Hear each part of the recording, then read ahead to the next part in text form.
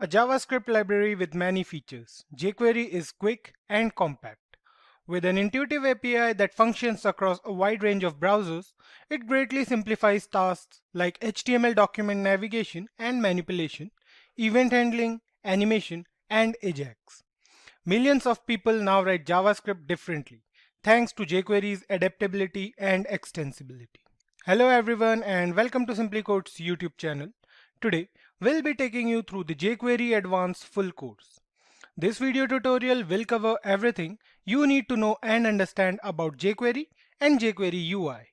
But before we begin, let me tell you guys that we have regular updates on multiple programming videos.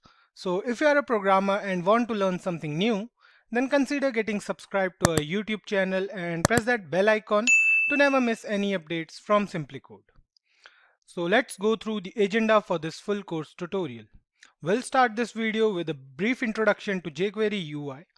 We'll then cover certain topics like widgets in jQuery, where we'll cover 5 different widgets present in jQuery, which are date picker widget, tooltip widget, accordion widget, message control widget, and autocomplete widget in jQuery. We'll then cover widget modifications and interactions in jQuery. We'll also see how jQuery is used for theme customization. At the end of this tutorial, we'll create some jQuery projects like creating a to-do list and a fully functional website using HTML, CSS, and jQuery. So let's start this video with what is jQuery UI. jQuery UI is an open source JavaScript library built on the top of jQuery library. So let's go through the website for jQuery UI and the rest we'll discuss over there only.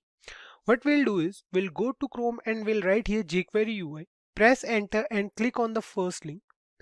So here we are on the website of jQuery UI where we have several options present, whether it be downloading jQuery or we can also glance through the website to know more about the new features added to jQuery UI. You can see over here, if I zoom it out a bit, you can see it's written over here that jQuery UI is a curated set of user interface interactions, effects, widgets, and themes built on top of the jQuery JavaScript library. Whether you are building a highly interactive web applications or you just need to add a date picker to a form control, jQuery UI is the perfect choice. It basically contains several interfaces, effects, widgets, and much more things that make jQuery UI quite helpful and essential for making a web page more interactive. All these effects, widgets, and interfaces are predefined in jQuery UI. All we have to do is to use them with the correct syntax and we are good to go. You can see over here, if we click on these draggable, droppable, or any of these interactions, click on it and you can see we have a box over here. We can drag it around. We have the source code for this and we have to write this code to make a box movable around the screen. So this is why we use jQuery UI, or jQuery UI allows us to do such tasks more easily than JavaScript or jQuery.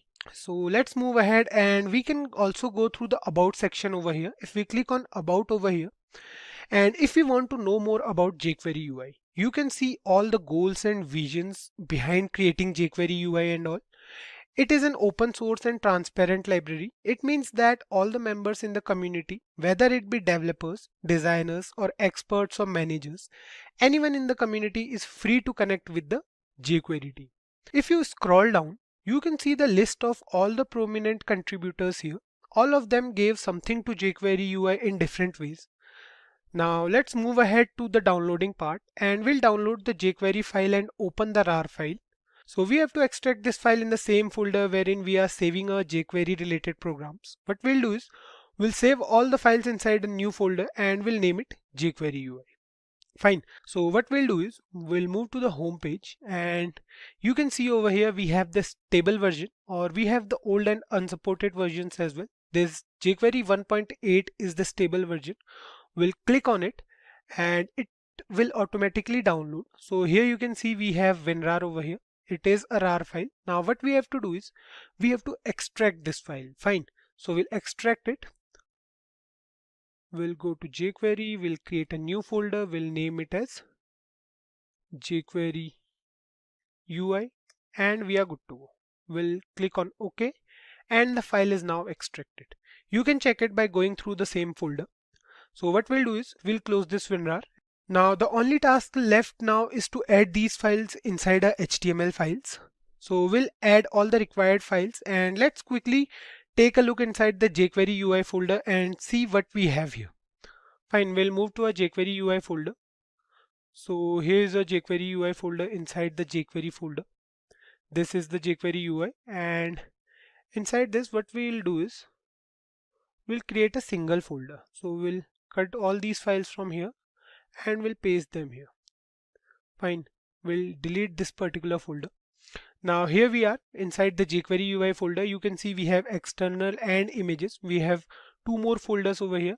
The external folder contains the jQuery file and the images folder have certain images over here. You can see these all are icons. Now we have these CSS files over here. We have the jQuery JS file as well. We have jQuery UI.js file as well. And we have all the minified versions as well. Now the reason behind having a lot of external CSS files and images over here is jQuery UI consists of widgets and user interfaces. That's why it requires some external CSS files and images to make it work more efficiently. Now the plain jQuery library is plain JavaScript, but jQuery UI consists of some images and CSS files as well. So let's add these files to our HTML file now. What we'll do is we'll open VS Code and Chrome browser side by side. So here is the result of our first program. Now what we'll do is we'll add these files inside a HTML file. So first of all, we have to include the JavaScript file. For that, what we'll do is we'll write here script and then we'll write here src is going to be jQuery, and let's check out the name of that folder again. So here you can see we have the folder name as jQuery -ui. So we'll write here jQuery UI / and inside this we'll add this particular file. We'll add jQuery UI.js because we want to include the JavaScript file, right? So we'll write here type is equals to text /JavaScript and we are good to go. Close the script tag, save it, and we have added the JavaScript file over here. Now we have to include some more files to use jQuery UI completely, in particularly the CSS files. Now the question in your mind may come, what are these other files used for? Right, these files are the minified versions of same jQuery and CSS files, smaller in size, but the working remains almost the same. So what we'll do is we'll add the CSS files as well over here.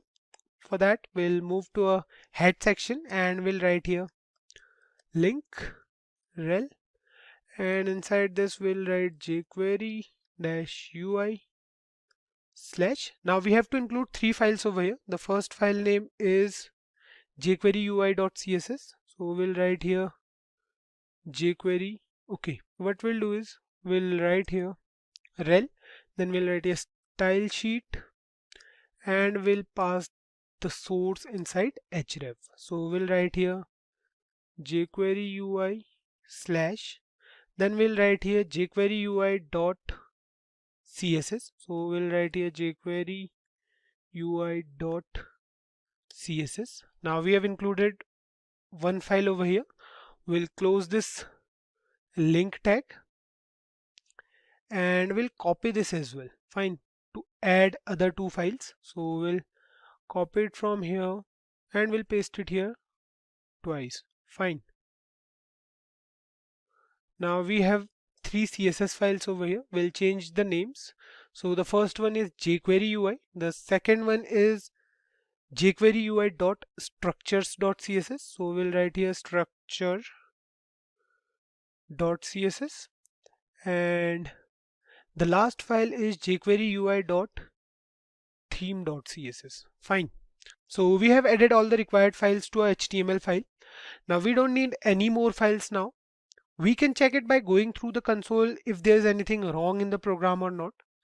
Now before we wrap up this video, one more thing is this jQuery UI file, this JavaScript file which we are adding, we have to add this file after the plain jQuery file only, because the code executes line by line and we may have to face so many errors or difficulties because of it. So that's why we add the jQuery UI file only after the plain jQuery file always. Keep this thing in mind, guys.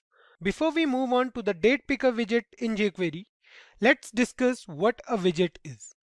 In simple terms, a widget is an application or a component of an interface that enables a user to perform a function or access a service. Suppose you use any Android or iOS device, then you must have noticed the feature of widget that allows the user to do certain things without opening the actual app. For example, mobile phones have widgets that help us play music or know about the weather outside. Or maybe some particular apps sometimes have the option to use them with the help of widgets only. Similarly, jQuery UI has some predefined widgets that allows us to do specific tasks with less amount of code needed. The date picker widget helps us in picking the date from the calendar. An example of this date picker widget is when we try to make any travel booking and it asks the user to pick a date within which they want to travel. Then on clicking the tab, we get the calendar to pick up a date. That calendar refers to the date picker widget. Let me take you through the widget from the official website of jQuery UI and you guys will understand it much better. Here you can see we are on the website, and if you can see here, we have different interactions and widgets over here. If we click on the date picker widget from here, so this is the date picker widget. If we click on it, you can see we have an input box over here and the date is written here, right? You can see date written over here. Now, on clicking the input box, here we have a calendar to pick a date from it. Pick up any date from it and we have the date as input in the text box, right? So we'll create this text box and use this widget in today's video. You can also check the source code from the website if you want to, but let's create the whole thing again here. Fine. So we'll move back to a VS Code and we'll open this document for now. Now, we'll create a container box for this first and then we'll put an input box inside it. The task is easy, so we'll move to a HTML file and we'll write here div id is equals to, let's say, div1, and here we have a container. Now let's style this tag a bit so that it can be visible properly. So what we'll do is we'll move to a head section and we'll style this div tag over here only. We'll use the style tag. We are not going to create any external CSS file for this. So inside this we'll write hash div1. So this is the ID of a container. Then inside here we'll write height. Height is going to be, let's say, 500 pixels. Fine. Then we'll write here width, and width is again going to be 500 pixels. Then we'll give the border as well. So we'll write here border, and border is going to be 3 pixels, black in color, and let's say solid.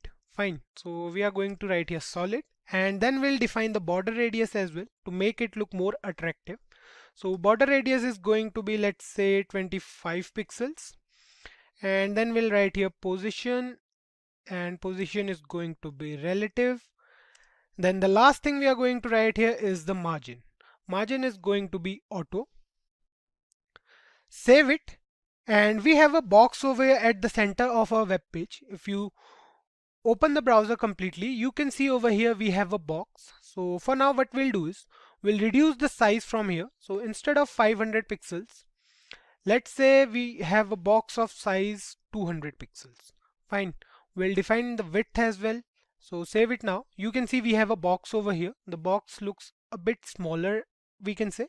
So we'll again change the height and width. We'll write here 300 for height and 300 for width. Save it now, and it looks fine now. So let's move on and we'll add an input box inside this container now. For that, what we'll do is we'll write here inside the div tag.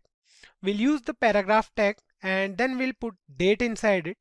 Then after date, we'll put the input tag inside the paragraph tag, and input type is going to be text. And let's give the ID as well. So let's say the ID is date for this input tag, and we'll write here placeholder as well. So let's say inside here we'll write enter date. Fine. We have to close this input tag and we are good to go. Save it now, and you can see we have an input box over here inside the container. Fine. So let's make some style changes to make it look more appealing. So what we'll do is we'll style this paragraph tag, we'll style the whole paragraph tag. So we'll write here P, and then inside it we'll write text align is center. We want the text to be present at the center of the box.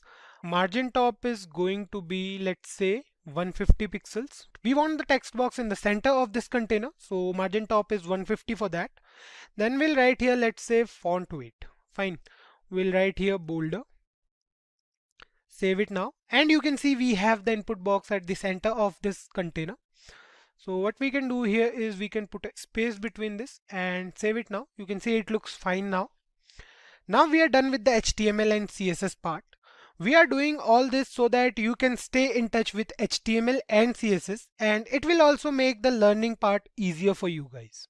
So let's move on to the jQuery UI part now, and we'll add the date picker widget to this input box over there only. So we'll move to a JavaScript file, and what we'll do here is we'll add the date picker widget to our input box. So for that, we'll write here $. We are again going to access this particular input box. So for that, we have the ID as date. We'll write here dot. Then we'll write here date picker. Fine. We are done with it. Can you guys believe that we don't even have to write so much code to add this widget? One line and we are done. Save the program and click on the input box now. You can see we have a calendar over here. We can select any date from here and the date will appear inside the box. You can see we have 12/1/2021. Fine. The date format here will be month, day and year, which is DD and YY. Fine. And the date will appear inside the text box only. The good thing about this date picker widget is that we can control it. For example, you can see here that the month of December starts from 1. Fine. And there are no values present before that month. So what we want is we want it to show the dates from the previous months as well. For that, what we can do is we can write here inside this. We have to put curly braces over here, and then inside these curly braces we'll write here show other months. So we'll write here show other months. So this is case sensitive, guys. So keep this syntax in mind. We have to write here show with small s and then other with capital O and months with capital M. We'll write here true and save it now. Click on the input box and you can see we have the dates over here as 28, 29 and 30. Fine. However, we can't select these dates right now.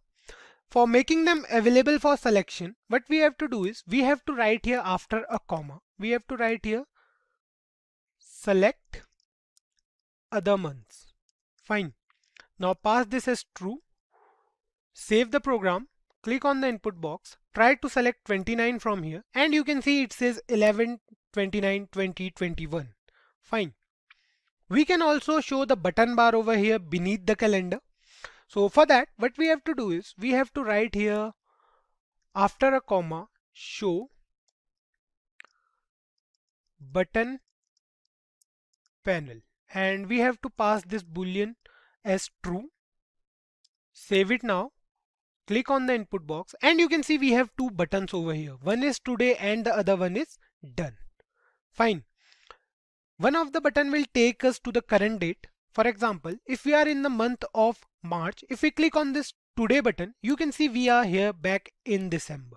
And if you are done selecting the date, then you can click on this done button over here. This widget has some more functionalities, like we can also show the menu for changing the months and years. As you can see here, for now, we have to go to other months with the help of these arrow buttons only. What we can do is we can pass the boolean options and the value will be set to true for change months and change year.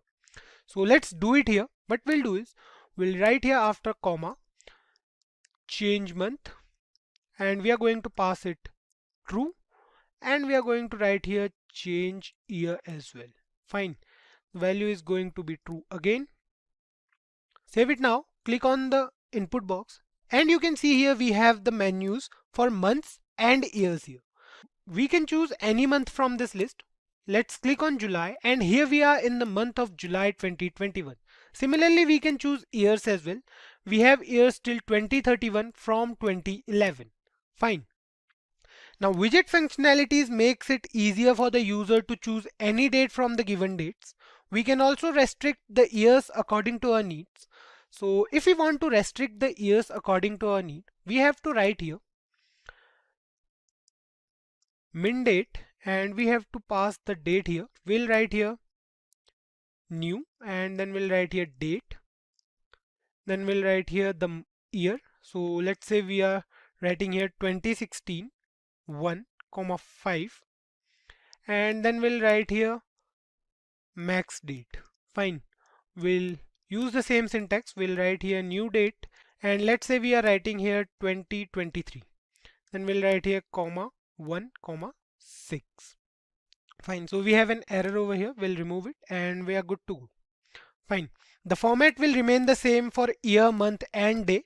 Numbers in the programming start from 0. So January will be 0. Our calendar will allow us to choose between February 5, 2016 and February 6, 2024.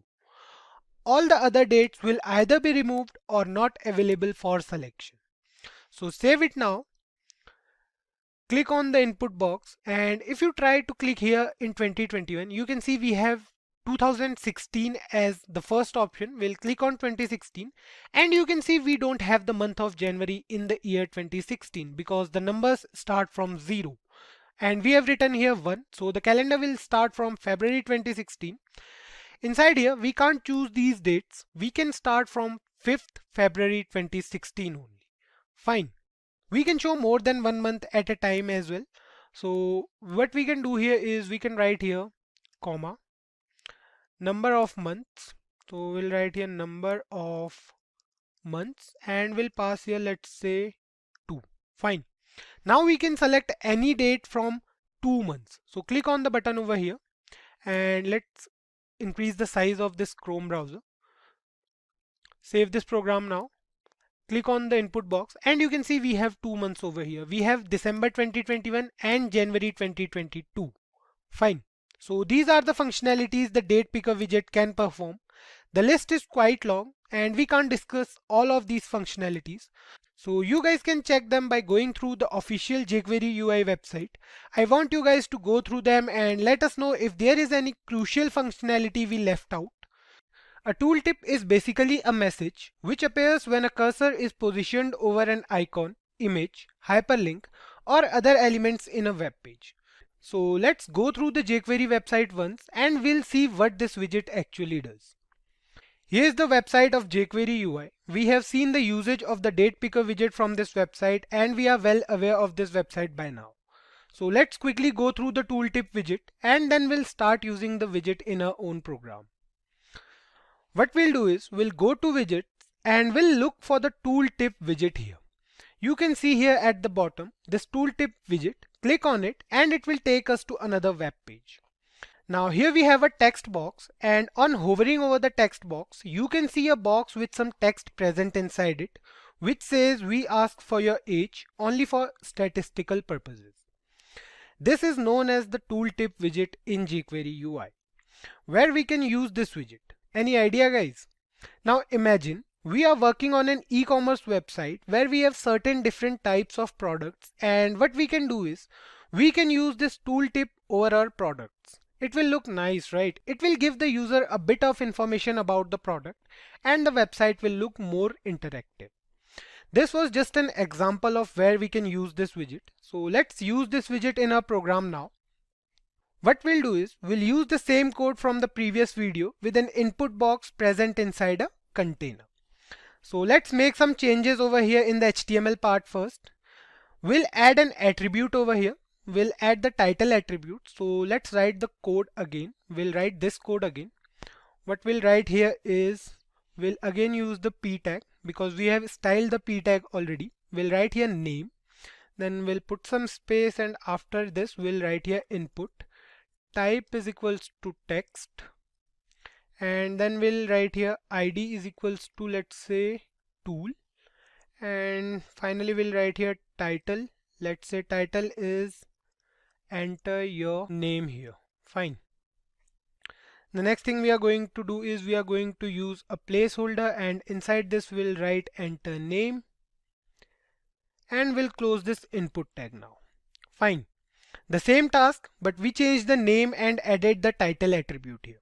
This title attribute is a default HTML attribute. So if you save this program for now, and you can see here on taking the mouse cursor over the input box, a small message appears on the screen. So this tooltip is actually very basic. This is the default HTML tooltip. Now the next thing we'll do is to use the tooltip widget. We'll use the jQuery UI tooltip widget. We'll move to a JavaScript file and we'll try to access this input box with the ID first. So here is a JavaScript file, and what we'll do here is we'll try to access this input box over here. So for that we'll write here dollar and then we'll use the ID. So the ID is tool and then we'll write here dot tooltip. Fine. This is a method. We'll use brackets over here. So that's it. The tooltip widget will take care of the rest. Save the program, move to the browser, and you can see here if we take our cursor to this input box, we have a message over here. So this tooltip is a bit different from the HTML one, right? The tooltip is larger in size and it's a bit different as well. So what we can do is we can also make customizations to this widget. We can control the effects and animation of this widget by giving several Boolean parameters and by setting their values. For example, we can track the mouse cursor here and the tooltip will move along with the mouse cursor. Just a single property we have to give and we are good to go. So let's do it here and you guys will understand it much better. What we'll do is we'll use curly braces over here and then inside here we'll write track and we'll pass the value as true. Fine. Save the program, move to the browser, and you can see it on the browser that the tooltip tracks the mouse cursor and the box is moving along with the cursor, right? You can see the box moving. It moves to either of the sides along with the cursor of a mouse. Now, if you see here carefully, the animation here is the fade in and fade out by default. You guys can see the tooltip fading in and out on taking the mouse cursor over the input box and on taking it away from here. Now the next thing we can do with this widget is we can control the animation of this widget. So we have two parameters to control the animation, which are the show and the height property. Both the properties can take multiple parameters like the timestamp, delay, and the type of effect we want. So let's say if we write here after a comma, so let's say we write here show and then we have to use curly braces because we have to pass multiple parameters over here. Inside here what we'll do is we'll write here effect and the effect is going to be, let's say, slide down. Fine. This is a predefined effect present in jQuery UI already and we don't have to do anything else. We just have to write the name of the effect and jQuery UI will take care of the rest. Now here we'll write duration and the duration is going to be, let's say, 2000. Fine. Then we'll also write here delay as well. So we'll write here delay and delay is going to be, let's say, 250. Fine. Slide down here is the effect and the duration defines the time this effect will take place for. Delay here is the time taken before the effect starts taking place. If you want to check the output, save the program, go to the browser and we'll move our cursor inside the input box. You can see the change in the animation. The tooltip is sliding down on taking the mouse cursor to this input box and if we take it away from here, the tooltip fades out, right? So you can see the animation. It takes certain time to appear and then it suddenly goes out if we take the mouse cursor away from the input box. Fine. Now we can change the effects as well. We have several effects present, like we have highlight, we have pulsate and we have bounce as well. So let's use some more effects here. What we'll do is we'll change the slide down to, let's say, highlight. Fine. Now the tooltip will get highlighted for some time. Save the program and move to the browser. You can see here on taking the mouse cursor to the input box, we have the tooltip highlighted for some time, right? Another tooltip effect we have in jQuery UI. We have the pulsating effect as well. What we can do is we can write here pulsate in place of highlight. So this is another effect we have in jQuery UI. Save the program and now the tooltip animation will change. You can see on taking the mouse cursor, the tooltip is pulsating, right? So let's move ahead and we'll now see the height feature as well. We want some animation in the end as well. So when we take the mouse cursor away, basically, for that, what we can do is we can define another property over here. We can write here height, and the syntax will remain the same for height as well because we have to pass several parameters. That's why we are using curly braces over here. Effect we will write here as, let's say, explode. Fine. Then we'll write here duration as well.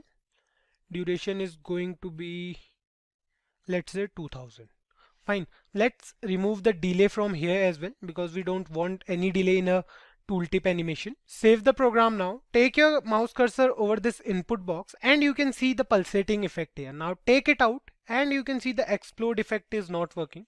So we have to remove this L from here. Save it now. Now try to do it. You can see the pulsating effect here, and on taking the mouse cursor away, you can see the tooltip exploding into pieces here. Now one more thing we can do here is we don't actually need the whole title attribute to use the tooltip. What we can do is we can use this tooltip without the attribute value as well. What we can do is we can remove the value from here, and let's say we are removing this value from here. So this is the value of a tooltip basically. Now save the program. What we can do instead of it is we can write here content, and let's write here something. So let's say we are writing here, this is the place for name. Fine, we'll write here comma, save it now. What actually happens is jQuery UI dynamically takes this value from content and puts it inside this title attribute. Now this will work totally fine. Save the program, move to the browser and take your cursor over this, and you can see we have the tooltip widget as this is the place for name. And when we take the cursor away from this input box, you can see the tooltip exploding into pieces. So these are the customizations we can make in the tooltip widget in the jQuery UI. The list of features is quite long, so you guys can check them by going through the website. The task for you guys now is you have to put this tooltip over an image and see the result. Let us know if you face any sort of problem and we'll be more than happy to help you guys. The Accordion widget is mainly used for descriptions, or we can say it is a jQuery based expandable and collapsible content holder that is broken into sections and probably looks like tabs only. So we have been through the syntax of the previous two widgets we discussed. There's not too much of a difference. So let's quickly go through the introduction of this widget from the jQuery UI website, and then we'll use it in our program.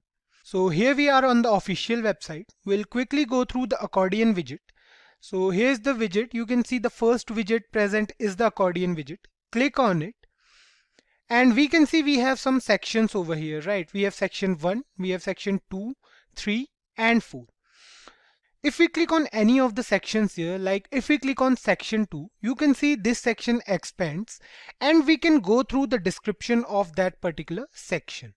So let's try to achieve this thing by ourselves, and then we'll see the customizations allowed in the Accordion widget. So we'll move to the VS Code, and first of all what we'll do is we'll add some sections over here along with the description only.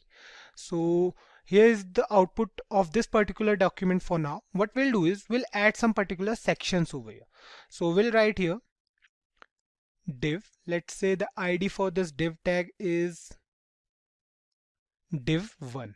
Fine. So here's our div tag. Now inside this, what we'll do is we'll add some headings and the description part, right? So we'll write here, let's say h2, and inside this we are writing, let's say HTML. Now what we'll do is we'll create another div tag, and then inside this div tag we'll write p, and now we'll write something about the HTML. Fine. So we'll write here, let's say HTML stands for hypertext markup language, and then we'll write here, let's say it is used to structure a web page. Fine. So let's write something more here, and we'll write here and its content. Fine. Save the program. You can see it over here. We have a heading as HTML, and then we have a paragraph which says HTML stands for Hypertext Markup Language, and it is used to structure a web page and its content. Fine. I hope you guys got this. So now what we'll do is we'll copy this piece of code from here and we'll paste it again. Fine. We have pasted it 4 times. We'll change the headings and the paragraphs as well. So let's say we are writing here CSS, then we'll write here, let's say we are writing here CSS stands for cascading style sheet, and we'll write here it is used to style a web page in different ways. Fine. Save it, and you can see here we have some headings and some text below them. You can see it over here. It says CSS stands for cascading style sheet. It is used to style a web page in different ways.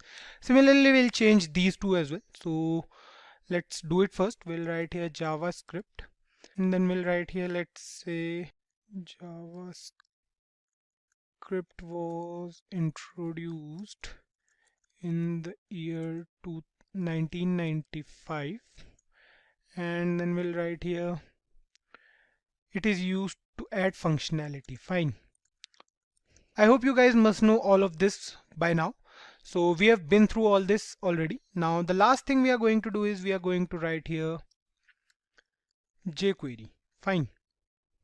Then we'll write here inside this paragraph tag, we'll write here jQuery was introduced in 2006. So we'll write here jQuery was introduced in 2006, and let's say we are writing here jQuery is an open source, fast, tiny and rich feature library. Fine. And that's it. We are not writing anything more because this is just for illustration purposes. So we'll save this, and here you can see we have all the 4 headings. We have HTML, CSS, JavaScript and jQuery. So this is the HTML part. We are done with it. Now let's use the Accordion widget to make this okay looking web page a bit attractive. So we'll use the widget only. We'll move to a JavaScript file. Here we are in the JavaScript file, and we'll write here inside this, let's say, now we want to access the whole division, right? So we want to access this particular division with ID as div1. So we'll write here $, and then inside double inverted commas we'll write div1. This is the ID. Then we'll write here dot accordion. Fine. This is a method, so we'll use brackets over here. That's it guys, we are done with it. Save the program, and you can see how nice this thing looks now.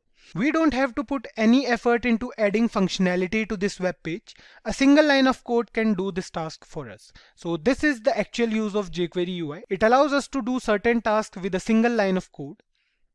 Now, the first section always remains open like this.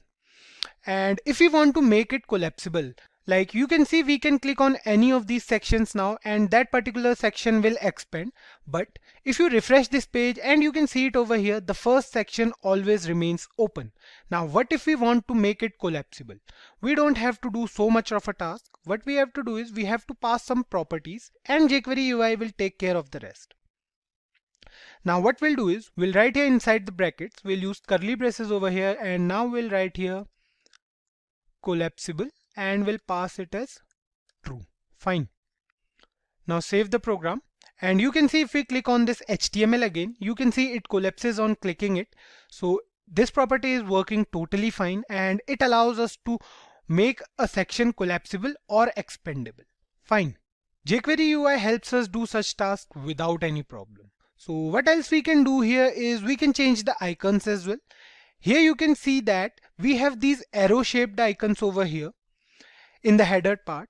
If you guys remember, jQuery UI has some predefined CSS properties, or we can say it has some predefined CSS libraries as well, through which we can also change the style. So let me show you the icons we have in jQuery UI, and for that we'll go back to the website. Here are the icons. We can use any of the buttons from here. You can see the names. we don't have to do so much of a task. You can see the icon type. You can see it over here. It's written that UI icon arrow 1n. So these are the names for these particular icons. We can use any of these icons. We don't have to do much of a task. We have to copy the names from here and we have to paste them into a JavaScript file. So let's move back to a jQuery file once, and first of all we'll write the property over here. We'll write here icons, and this is a little bit tricky, we can say. We have to use curly braces over here, and inside this we have to write header. We are going to use different icons for header and for active header. So we'll write here header and we'll take one icon from here. Fine. Let's say we are taking this UI icon caret 1. So we'll copy the name from here. We'll paste it in a jQuery file. Then we'll write here comma. We'll again do the same thing for active header as well. So we'll write here active header. And then we'll take one more icon. So let's say we are taking this icon from here. Copy it from here. Paste it here. And we are good to go. Fine. So this is how we can change the icons using jQuery UI. Now let's go through the output once. Save this program and you can see the icons are changed now. We have these icons over here. So let me comment this property for once. Save it now. You can see these were the icons we had before we are using the icons property. Now after using this property, save it, and here you can see the icons are changed. Fine. So this is how we can change the icons using jQuery UI. So some more customizations we can make in this widget are, we can also change the time for the animation to take place using the animate property. Now we don't have to do so much of a task for that. We'll use a comma here and we'll write here animate. We'll pass the time in milliseconds. So let's say we are writing here 2000. Save it, and now the animation will take 2 seconds to complete. You can see the change in the speed here. It takes 2 seconds to expand and 2 seconds to collapse. Fine. We can also change the event from click to mouse over as well. So for that we have to write here, after a comma we have to write here event, and then we can write here, let's say, mouse over. I hope this will work. So the default event is the click event, and we can change the event using this event property only. So let's save this program, and if we take our mouse cursor over any of these sections, you can see that particular section expanding and collapsing with the mouse cursor, right? You can see the mouse over event working over here. So these are some basic customizations we can make in the Accordion widget in jQuery UI. The list is so long and we can't discuss all the properties. So you guys can go through them from the official jQuery UI website and let us know if we missed out on anything important. Now that we are aware of what widgets are and we know a lot about them from the previous few widgets we have been through till now, we know quite a bit about them and their usage, right? So widgets make it easier for us to do certain things without writing much of a code. Now the message box we are talking about here is a message kind of thing that appears on the screen, and it looks more attractive than the traditional alert method. We can also customize the box with some properties and make a web page look more interactive to the user. The actual widget name is Dialog. It's not message box. Actually the widget name is Dialog, and the work of this widget is to put a message on the screen inside a particular message box. So let's go through the jQuery UI website quickly, and we'll then use this widget in our program. Here we are at the official website of jQuery UI, and we'll quickly move to the Dialog widget to know more about it. So here you can see this is the Dialog widget. Click on it and you can see it over here. We have a dialog box with some message on it, right? So this is the dialog box over here. It has a heading which says basic dialog, and inside this we have some content over here, right? Now if we take the mouse cursor over the title, you can see the cursor changes and we are now able to drag this widget across the screen. Fine. We can also change the size of this widget with the help of our mouse. You can see the size changing if we try to change it, if we try to increase the size, or if we try to reduce the size. We can do it with the help of this widget. Now you can also go through the customizations allowed in the dialog box from the website only, but let's use this widget in our program and we'll see some customizations there only. Here we are in the VS Code. Now there are two simple steps to get the jQuery dialog box. we can either place the content inside the div element and then we can access the content from there, or we can just use the dialog function in our JavaScript file as well. For now, we'll be using the first method in which we'll create a division and add some content inside it. So let's do it here. What we'll do is we'll write here inside this body tag, we'll write here div, and we have to provide an ID. So let's say the ID for the div is dialog. We'll close this and here we are.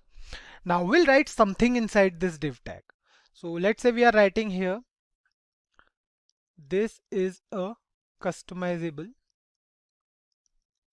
dialog box. Fine.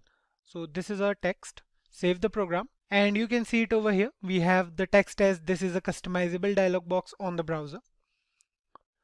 Now what we want to do is we want the content of this div element inside the dialog box.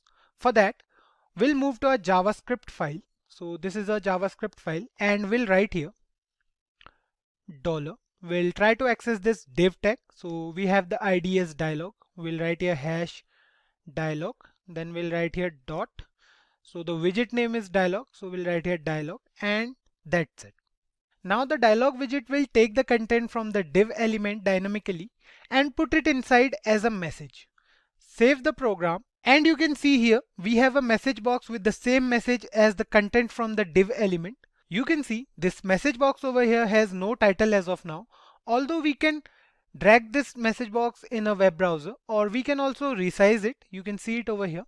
Now to add the title we have two ways. First, we can either use the title attribute in the HTML div element or we can use the title property here inside the dialog function only. So let's give it a try. What we'll do is we'll move to a HTML file and we'll use the title attribute over here. So we'll write here title and let's say the title is title using attribute. Fine. Save it and you can see we have the title over here as title using attribute. Now we can also use the title property as well. So for this we'll move to a jQuery file or JavaScript file we can say, and then we'll write here inside this dialog function we'll use curly braces and we'll write here title. Then we'll pass the title here. So let's say the title is title using property. Fine. For now we have the title as title using attribute because we are using an HTML attribute for the title. So save this program now and you can see the title changes to title using property. Fine. I didn't remove the title attribute from the HTML file to let you guys know that the title property here will override the title attribute if it ever gets into a situation where we have used both of them. So I hope you guys got this. Now the next customization we can do is we can change the dragging of this message box. Right now we are able to move this message box within the browser. You can see it over here. We are free to move it. So to stop the user from doing this, we have to set the draggable property to false. So what we can do is we can write here after a comma draggable and we have to set this property to false. All the properties here are by default set to true mostly. So we have to set it to false. Save the program and now try to move this box. You can see we are not able to move this box now. So this is how the draggable property works. Although the size can still be changed with the help of mouse cursor only. We can change the size of this dialog box. So to stop this from happening, what we have to do is we have to write here resizable and we have to pass this property as false. Fine, save it now and you will notice that we are not able to resize this dialog box now. So these are some of the basic properties of this dialog widget. Now we'll further move on and we'll see some more properties over here. Now the following property is close on escape. So if you press the escape key from the keyboard, you can see the message box closes. If we set the close on property to false, then it will not allow us to close the dialog box by pressing the escape button. This is one more property of the dialog widget. So what we have to do is we have to write here after a comma close on escape. Fine, we have to set this to false and we are good to go. Save it now and press the escape key from the keyboard, and you can see we are not able to close this dialog box by using the escape key anymore. For the next property, let's add an input box first. We'll see why in a moment. So let's add it first. We'll move to our HTML file and we'll write here before the div tag. So let's say we are writing here first name and we'll use an input tag. So we'll write here input type is equals to text and that's it. Fine. Save the program. You can see we have the input box on the browser. You can see we have it over here. The reason behind adding it is to show you guys that if we try to interact with an element while the dialog box is there on the screen, jQuery will not stop us until we use the model property. So if we try to write here any name, so you can see we are able to do that, and we have the message over here as well. Now to make this dialog box a model dialog box, what we have to do is we have to pass the model property to true here. Fine. We have to make the dialog box as a model dialog box. So we have to write here model and we have to pass here true. Save the program and now you can see we cannot access the input box anymore. If we try to click over here, you can see we are not able to do anything with this input box. So what we have to do is we have to close this dialog box first. So let's close it and now we'll try to write something inside this input box. You can see we are able to write anything over here. Right. Now you guys might wonder that this dialog box is opening every time, right?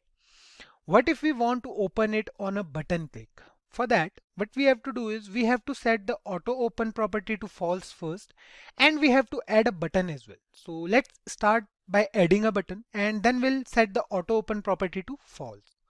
We'll add a button over here. So what we'll do is we'll write here after this input element, we'll write here button. We have to pass an ID over here. So let's say the ID is btn1 and the name of this button is, let's say, dialog box. Fine. Save it now and you can see we have a button over here named as dialog box. Now the next thing we are going to do is we are going to set the auto open property to false. So for that we'll move to a JavaScript file and we'll write here auto open. Fine. And we'll set this property to false. Save the program and you can see the message box is not opening by default anymore. Now to open the dialog box on the button click, we have to access the button first and then we have to use the open method. Seems a bit confusing, right? So let's try to do it and you guys will understand it much better, I guess. So what we'll do is we'll write here before this dialog box. So we'll access the button first. So we'll write here $. The button ID is btn1. Then we'll write here dot click. We are using the click event. We'll create a function over here and now inside the body of this function what we have to do is we have to open the dialog box. For that we'll write here $. We'll again write here dialog because we want the content from the div element for the dialog box. Then we'll write here dot dialog. Fine. Now we'll write here inside this open and that's it. We have to pass the open method here as a string because we want to open the dialog box on a button click. Now save the program and you guys can see here we have to click on the button over here to open the dialog box. Click on the button. You can see on clicking the button the dialog box is opening and we are not able to write anything still here. Right, we are not able to write any name over here. For that we have to close this and then we'll be able to write here anything. And for the dialog box to appear, we have to click on this dialog box button. So guys, these are some of the customizations we can make in this particular widget. I hope you guys got this. You can go through some more customizations from the official jQuery website. One of the most accessible and widely used widgets in jQuery UI is the Autocomplete widget.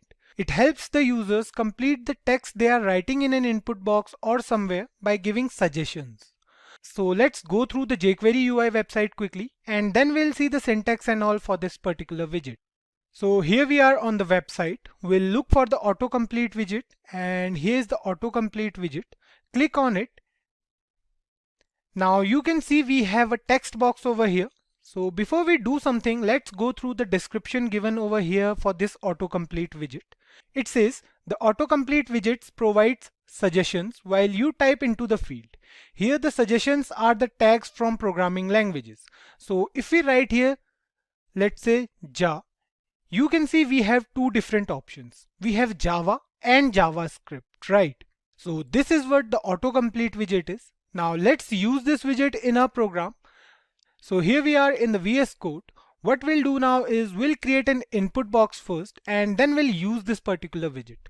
So for creating an input box, what we'll do is we'll write here, let's say we are writing here favorite language. Fine. Now we have to create an input box for this. So we'll write here input type is equals to text and let's provide the ID as well. So we'll write here ID. So let's say the ID is input for this text box. Now let's add a button over here as well to make it look nicer a bit. So what we'll do is we'll add a button over here. We'll write here button. So let's say we'll give the ID as ptn1. We don't need this, but let's do it here. So let's say the button name is submit.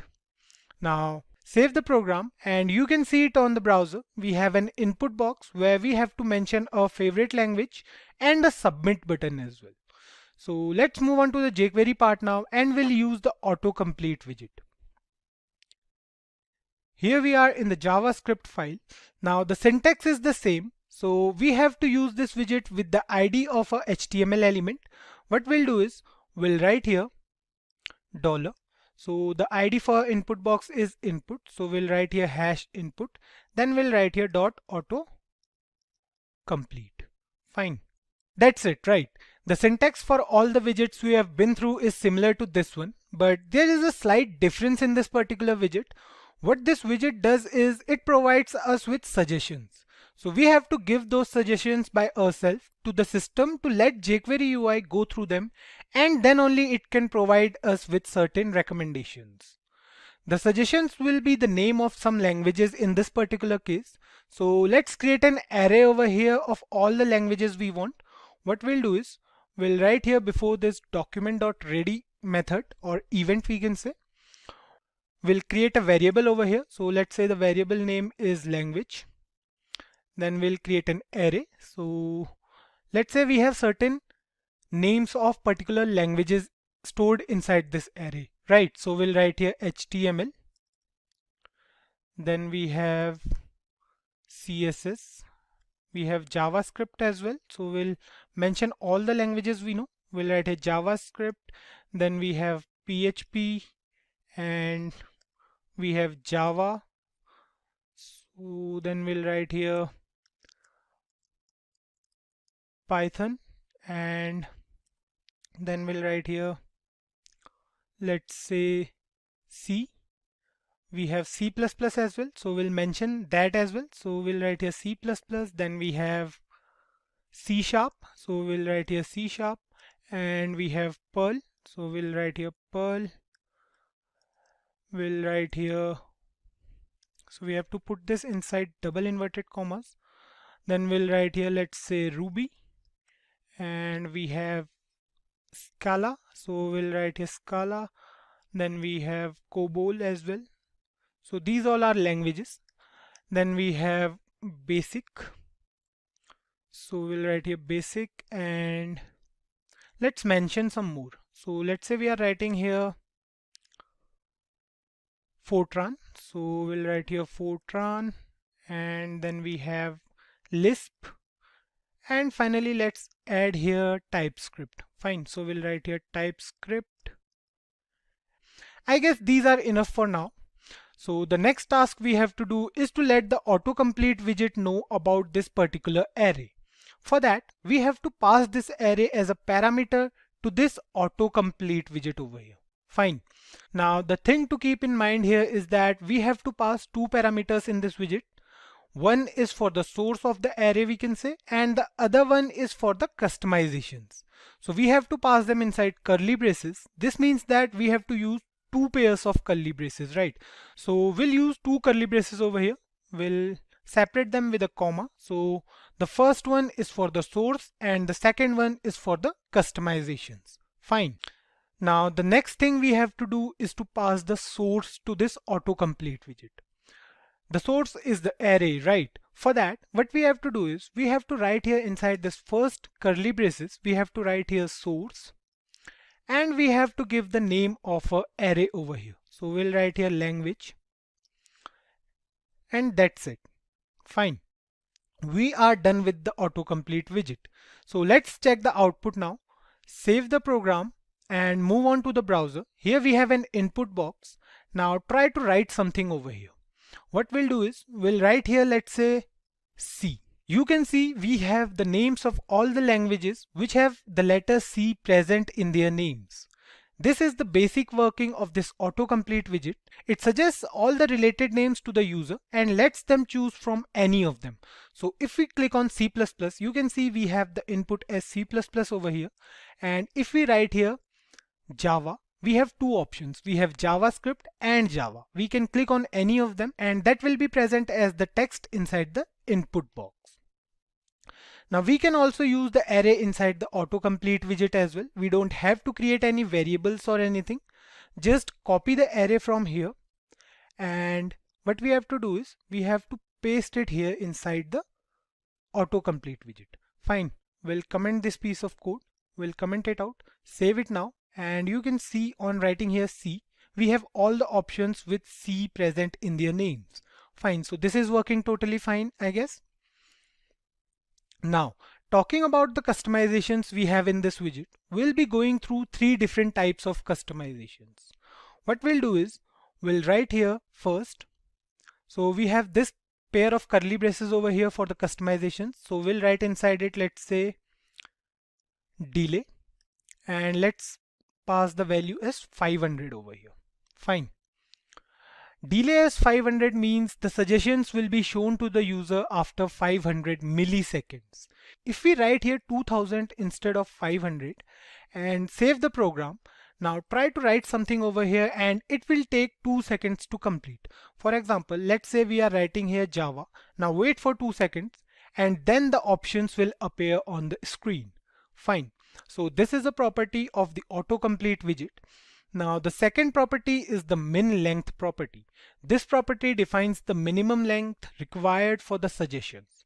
So for example, if we write here min length and if we pass the value as let's say 3, save it now. If we write here C, fine, we have the min length as 3 and C is of single letter. We'll not get any suggestions because the minimum length is 3. Instead of C, if we write here JA, we are still not getting any suggestions because the minimum length is 3.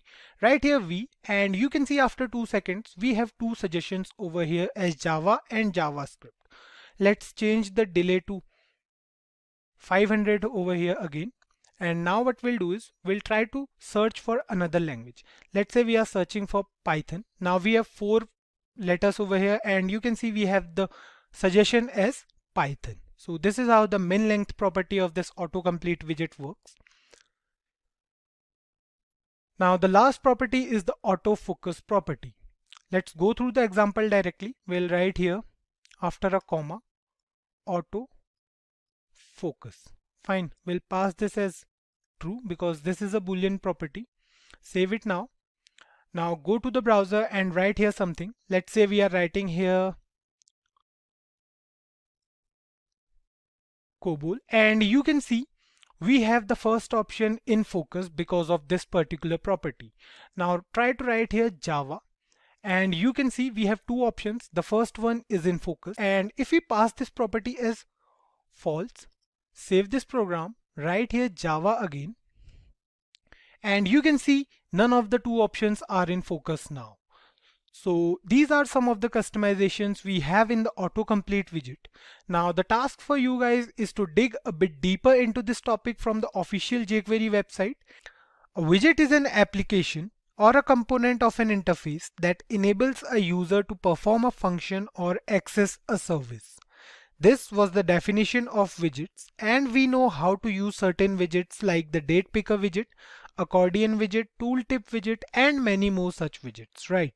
So let's suppose a scenario now wherein we are already using a widget in our program and we have customized the widget according to our needs. Now, what we want is, we want to change the property of a widget by clicking on a button. How we can achieve this thing? We can't write the whole thing again, right? Here comes the concept of widget modification in jQuery UI.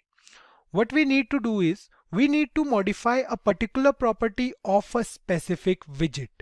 Is it possible in jQuery to do so? The answer to this question is yes. It is possible to modify any widget property in jQuery with the help of specific methods. Let's go through the programming part directly and you guys will understand it much better. We'll use the dialog box widget and then we'll try to modify a particular property of that widget. So let's write the code again so that you guys can get a fair idea of what's coming. What we'll do is, we'll write here inside the body tag, we'll create a division. So for that we'll use the div tag. The ID is going to be, let's say, dialog for the dialog box, and we'll define the title here as well. So let's say the title of our dialog box is going to be title 1. We'll close the div tag. Now inside there we'll write this is a customizable dialog box. Fine. Save the program. And you can see we have the text over here which says this is a customizable dialog box. Now we have to add the dialog box. For that we are going to use the jQuery UI widget. But before that, let's add some buttons over here as well. We'll add 2 buttons because we have 2 different properties. So we'll write here button and the ID is going to be btn1 for button 1 and the name is, let's say, get. Fine. We'll add another button. For that we'll write here button, ID is going to be btn2 and the name of this button is going to be set. Save this program and you can see we have 2 buttons over here. We have the get button and the set button. Now this is going to be a basic dialog box. The next thing we'll do is we'll move to the jQuery part and we'll write some code there. So here we are in the JavaScript file and what we'll do is we'll write here $. We'll access this whole division. So for that we'll write here hash and the ID is dialog for the division. Then we'll write here dot dialog. This is a method, so we have to use parenthesis over here and then we'll use curly braces to define all the properties of this dialog box widget. Now inside here we'll write properties. So let's say we are writing here draggable and we are passing this property as true for now. Then we'll write here resizable and the property value is going to be true again. Then we'll write here close on escape. We'll write here true for this one as well. Now the next property we are going to use is the model property. We'll write here false for model and then we'll use the auto open property. Fine, we'll write here auto open and then we'll write here true and that's it. So what we are doing here is we are defining the customizations allowed in this particular widget. I hope you guys already have an idea of what we are doing because we have discussed it in the dialog box widget video. Now save the program and you can see we have a dialog box with title as title 1 and inside it we have a message which says this is a customizable dialog box. If you try to drag this dialog box, you can see we are able to do that because we have defined the draggable property to true. And we can also resize this because the resizable property is also set to true. Now what we want is we want to change a particular property on a button click, right? For that we have to use the click event with the buttons. So we'll use the click event with buttons first and then we'll use methods. Fine. So first of all we'll write here $. The ID for button 1 is btn1 which is the get button. Then we'll write here dot click and we'll create a function over here. Fine. And we have the body of this function. Now inside this we'll write alert and let's see if this button is working or not. We'll print a message. So we'll write here get is working. Save the program. Click on the get button. You can see we have a message with get is working as output. Now copy this piece of code and we'll do the same thing for set button as well. We'll change the button ID to btn2 and instead of get we'll write here set.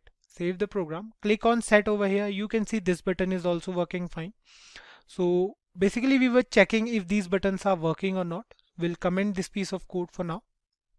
Now, the idea is to get the value of any particular property and then change it, right? For that, we have two methods in jQuery UI, the getter method and the setter method. The getter method is used to get the value of any particular property, and the setter method is used to change that particular value. You can also go through the documentation present on the jQuery UI official website, but let me just tell you about these methods. The syntax for the getter method goes like this. What we have to do is we have to take a variable that will store the value. So for that we'll write here var model, let's say. Then we'll access this dialog box. We have the ID as dialog for that. Then we'll write here dot dialog, and inside brackets we have to pass two parameters. One is the option and the second one is going to be the name of that particular property. So we'll write here option. Option refers to these properties. So basically we are telling the computer that we want to access these particular properties. The option parameter will remain the same for all jQuery widgets. The second parameter is going to be the name of a particular property. So let's say we are writing here model, and on saving the program, if we click on the get button, the output we'll get is false because the model property is initially set to false.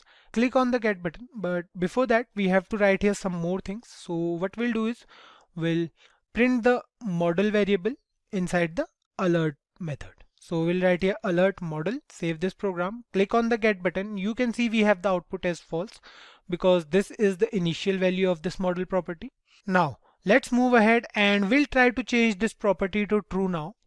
For that we have the setter method in jQuery UI. The syntax for setter method is almost the same. We'll copy this piece of code from here. We'll paste it here inside this. And now what we'll do is we'll pass one more parameter over here. The third parameter is going to be the change. So till now the value of this model property is false, but what we want is we want to change it to true. So we'll write here true, save it now, click on the get button. You can see the output is false. Click on OK. Now click on the set button. You can see there's no change in the browser, but click on the get button again and you can see the output is changed to true. This means that the model property is now set to true. Fine. We can change any property by using these methods. So let's try this thing with some other properties as well. What we'll do is we'll write here instead of model, let's say we are writing here draggable. Fine. So the initial value of draggable was true. What we'll do is we'll write here draggable again and we'll change this to false now. Fine. Save the program, click on get. You can see the output is true because the initial value of draggable property was true. Now click on set and you can see we are not able to drag this dialog box anymore, right? This is because the draggable property is now set to false when we clicked on this set button. Click on get again and you can see the property is false. So this is how the widget modification in jQuery actually works. We can also change the height and width of this dialog box. For that we have to define the height and width over here. Let's define them. We'll write here height. Height is going to be, let's say, 250, and we'll define the width as well. So the width is going to be, let's say, 250 again. Fine. So here we have the dialog box. The height and the width are 250 pixels. We can resize it obviously because the resizable property is true. Now what we want is we want the height. So inside this getter method we'll write here height and click on the get button after saving this. Click on get. You can see we have the height as 250 pixels. Now what we want is we want to change the height, right? We'll write here height again. Now the new height is going to be, let's say, 300 on clicking the set button. Save the program. Click on get. The initial height is 250. Fine. Click on set. You can see the change in the height. Click on get again. You can see the height is changed to 300 pixels now. Fine. So this is how we can make modifications in the widgets afterward. And this thing remains the same for all the widgets in jQuery UI. The name of the widget is the only thing that will change. Rest everything will remain the same. Now the task for you guys is to use these methods with other widgets as well and let us know if you find any exceptions. So far, we have covered widgets and their usage in the past few videos. Widgets make it easier for us to perform a function or access a service with less code required. We came across different types of widgets and their usage. It's quite easy to use widgets in jQuery. All we have to do is to call the widget with specific name and that's it. jQuery even allows us to make customizations in widgets, right? Now, talking about interactions, they have almost the same syntax as widgets, but the working and customizations makes the difference. Interactions basically let the user perform various actions on the DOM element with the help of mouse without changing the appearance of the element. The first interaction we'll be going through today is the draggable interaction in jQuery. This interaction enables draggable functionality to any DOM element. It is used to move the draggable object by clicking on it with the mouse and dragging it anywhere within the viewport. This interaction allows us to move a particular element, whether it be an image or a box or anything movable across the screen. We can customize the way we can move the box with the help of certain customizations as well. Let's go through the official jQuery UI website to see the working of this interaction and then we'll use it in our own program. Here we are on the official website of jQuery UI and you can see over here we have all the interactions which are placed differently from widgets, right? We have all the interactions over here, then we have widgets as well. Click on the draggable interaction. Draggable interaction is the first interaction available here. Click on it and it will take us to a new page. You can see over here we have a box with some text present inside it which says drag me around. Click and hold over the box and try to drag it. We are able to drag it here, right?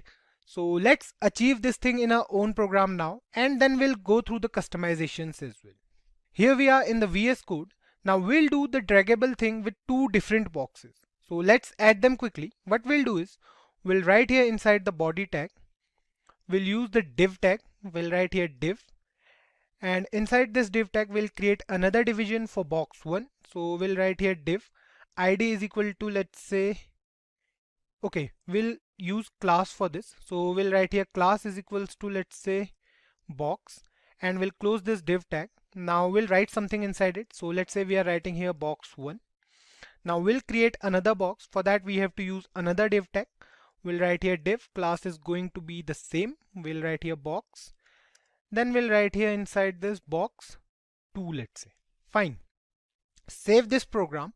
And you can see here we have some text present on the screen which says box 1 and box 2. So let's style these boxes as well. What we'll do is we'll write here inside the head tag. We'll use the style tag for this. So we'll write here style. And inside this, we are going to make some style changes in these boxes. So we'll write here box because box is the class. We'll write here dot box. Now inside this we'll write, let's say we are using border. Border is going to be, let's say, 5 pixel solid and let's say black in color. Fine. Let's keep it simple for now. We'll use the height over here. We'll write here height as, let's say, 100 pixels. Then we'll define width as well. Width is again going to be 100 pixels. And finally after this we'll write here margin. Margin is going to be, let's say, 10 pixels. And we'll align this text to the center. So we'll write here text align at this center. Fine. Now we are done with it. Save the program and you can see we have two boxes now. The next thing we want to do is we want to move these boxes with the help of a mouse button, right? For that, we have to use the draggable interaction from jQuery UI. We discussed earlier that the syntax remains almost the same for interactions and widgets in jQuery. So let's add the interaction to our program now. Here we are in the JavaScript file and what we'll do is we'll write here $. Now we need to access these boxes. For that we have the class as box. So we'll write here dot box and then we'll write here dot draggable. It is a method, so we'll use parenthesis. Now that's it guys, we are done. Now we'll be able to move those boxes in our browser. Save the program and try doing it. So you can see we are now able to move these boxes across the browser. we are able to move them freely. Try moving them to the bottom and you can see the scroll bar appearing over here, right? The same thing will happen if we try to move it horizontally. If we try to move it horizontally, you can see the scroll bar at the bottom of our browser. So we are good to go with that. Now talking about the customizations we have in this interaction, we can control the dragging path of the element. We can either make it draggable along the x-axis, which means horizontally, or along the y-axis, which means vertically. So for that, we have to write here inside this, we have to use curly braces for customizations. The same thing we did with widgets as well. Now we'll write over here axis. Axis we are going to define. So let's say we are writing here x. We are going to drag the box along the x-axis now. Save the program. And you can see we are not able to move the box towards the bottom side, right? We are not able to move the box along the y-axis. What we can do is we can move this box horizontally only because we have defined the axis as x, and now we will be able to move the box horizontally only. The next thing we can do is we can also change the cursor upon dragging the box to make it look a bit more interactive. What we have to do is we have to write here after a comma, we have to write here cursor, and we have to define here grabbing. Fine, this is the cursor name. Now save the program and you will notice on dragging the element, the cursor changes, right? We can also change the opacity of this element on dragging. You can see we have the opacity as 1 because the black color is completely visible for now. We can change it. Just write here after a comma opacity, and we'll define the opacity as, let's say, 0.5. Fine. Now save the program. Try to drag this box and you can see on dragging the opacity changes to 0.5 of this particular box. The same thing will go for box 2 as well. Because we have defined the axis as x, we are not able to move the box in other directions. So let's comment this axis for now, save it now, and you can see now we are able to move these boxes freely. Fine. The next thing we can do here is we can also limit the dragging area of this box. We can either limit it to the division or to the document as well. So for that we have to define a property over here. We have to write here after a comma containment, and then we have to write here either parent for division, and for document we have to write here document only. So let's do it with parent. Save the program and you can see the area is limited now. We can drag it till here only. We can't drag it out of this box because we have a division over here defined as well, and these boxes are present inside that division. If you go back to the HTML document, you can see here we have this div tag as well. We can move these boxes only inside this div tag. We can't go out of this. So this is how we can limit the dragging area of a particular element. Another property we can use is the grid property. So let's write here first and then you can understand it much better, I guess. So we'll write here grid and we'll define the grid inside these brackets. We'll write here 300, 300. Now save the program and you guys will get it much better. But before that, let's comment this piece of code. We are not going to limit the draggable area of these boxes. Save it now, and now on dragging the box, you can see that it automatically stops after 300 pixels and the in-between movement of the box is not visible. Let me zoom out the browser for you and you can see it more clearly now. You can see the box stopping after 300 pixels and the in-between movement of this box is not visible. So this is how we can use the grid property to make it look more interactive to the user. Now the last two properties we are going to discuss today are the snap and the snap tolerance properties. If the snap property is set to true, then the two boxes will stick together if closer to each other. The snap tolerance property defines the distance between the elements to stick together. So let's use them here first. We'll comment this grid as well. We'll write here after this snap. So snap is a boolean property. We'll write here true for that and we'll write here snap tolerance. Fine. And we'll set snap tolerance to, let's say, 100 pixels. This is in pixels. Keep this thing in mind. Now, if the distance between the two boxes at any time becomes 100 or less than 100, then both the boxes will stick together. Save the program And you can see over here that moving the first box near to the second one, they are sticking together, right? The snap tolerance is 100. It means that if we try to bring the box near to box 2 and the distance between them is either 100 or less than that, then the boxes will stick together. So this is how we can use the draggable interaction to make our web page more interactive. I hope you guys got it. The basic definition states that interactions let the user perform various actions on the DOM element with the help of the mouse without changing the actual appearance of the DOM element. The sortable interaction we'll be going through today is used to sort elements just by dragging them. So let's go through the jQuery UI website quickly and then we'll use it in our own program. Here we are on the official website of jQuery UI. We'll go to the sortable interaction directly. Here it is, click on it, and here you can see we have a list of items. We can sort them according to our needs. If we pick any one of them from its position and if we try to drag it to another place, you can see we can do so because of the sortable interaction in jQuery UI. The sortable interaction enables a group of DOM elements to be sortable. Click on it and drag the element to a new spot within the list, and all the other items will adjust according to this particular item. It shares all the properties of the draggable interaction by default. We'll see them after going through the syntax of this interaction.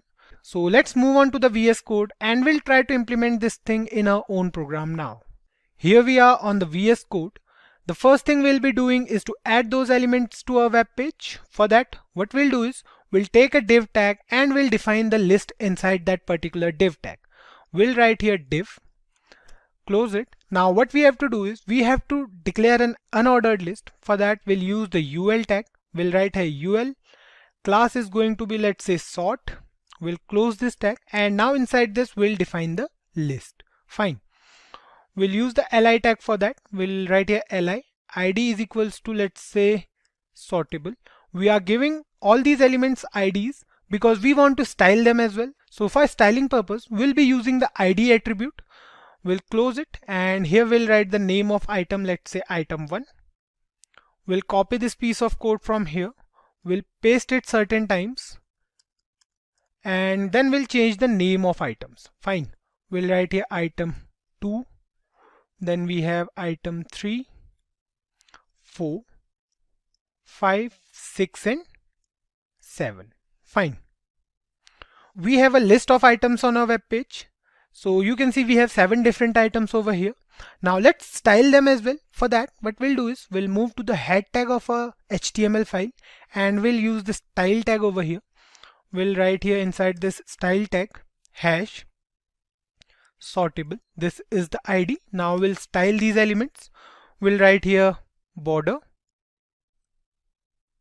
Border is going to be 2 pixels, solid in nature and black in color. Then we'll write here height. So let's say the height is 20 pixels for each box. Then we'll write here width. Width is going to be, let's say, 100 pixels. They are going to be rectangular in shape, not squares. So height and width is going to be different. Let's define the margin as well. Let's say margin is 10 pixels. Then we have text align as well. Fine. So let's say we are writing here text align at the center. Save it now.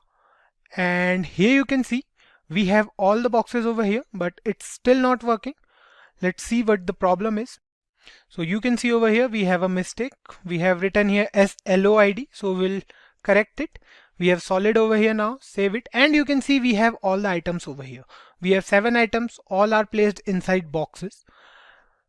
Now we did some basic styling here. Everyone can understand it because it's so basic. The next thing we have to do is to use the sortable interaction here. For that, we'll move to a JavaScript file. So here is a JavaScript file. Now we have to use this interaction in all the items. So we have to use it with the parent element to make each box movable within the area covered by the UL tag. So we'll be using the class attribute here. We'll write here $. Now we are going to take a selector. So for that we'll write here dot sort because this is the class name, and then we'll write here dot sortable. Fine. This is the interaction name. It is basically a method. That's why we are using parentheses over here. That's it guys, the sortable interaction can do the rest of task by itself. This interaction over here is already defined inside the jQuery file. All we need to do is to pass it as a method and jQuery will take care of the rest. We are done with it. Let's save the program. Save it, and here you can see it on the browser that we are able to move a particular box now. Click on item 1 and you can see we are able to drag it, and if we put it down here you can see all the other items adjusting themselves without any problem. So we have already discussed that the sortable interaction has all the customizations of the draggable interaction by default. Let's use them. What we'll do is we'll write here inside curly braces, we'll write here, let's say opacity. This property we have used in the previous interaction as well. So let's define the opacity as 0.5. Then we have cursor. We can write here cursor as, let's say, grabbing. A hand-like thing will come when we try to grab the boxes now. Now the next thing we are going to do is we are going to write here containment. It can either be document or the parent. So for now we'll be using parent over here. Then we have, let's say, delay, and we'll define the delay in milliseconds. So let's say the delay here is 300 milliseconds, and the last thing we are going to do is we are going to write here distance. Fine, we are going to write here 50 now. So here we have all the customizations allowed by this interaction in jQuery UI. Almost all of them are from the previous interaction, that is the draggable interaction. The distance here is in pixels, and it means that this interaction will work only if we drag the element for 50 pixels. Save the program. Now try to move a box. You can see we are not able to move a box until the distance reaches 50 pixels. Fine. So this is how this distance property actually works. Now the delay property defines the time interval taken by the interaction. So here the time interval is 300 milliseconds. When we try to move a box, it will take 300 milliseconds and then only the box will move. So these are some of the few properties that I think are the most important to understand. You can find more from the API documentation present on the official jQuery UI website. Here's a task for you guys. What you have to do is to add an image in this program and then see if this works the same or not. Now that we have a good idea of what interactions are and how we can use them to make a more interactive web page, we can simply go through this new interaction in jQuery UI without a problem. If you haven't watched the last two parts wherein we discussed the draggable and sortable interactions, I'll suggest you to go through them and it will be easy for you guys to get this topic. The resizable interaction in jQuery enables any DOM element to be resizable. With the help of the cursor, we can grab the right or bottom border of any DOM element and drag it to the desired width and height. So let's go through this interaction quickly from the official website, and then we'll see what we can do with this particular interaction to make our web page more interactive. So here we are on the official website of jQuery. Here's the resizable interaction. Click on it and it will take us to a new page. You can see we have a box over here which says resizable. What we can do here is we can grab the box either from the bottom or from the right side, and you can see we are able to change the height and width of this particular box. We have the option for certain customizations that we'll be going through after some time. So I hope you guys must have got an idea by now about this resizable interaction. Let's use it in our program. Here we are in the VS Code. The first thing we'll be doing is we'll be adding an HTML element over here. Let's use an image for now to get an idea of the syntax. So we'll add an image to a web page. For that, we'll write here inside the body tag. We'll use the div tag first. So we'll write here div. Now inside this we'll write img. Source is going to be images. This is a folder in my computer. So right here we'll write j1.png. Then we have id. So let's say the id for this image is img1. And then we have to set the alternate as well. So let's say we are writing here JavaScript. Close this img tag, save the program, and you can see we have the image over here which is quite large in size.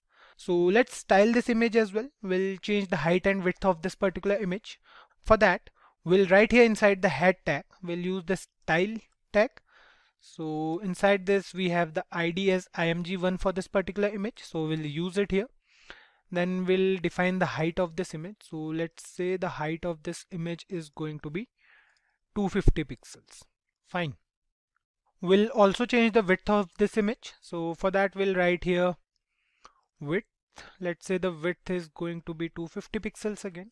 Now we'll write here border. So let's say the border is going to be 1 pixel, solid and black in color. Fine.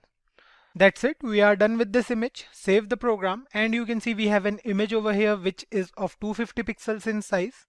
The next task we have to do is to make this image resizable.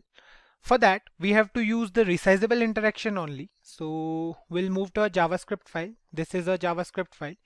Now inside here, what we'll do is we'll try to access this particular image using the ID attribute. For that, we'll write here $. Then inside double inverted commas, we'll write the ID. So we have to write here #img1. Then we have to write the interaction name only. So we'll write here resizable and then we'll use parenthesis because this is a method, and I hope you guys are aware of all these things by now. Save the program and get ready to see what this resizable interaction can do with our DOM element. Save it. Here if you can see we have something present in the bottom of this image. We have an icon over here. This is an indication for the user that this particular image or element is resizable.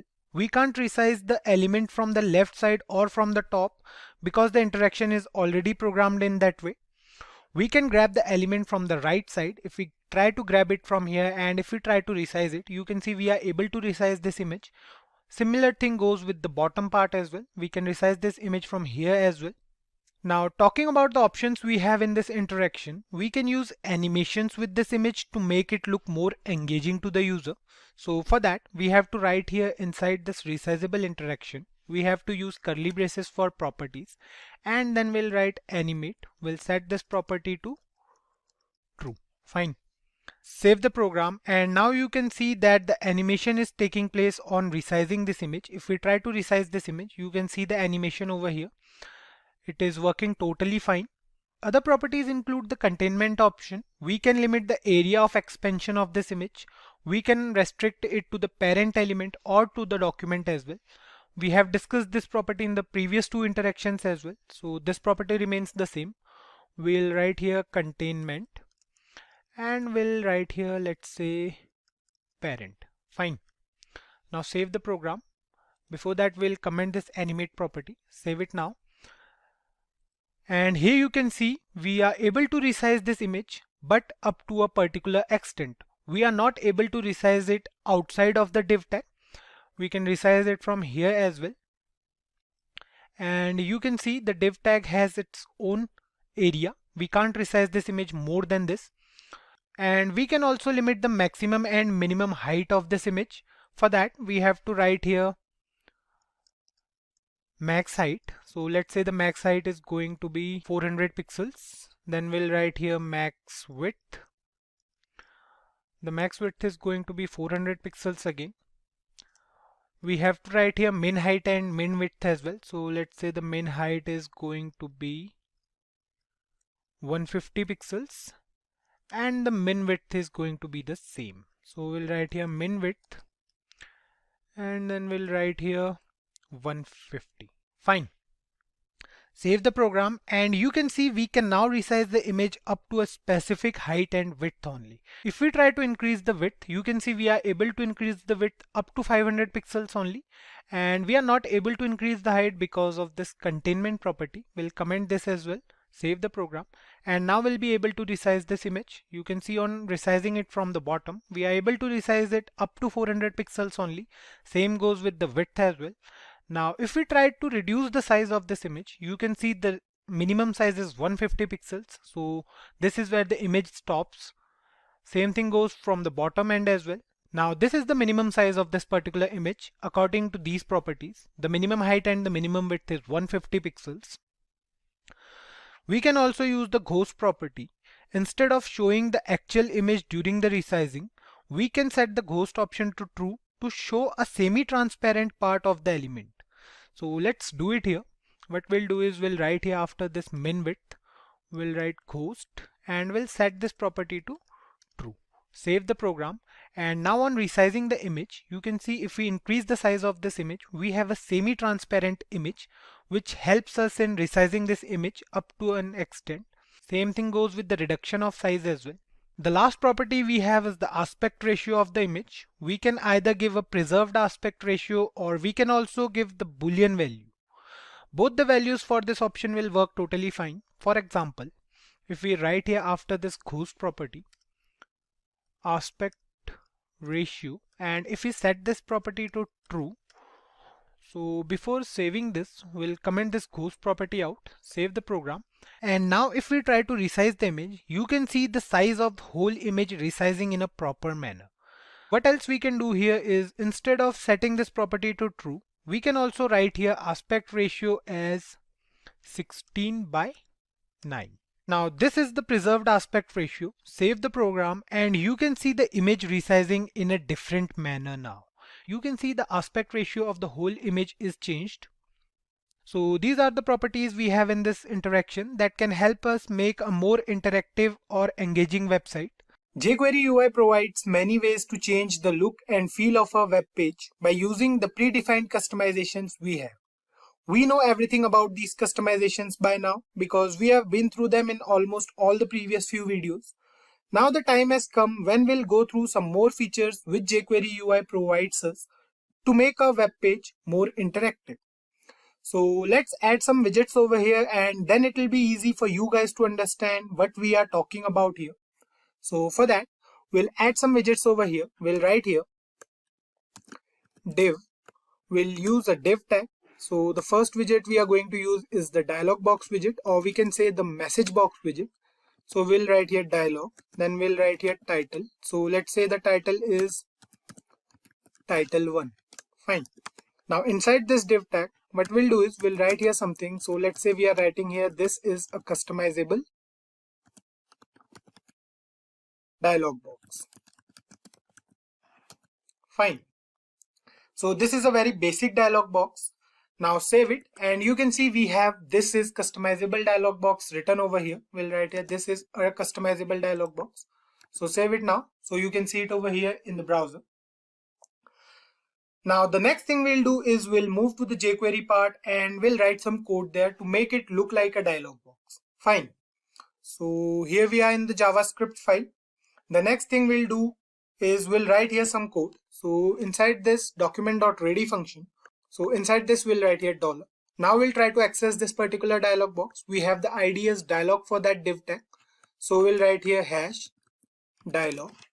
Then we have the widget name as dialog. Fine. So basically what we are doing here is we are adding some widgets to our web page. Now inside this we'll write some properties for this particular widget. So we'll write here draggable. So this is the first property. Draggable will be set to true. Then we have resizable. We'll set this property to true as well. Then we'll write here close on escape. So this is the property where we press the escape key from the keyboard and it closes the dialog box. We'll set this to true as well. Now the next thing we are going to do here is we are going to write here model. So we'll set the model property to false for now. And then finally we'll write here auto open. Fine. We'll set this property to true. Save the program and move to the browser. Here you can see we have a dialog box with some text present inside it. It says this is a customizable dialog box and the title is title 1. We can resize this dialog box as well. If we want to resize, we can do it. And we can drag it also because these two properties are set to true by us.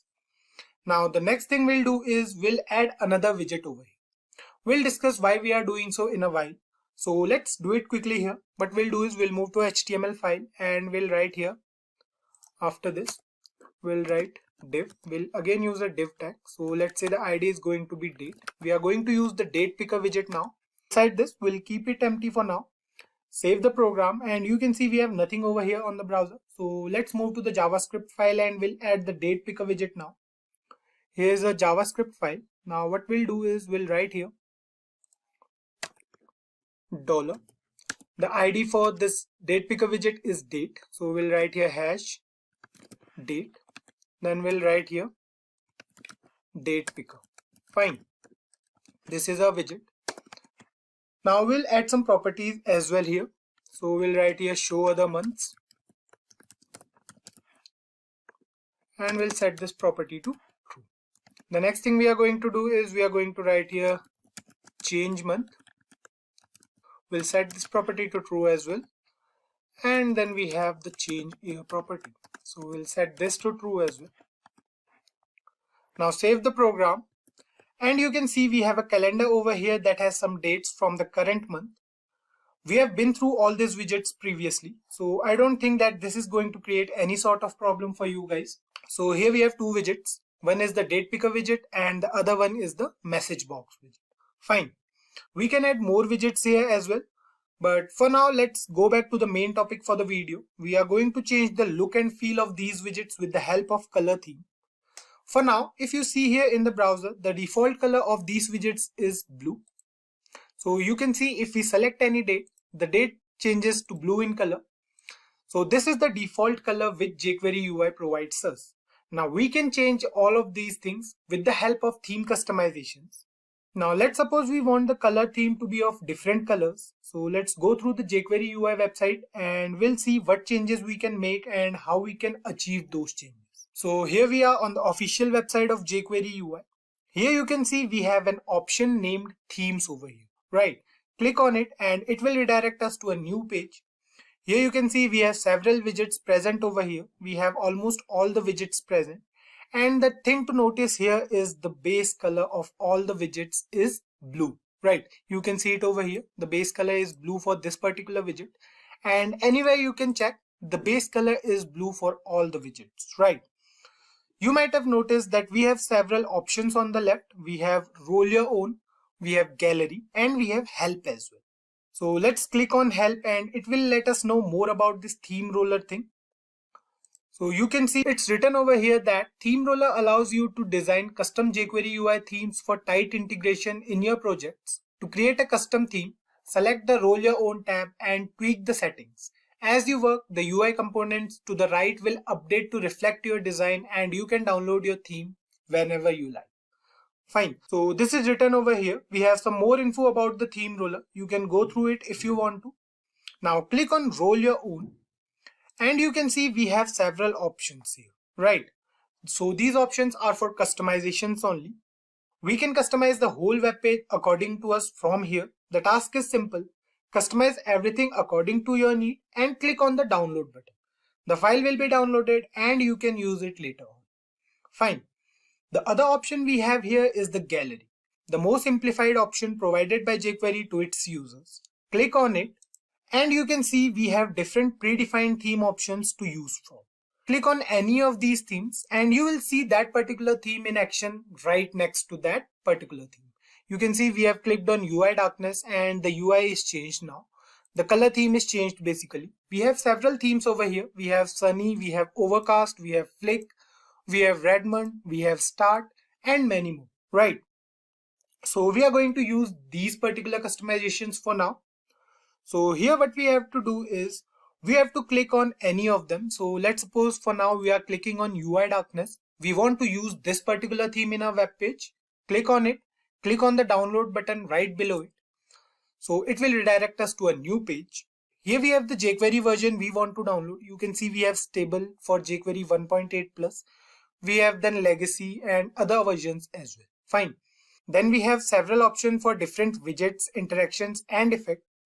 Let's say if we want to exclude any particular widget from having this theme color, we can uncheck the box from here and then we can download the file. The download button is present at the bottom here. You can see the download button over here. Click on it and the download will start. We have a RAR file downloaded over here. You can see we have a zip file over here. So you can see it here on the folder. This is a zip file. Now what we'll do is we'll extract all the files from this folder. So we'll open it. Here we are in the WinRAR. Then we'll click on extract to and we'll choose the folder where we want to extract these files. So for now we are going to extract it in the downloads folder only. Click on OK and it's done. Now check in your downloads folder. So what we'll do is we'll go to downloads and here you can see we have this particular folder over here. Fine. Now we'll close this tab for now. So here you can see we have jQuery UI 1.13.1.custom. So this is the custom jQuery UI file. Now if we open this folder, you can see we have different files over here. We have the CSS files, JavaScript files, and many more. For now, what we'll do is we'll rename this particular folder. We'll name it as, let's say, jQuery UI dark. This is our theme name. Fine. Now what we'll do is we'll copy this folder from here. So we'll copy it from here and we'll paste it inside a jQuery folder. So here is a jQuery folder. You can see we have all the jQuery files over here. We'll paste it here. Now you can see we have the jQuery UI dark folder as well. So what's happening here is that all the jQuery files will be downloaded again. The only change will be present inside the CSS and the JavaScript file. So the CSS files will remain the same with some minor changes that will be present inside the file. The styling changes basically what we are talking about here. Now the next task is to replace this file with the previous one inside VS Code. So for that, what we'll do is we'll close this tab. We'll move to VS Code again. So here we are in the VS Code. Now what we have to do here is we have to write here jQuery UI -dark. Fine. We are done with it. We'll copy it and we'll change it for all the files. Fine. Now this particular program will access all the jQuery files from the jQuery UI dark folder, not from the jQuery UI folder, because we are willing to work on themes. So for that we have to mention jQuery UI dark over here. We have to change this for the jQuery file as well. So what we'll do here is we'll write here jQuery UI dark for this as well. Now save the program and you can see here we have the customizations applied to our widgets. The color theme is changed. It's dark now. It looks beautiful although. So this is what theme customization in jQuery actually looks like. jQuery allows us to make our own customizations with the help of several easy methods. I want you guys to make some more interesting changes to these color themes and let us know what exciting thing you guys achieved. A to-do list refers to a list of things or tasks that a person wants to get done or that need to be done. It contains a list basically. So let's go through the overview of what we are going to do today. So here we are on the browser. We have a to-do list over here. You can see we have a text box over here to give some input. We have a button present next to it and it says add. Anything will write here and then if we press add, the task will be added to a list below the text box. The list is unordered here. So let's suppose we have 4 tasks to do. So what we'll do is we'll write here task 1. We'll click on add. Then we'll write here task 2. Then we'll add task 3. And finally we'll add task 4 as well. Fine. So here we have 4 tasks to do. Now let's suppose we are done with task 1. We did it whatever the task it was. What we want now is we want to remove this task from the list. Double click on task 1 and you can see the task fades out. Right. The task is deleted. The transition here was smooth and interactive, right? So another thing we can do is we can change the positions of these tasks by ourselves. Try to drag any task from here. You can see we are dragging task 2 in place of task 4. You can see we have task 2 at the last and task 4 is present in between now. Fine. I hope you guys must have got the task by now. It's simple and what we have to do is to create this whole thing on our own from scratch. We'll divide this thing into 3 parts, starting with HTML for creating the structure.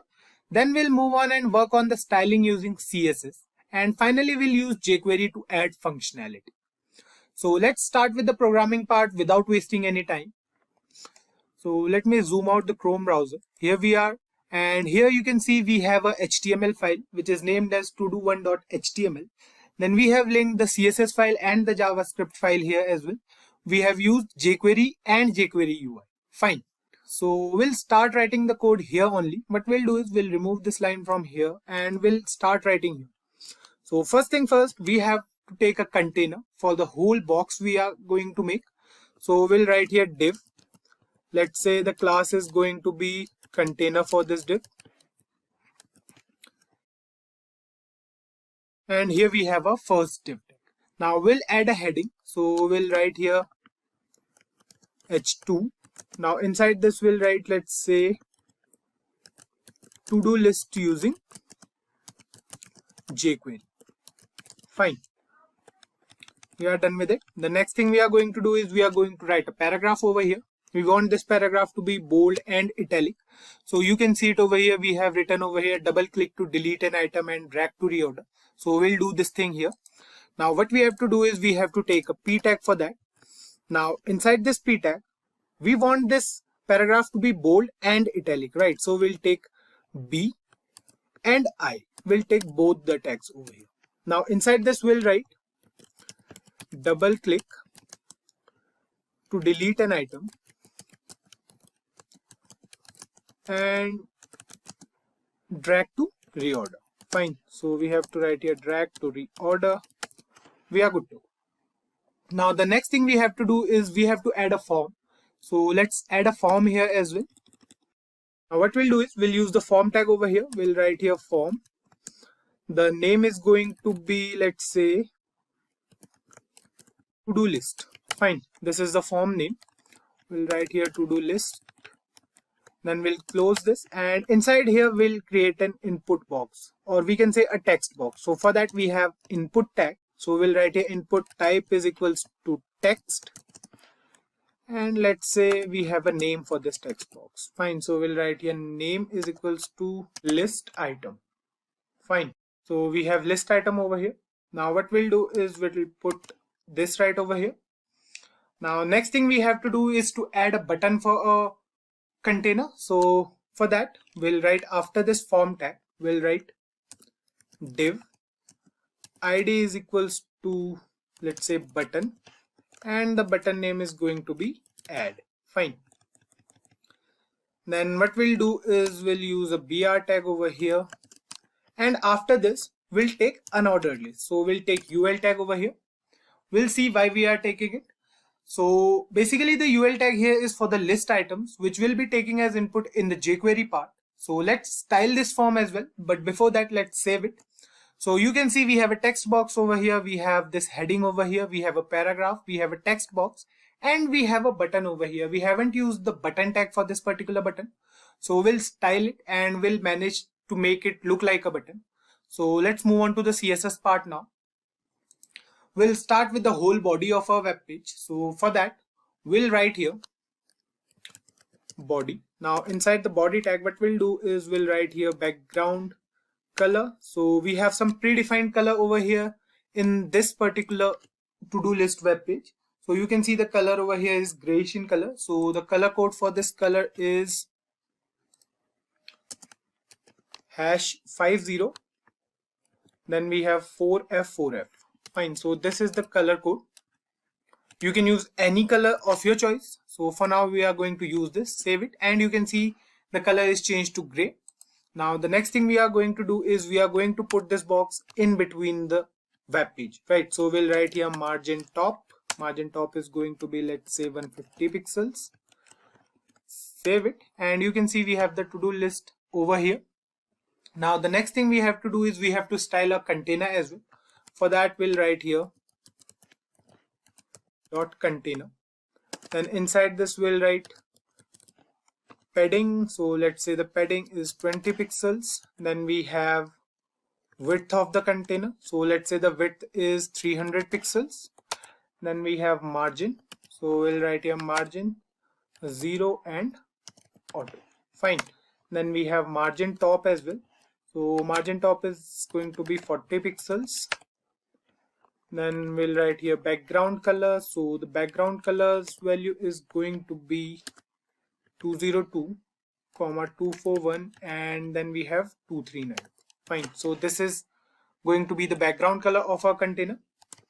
Now the next thing we have to mention over here is the border radius and the box shadow. So we'll write here border radius.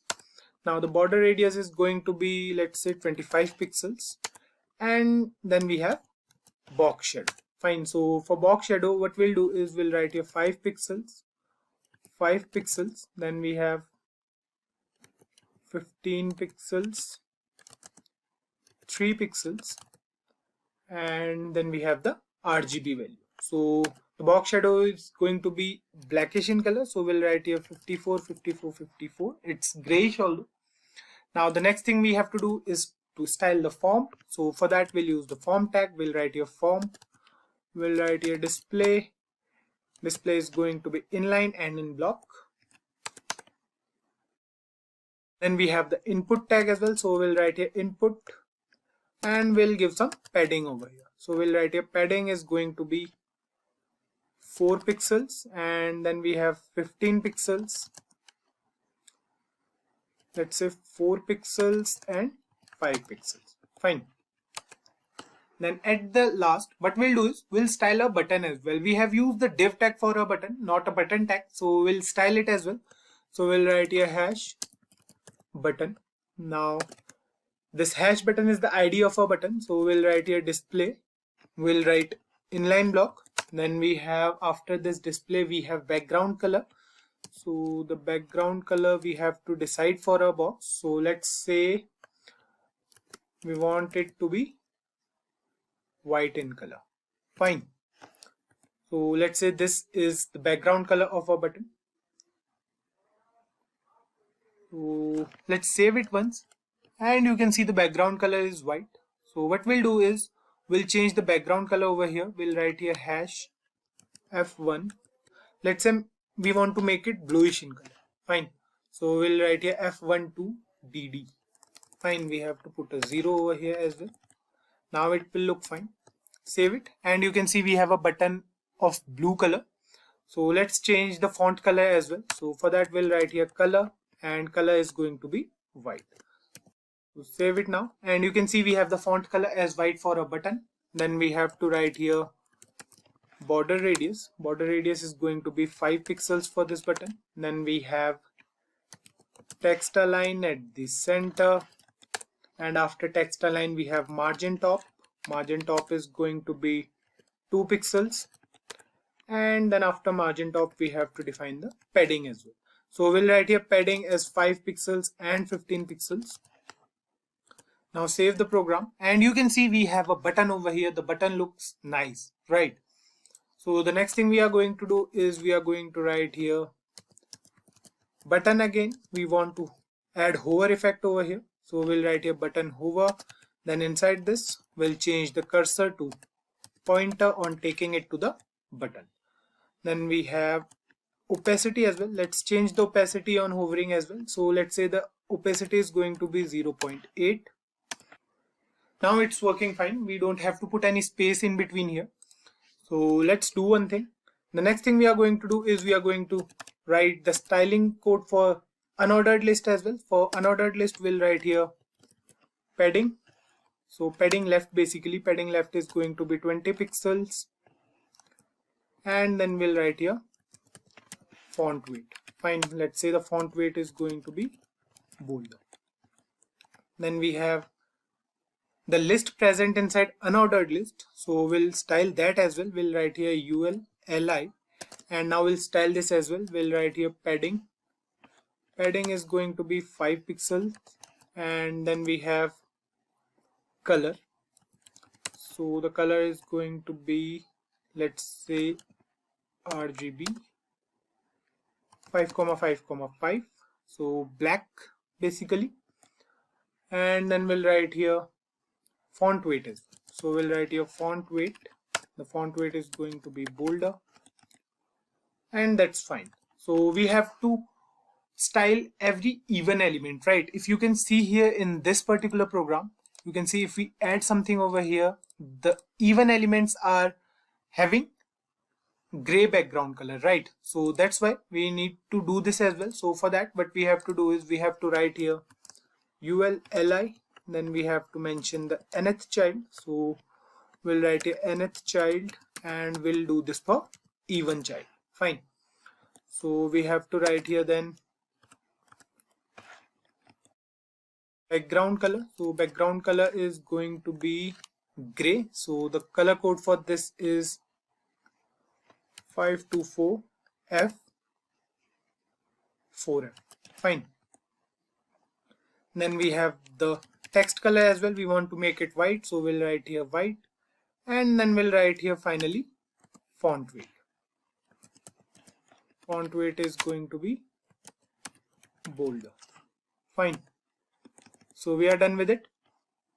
So the last thing we have to do is we have to write some code for deleting time as well. So we'll write here dot strike, and we'll write here text decoration. Text decoration is going to be line through, and we'll write here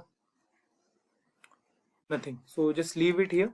Now the next thing we are going to do is we are going to write the code for hovering over the list. We'll write here li hover, then we'll write cursor as pointer.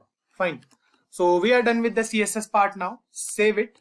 And you can see here the changes in the web browser. We have the whole to-do list interface over here. The only thing left now is functionality. So let's do that as well. We'll move to the JavaScript file and add functionality to this web page there using jQuery. So here we are in the JavaScript file.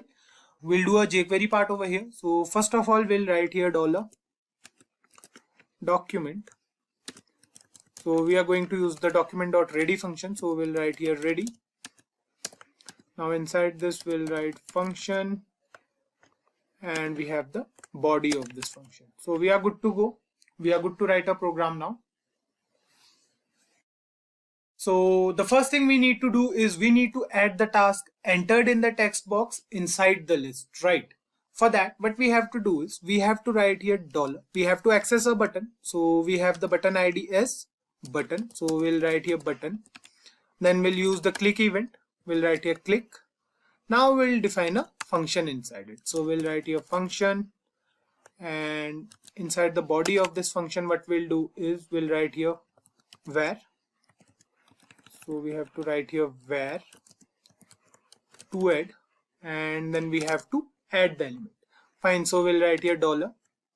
Now inside this we have the input tag. So we'll write here input. Inside this we'll write name is equals to list item. So we have the name as list item for our input box, right? If you guys remember that, if we go back to our HTML file, you can see we have the name as list item for this input tag over here. So we are using the same. Then we'll write here dot value. So whatever value that will be present inside the text box, or that will be entered inside the text box, will store inside to will store inside this particular variable. Fine. So we'll write here dot val. Now we have the value inside this particular variable. What we'll do is we'll append this to unordered list. Fine. So we'll write here $. We have unordered list. So we'll write here ul. Then we'll write here append. Fine. Now inside this what we'll do is we'll write here li. We want to add this as list. So we'll write here li. Then we'll add to add over here. Fine. So we'll write here to add. And then we have to close this li tag over here. Fine. So save the program now, and what we'll do is we'll try to add something to our list. Fine. So here we have our program. We'll save it. We'll try to write something over here. We'll write here task 11. So we have to write here task 11. Click on add, and you can see we have task 11 written over here. Similarly, we'll write here task 12. Click on add. We have task 12 over here. 13, and then we have 14. Rest of the things are not working. We are not able to sort this list as of now because we haven't done the programming part for that right now. The next thing we have to do is to remove any item from the list on double click, right? For that, we have to create an event, and we have to tell the system basically to remove a particular item on double clicking. The task is simple. We'll use the fade effect present in jQuery. So what we'll do is we'll write here $document, and then we'll write here .on.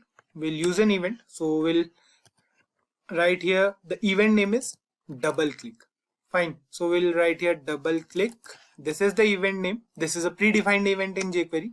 Then we have to write here li because we want to remove an element from the list only. Fine. Then we'll declare a function over here. Now inside the body of this function we'll write a code. We'll write here $.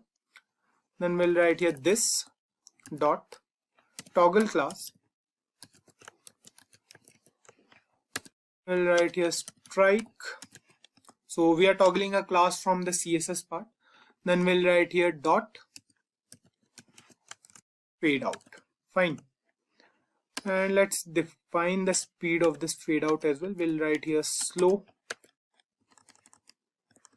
So we have made a mistake over here. So we have to write here fade out. Now we have another error over here. We forgot to put a comma over here. So we'll write here comma. That's it guys. The list item will fade out if we double click on it now. So let's check if it's working or not. Save the program. Try to add something here over here. We'll write here task 11, 12. Then we have task 13 and then we have task 14. Fine. Now we'll try to delete a particular task. Let's say we want to delete task 12. Double click on it and you can see it's working totally fine, right? The task is deleted. The task is not present here anymore. Now we are done with the adding and deleting part. But if you see here, when we add something to a list, so let's add one item over here first. Let's say we are adding task 15. Fine. Click on add and the item is here. Fine. When we click on the text box again, the previous item is still here. What we want is we want the text box to be empty once the item is added to the list. So for that, what we have to do is we have to write over here $. Now we have to access this input box. So we'll write here input. Then we have dot focus and we'll create a function inside this. So we'll write here function. Now inside the body of this function, we'll write $. This dot val and we'll write here this. Fine.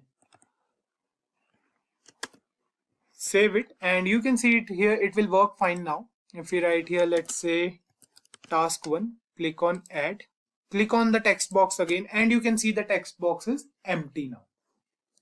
The last thing we have to manage here is sorting them on dragging, right? Sorting the list item on dragging. For that, we have to use the sortable interaction from jQuery UI.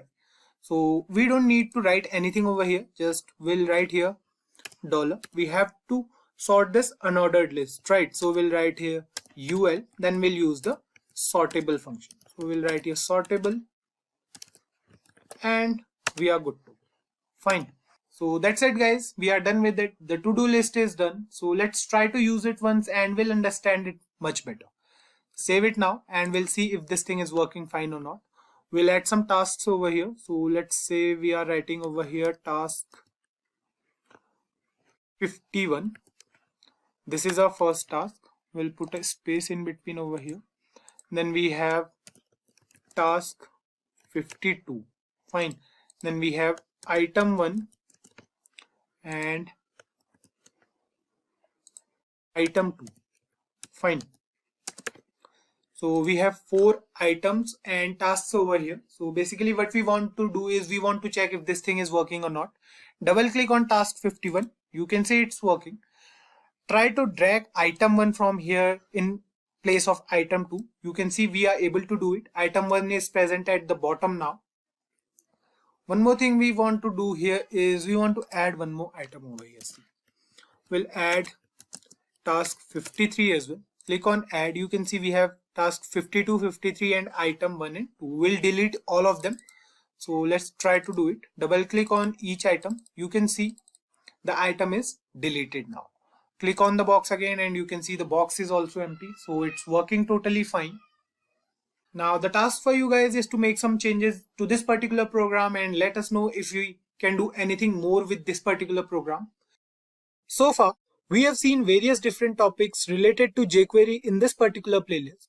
We came across jQuery effects, animations, callbacks, and then we moved on to jQuery UI, wherein we covered topics like widgets, interactions, theme customization, and many more. Let's use some of the concepts in a website today. Let's move ahead and we'll take an overview of what we are doing today. The task is simple. We'll create a movie downloading website from scratch using HTML, CSS, and jQuery only. So here we are in the website, wherein you can see we have the front page of our website. Here we have some text which says download your favorite movie in just a click, and then we have welcome written over here, right? The page seems simple. The first thing we have here is the navigation bar, which will navigate us to different sections of the website. We have home, about, categories, top rated, and contact over here. Click on any of them and it will take us to that particular section in our website. If you see here, we have two arrows present at the bottom of our home page. If we click on it, it will take us to the About section. Right, here we have some more text present. We have the Contact Us button present over here, and it will take us to that particular section. Click on it, and here we are at the Contact Us section of our website. The next section contains categories of movies we have in our website. We have 6 different categories present over here. Hover your mouse cursor over any and you can see the animation in that particular category. The next thing we have are the top rated movies. The hover effect you can see here as well, but if we click on any image, you can see the image size is larger now. And we can also use these arrows to change the movie. Right, you can check all the top rated movies over here. Now, in the last part, we have the Contact Us page, wherein if we write our name, email and message, and then if we click on Send Message button, a dialog box will appear on our screen and it will say something. So let's try to do it here. We'll write here Kaushal. Then let's say we have an email ID over here. We'll write here kaushal@gmail.com. And then let's say we are writing something over here. Now click on this Send Message button. You can see we have a dialog box which says, "Thank you for contacting us. We'll get back to you soon. Don't forget to check your email." Fine. The task is simple, right? I hope you guys must have got the task by now. All we have to do is to recreate this whole thing from scratch on our own. So let's get back to the programming part without wasting any more time. Here we are in the VS Code and we have all the required files present in our system already. If I show you once, you can see we have this whole folder present in our system where we have all the files, images and everything we need to create this website. We have the jQuery file, the jQuery UI file and almost everything we need. Right, you can see it over here. We have images over here, we have icons, we have the jQuery UI file, we have project content and many more things, right? So let's minimize this for now. Now, let's move on to the HTML file first and we'll start by designing the layout of our web page, or we can say website. We have to create a preloader thing before we create the body of our website. So we'll keep these small things in mind and later we'll see what vital part these small things play in making a website more interactive to the user. So we'll start the code by writing over here inside the body tag. So let's use comments for different sections. So we'll write here preloader. Fine. So this is a comment. Now we'll start writing the code for preloader. So first thing first, we'll write here div. We'll take a div tag. We'll write here class. So let's say the class name is preloader. Now we'll close this div tag and inside this we'll create another div tag. So we'll write here div class is equals to, let's say, loader. Fine. So we are done with preloader. We'll comment it out once again. We'll write here preloader ends. Fine. So our preloader ends over here. Now, the next thing we have to do is we have to start writing the code for the head section of a website. So we'll write here head section starts. So now we'll write the code over here for the head section. So the first thing we have to write here is we have to take the header tag. We'll write here header. Class is going to be header for this, and then we'll close this header tag over here. Now inside this we'll write div class is equals to, let's say, container. So we have to take so many div tags, so keep these things in mind. So the next thing we are going to write here is we are going to write here div. Now class is going to be, let's say, row justify content between. Fine. And then we'll write here align items at the center. Fine. So we have taken this class name as row justify content between and align items center. So now inside this, what we'll do is we'll write here div class is equals to brand name. So we'll write here brand name. Fine. Now we'll close this div tag, and inside this we'll take an anchor tag. So we'll write here a. href is going to be index.html. So this is the link. Now what we'll do is we'll write here movie mania. Fine. Now after this div tag, what we'll do is we'll write here div class is equals to nav toggle. Fine. So this is the class for a navigation bar. Now inside this we'll write here span. We'll close the span tag. We'll keep it empty for now. Now after this div tag we have to write here nav class is equals to, let's say, nav. We'll close this div tag. Now inside this we'll define a items. We'll write here home, about, categories, top rated, and contact. Fine. Now inside this nav tag we'll write here ul. We'll take an unordered list. Now inside this unordered list we have to use the li tag. So we'll write here li anchor tag. Now inside this anchor tag we are going to write href is equals to home. So this is the id for home page. So we'll write here home. Now we'll do the same for every category, or we can say every item in the menu. So we'll copy it from here.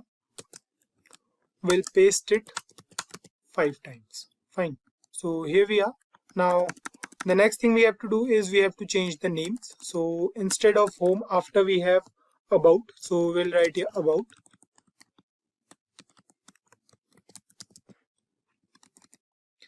Then we have the categories. So we'll write here categories. We have to change the id as well. So we'll write here category. Then after categories we have top rated movies. So we'll write here top rated, and the id is going to be, let's say, top. Then we have the contact us. Fine. So we'll write here contact, and instead of home we'll write here contact. Fine. So we are done with it. We are done with the header. So the next thing we have to do is we have to write here after this header. We have to mention it over here that the header ends over here. So we'll write here header end.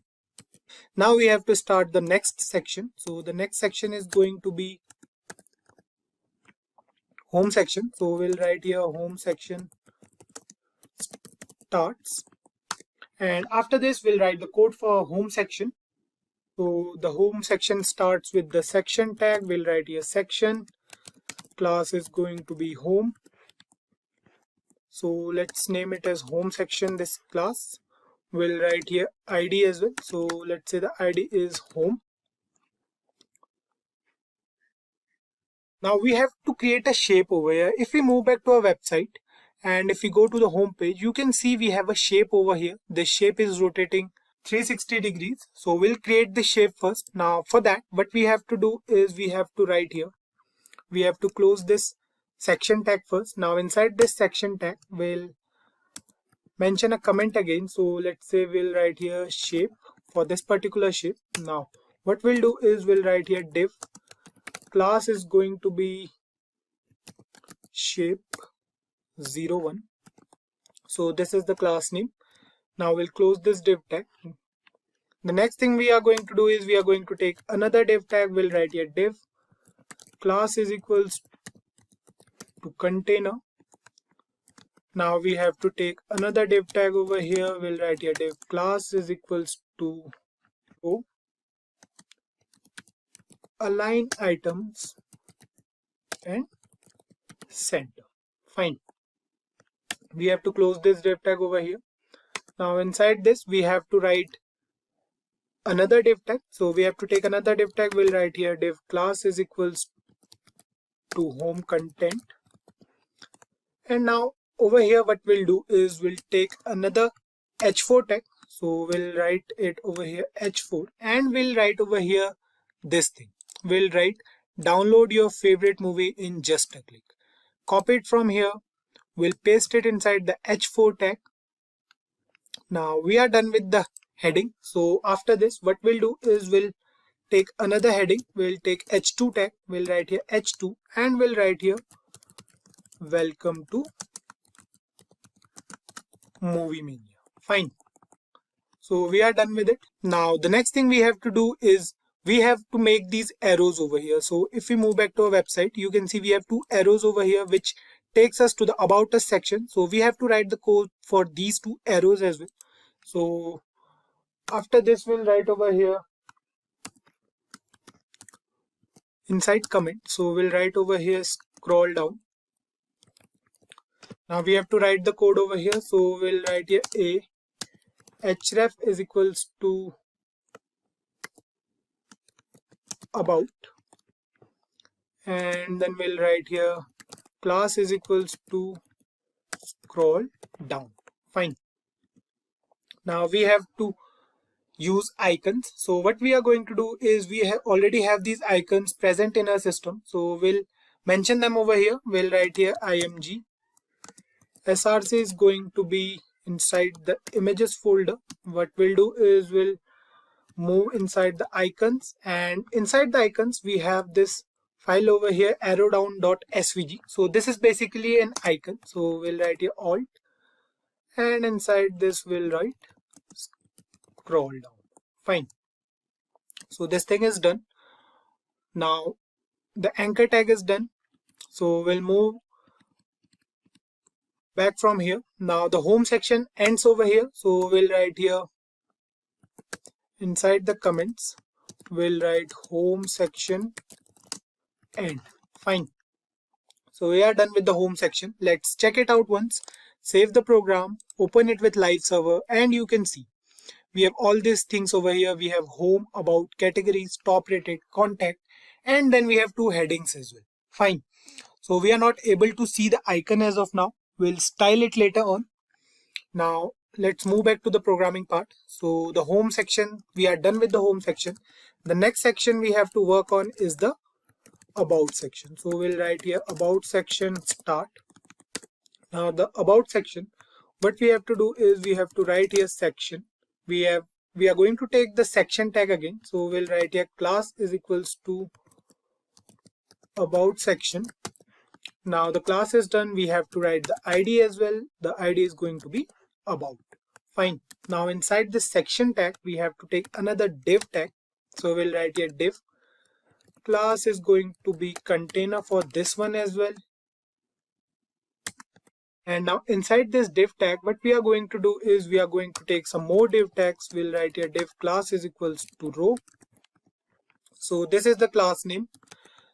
Now what we have to do is we have to write some more things about the image. So we have an image already over here. You can see if we move back to our website. So we have this image over here as well. Now what we'll do is we'll write some code for this image as well. So let's move back to the HTML file and we'll write here div class is equals to img box. So this is going to be the name of our class. And inside this we'll take another div tag and we'll write here class is equals to shape 02. So why we are doing here because if we move back to our website, you can see we have this shape over here as well. So we'll style this shape as well later on in the CSS file. For that we need to mention the class. So that's why we are using here class as shape2. Fine. Now after this, what we are going to do is we are going to write here img. So we are going to add the image now. We'll write here img. src is going to be inside the img folder. We have about.png and we have to mention the alternate here as well. So we'll write here alternate as about us. Fine. Close the img tag and we are done with it.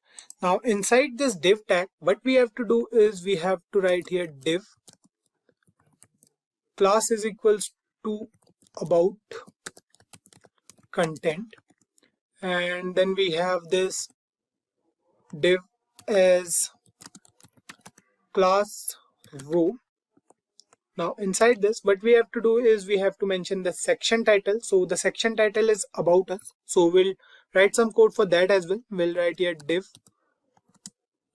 class is going to be section title.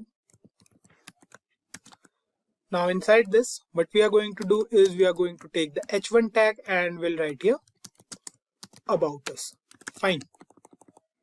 Now after these two div tags, what we have to do is we have to mention a paragraph here. So the paragraph is this one over here. So this is the paragraph. This is nothing but a paragraph which most of the prototypes of any websites use. So what we'll do is we'll copy it from here. And what we are going to do is we are going to use the p tag. Inside the paragraph tag, we are going to paste this. Fine. So this is our paragraph. Now we are done with the paragraph tag as well. After the paragraph tag, what we have to do is we have to write here div. We are going to take another div. We'll write here class. So class is going to be stats for all the stats we have for our website. Now inside this div tag, we are going to take another div tag. We'll write here div class is equals to row. And over here, we'll write div class is equals to stat box. Fine. So we are writing the code for these stats over here. We have daily downloads, movies available, and happy clients, right? So we are writing the code for this only. Now after this, what we have to do is we have to close this div tag, and inside over here we have to write h2, and inside h2 we'll write 150k plus. Fine. Now we have to write it over here h5. So let's say we are writing over here daily downloads. So we are done with it. The next thing we have to write here is div class is going to be stat box again. Now inside this div tag we'll write h2. The heading is going to be 2500 plus, and then we'll write h5. Fine. For h5, what we'll write here is movies available. So we have to do this thing for more time. We'll copy this piece of code from here. We'll paste it here. The class will remain the same. Now instead of 2500, we have to mention the happy clients over here. So we'll write here 1 million plus, and instead of movies available, we'll write happy clients. Fine. So we are done with it. Now after this particular div tag, what we have to do is we have to mention the contact button as well. So we'll mention the heading over here. We'll write here contact button, and we'll write the code over here. So the code starts with a href is equals to hash contact. This is the contact. This is the ID basically for the contact page, for the contact section. So then we'll write here class is button1,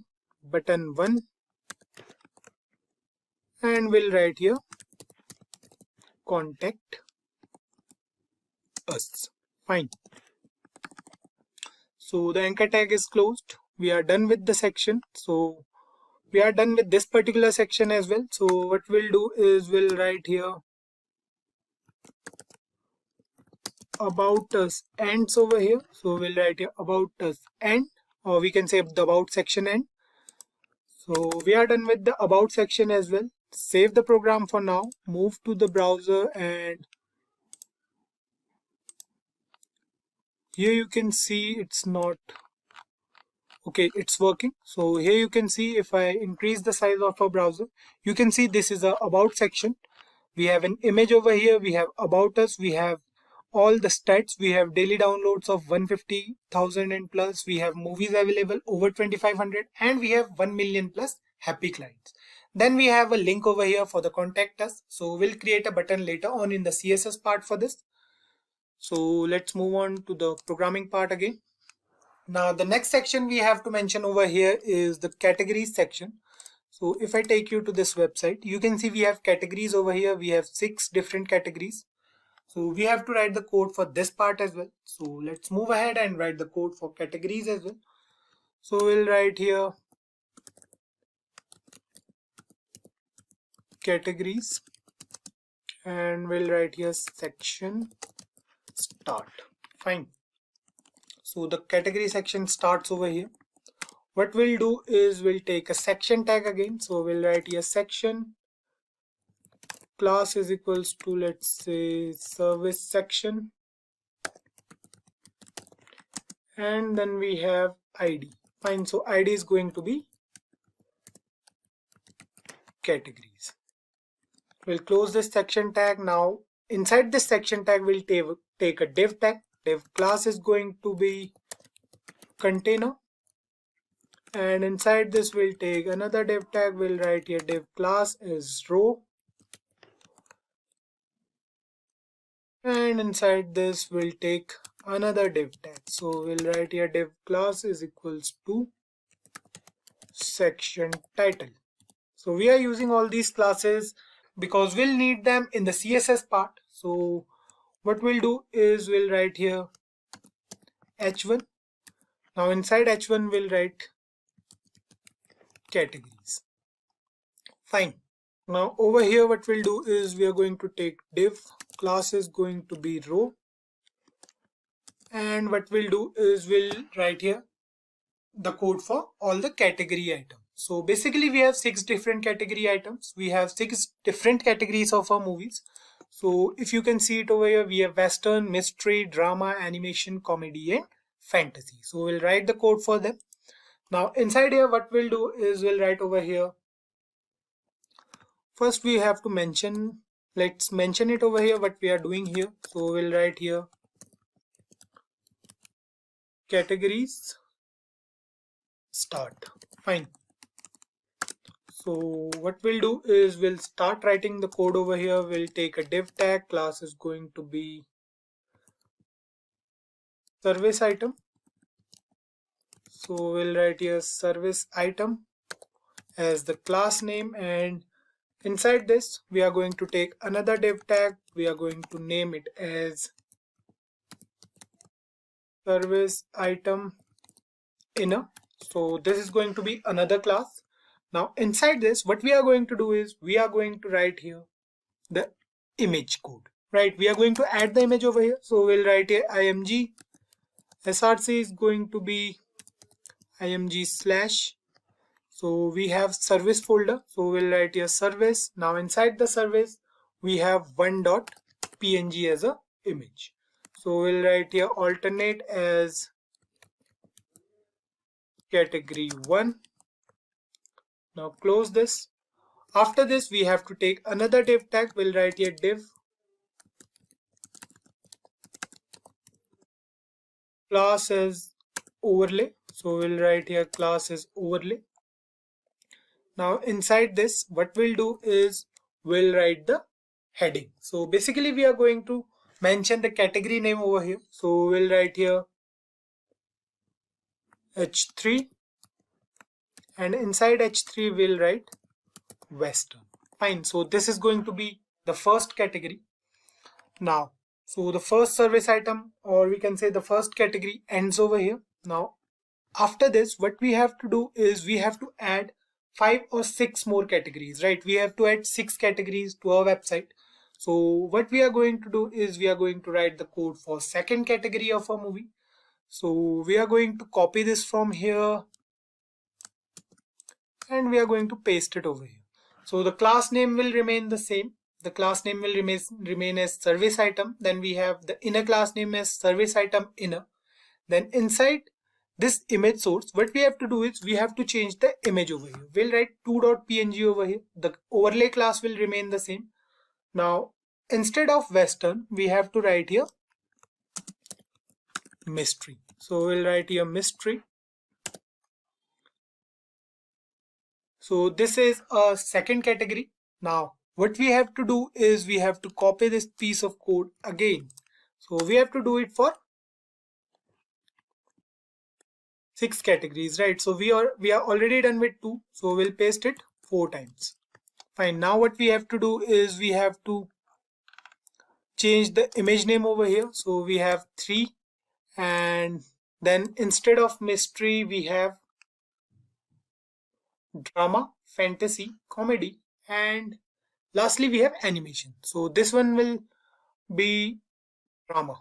Fine, so we'll write here drama. And then we have here as 4.png. Then instead of mystery, what we have here is fantasy.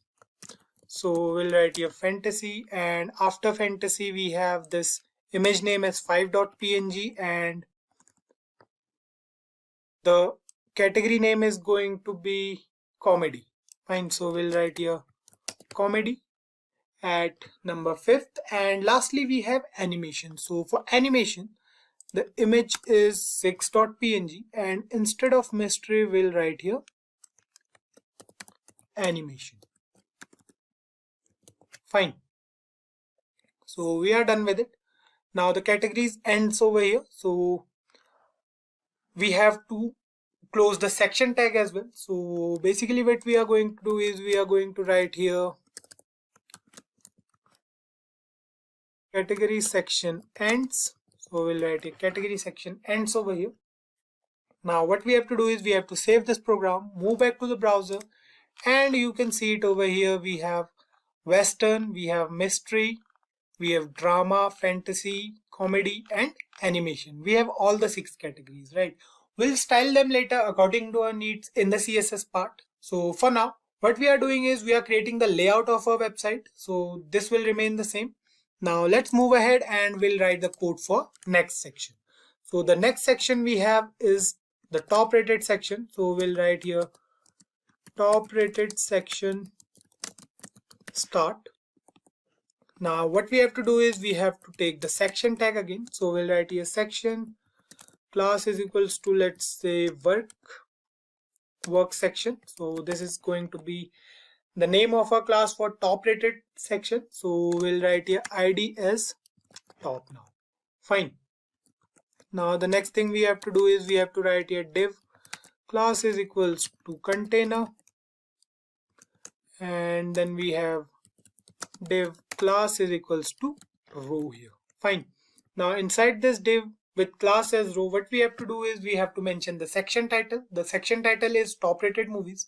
So this part will remain the same for all the sections. So we'll write here div class is equals to section title. So we'll write here section title, and after this we'll write here h1, and then we'll write here top rated movies. Fine. So we are done with the heading. Now inside this, what we have to do is we have to mention all the 6 different top rated movies we have, right? So what we are going to do is we are going to write here if class is going to be row again. Now inside this div tag, what we have to do is we have to mention all the 6 top rated movies. Fine. So we'll write here top rated movies start. Now after this, what we are going to do is we are going to take another div. Class is going to be work item, and now inside this div tag we have to write here div class is going to be work item inner. Fine. Now inside this we have to add images. So we'll write here img. We are going to add 2 images basically. So we'll discuss it later why we are doing so. So we'll write here img src, and src is going to be img slash works, and inside the works folder we have another folder as thumb. Now we'll add 1.jpg from here. This is the base file. We'll write here data large, and inside the data large what we are going to do is we are going to write here img slash works slash large, and we have this 1.png over here. So these two files are basically same files, so they are saved with different names. One is a PNG file and another one is the JPG file. We'll write here alt, we'll write here movie 1. Fine. Now close this, and after this what we have to do is we have to create a div tag with class as overlay, and we have to write something over here. We have to write the heading. So the heading is going to be Doctor Strange. Fine. So this is the heading of our first movie. Now what we have to do is we are done with the first item. So what we'll do is we'll copy this piece of code from here, we'll paste it here for the second movie. The second movie we have the image as 2.jpg and 2.png. Now instead of Doctor Strange, the second movie name is Captain Marvel. Fine, so we'll write here Captain Marvel. Then we'll copy this and we'll do the same for almost all the movies, right? For all the top rated movies. So we are done with this part.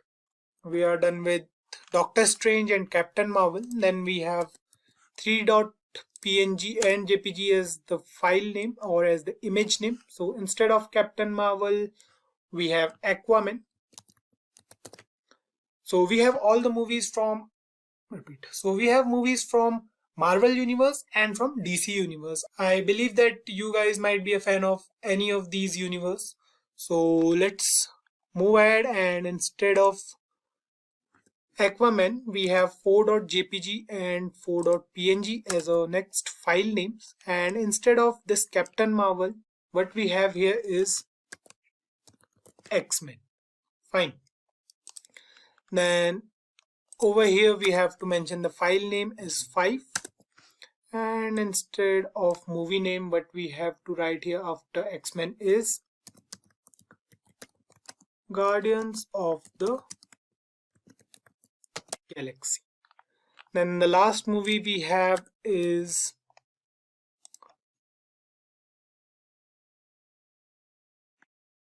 the Dark Knight. So we'll write here the Dark Knight, and we are done with the top rated movie part as well. So the work section ends over here, or we can say the top rated movie section ends over here. So we'll mention it over here. We'll write here top rated end. So we are done with the top rated section as well. Save the program once, move to the browser, and if we check it over here, you can see we have all the movies. We have Dark Knight, Guardians of the Galaxy, X-Men, Aquaman, Captain Marvel, and Doctor Strange. So it looks really simple for now, right? We'll change them in the CSS part, as I mentioned it earlier as well. We'll do it in the CSS part. So don't be so stressed for now. Let's move ahead and we'll write the code for contact us section now. So we'll mention it over here. We'll write here contact section starts, and now we'll start writing code for contact section. So the first few things will remain the same. We'll write here section. Now inside section we'll mention class as contact section. Now the ID is going to be contact, and we'll write here inside the section tag div class is going to be container, and inside this div tag we have another div tag with class as row. Now inside this we have div with class as img box. So we'll write here img box as class name. Now inside this we'll write div class as section title. So this is the section title. So section title is contact us. So we'll write here inside h1 tag contact us over here. Now what we have to do is we have to add a form over here. So what we'll do is we'll write it after this div tag. So we are done with the heading part basically. Now after this we are going to write here div class is going to be row for the form. We'll write here div class as contact form. Now inside this div tag we have to create a form, so we'll use the form tag for it. We'll write here form class is going to be form, and then we have to write here div class is row. Inside this div tag we have to take another div tag, so we'll write here div class as left input group.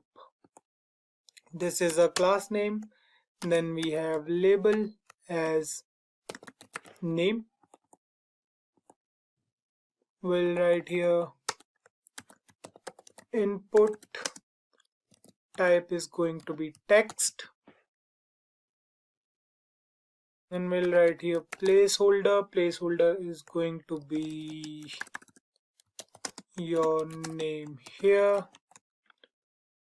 And then we have classes input control. Fine. This is a class name. So we have added a placeholder over here for name. Now similarly what we have to do is we have to add these placeholders for email or phone and for your message. So we'll write here div class is equals to right. This is going to be present at the right side, so we'll write here input group. Now we'll write here label. Label is going to be email or phone. So this is the label for a second placeholder.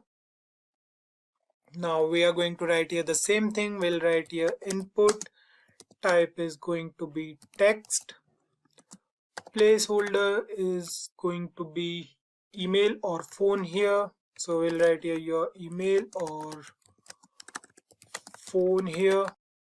And we'll write here classes input control.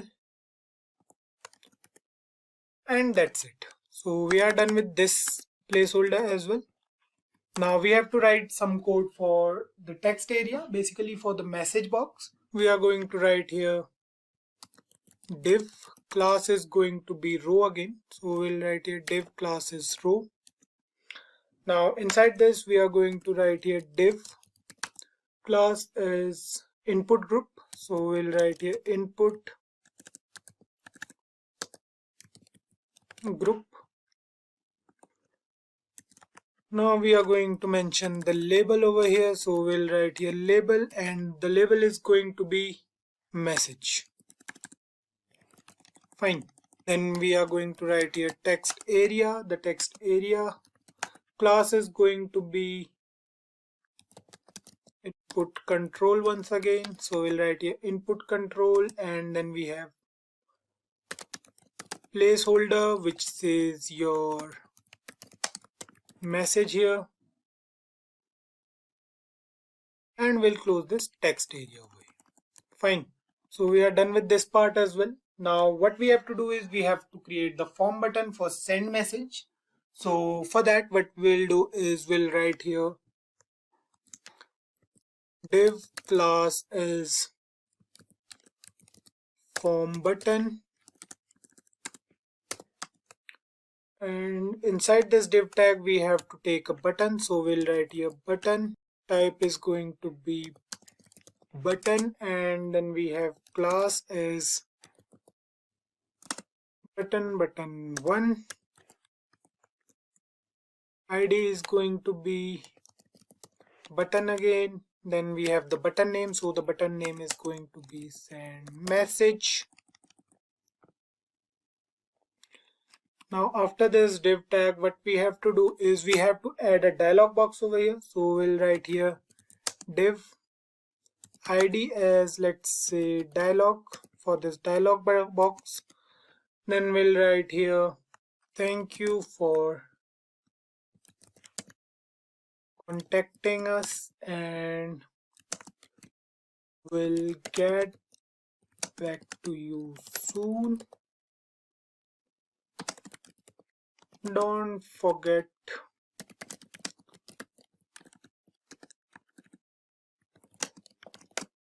to check your email. Fine. So this is the text that will be present inside the dialog box. Fine. So we are done with it. We are done with the form tag. Now inside the section tag, we have to mention some more things. So we are going to mention the things present after this form. So if we move back to this website over here, you can see we have this form over here. We have the send message button. Now we have to mention these three things. We have to mention address, phone, email, and then we have some icons for Facebook, Twitter, LinkedIn, and Instagram. Fine. So we'll write the code for this thing only now. So let's move back, and now after this particular div tag, what we have to do is we have to create another div tag. We'll write here div class is row. Now inside this div tag, we have to write here div class is contact info. This is going to be the class for this particular div tag. Now inside this, we have to take another div tag. We have to mention the class is row over here. Now what we'll do is we'll write over here div class is equals to info item, and we have to mention address over here. So we'll write here h5 address, and we have to write here address. Now after this address, we have to mention our address. So we'll mention it inside the paragraph tag. So we'll write here p. Now mention the address over here. We'll write here sector, let's say XYZ, and our website is present in USA, so we'll write here USA. Then we'll write here some number. So let's say this is our address. Now after this div tag, we have to mention the phone number here. So what we'll do is we'll copy this from here, we'll paste it here. The class name will remain the same, the heading will change to phone, and we have to mention the phone number over here. So we'll write here 91, and then we'll mention some number. Fine.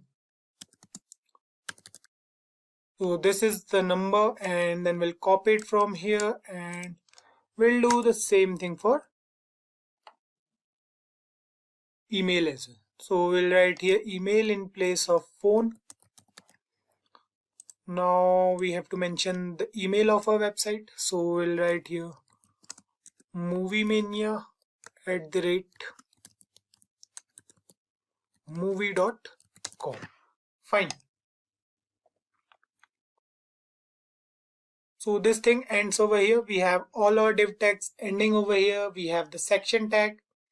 But before we close the section tag, so what we have to do is we have to include the icons for Facebook, Twitter, LinkedIn, and Instagram.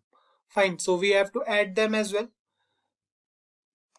So what we'll do here is we'll write here div class is going to be row again. Now inside this, we'll write div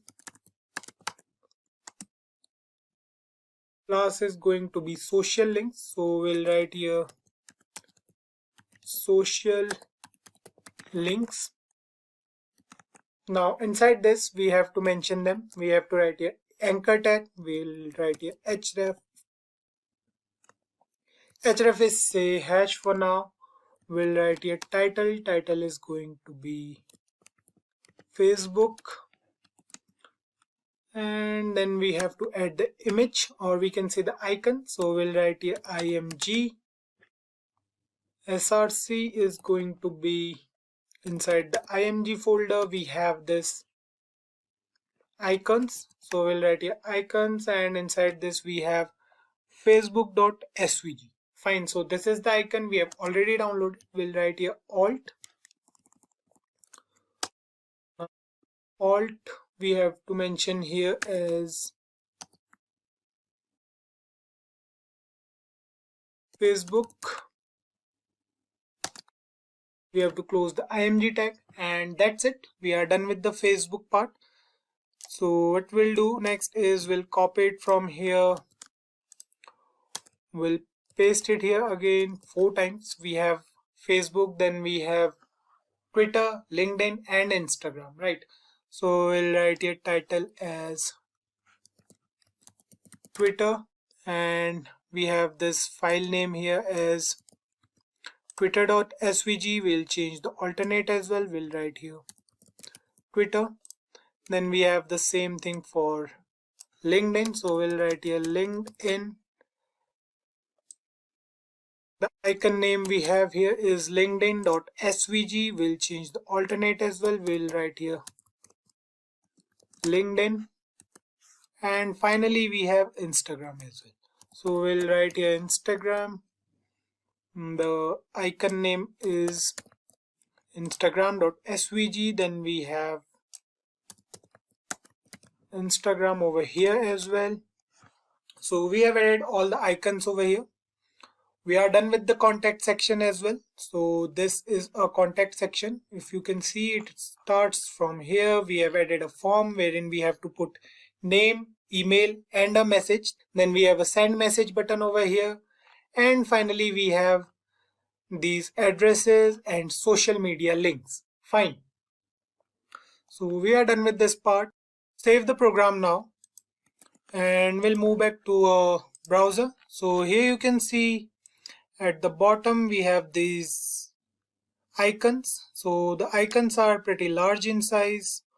We'll style them later according to our need in the CSS part. So for now we have these 4 icons. We have Facebook, Twitter, LinkedIn, and Instagram. So you can see we have everything over here. We have address, we have phone, email, and we have the form. We have to write a name, message. We have to write a message over here. We have to write an email, and then we have a button for send message.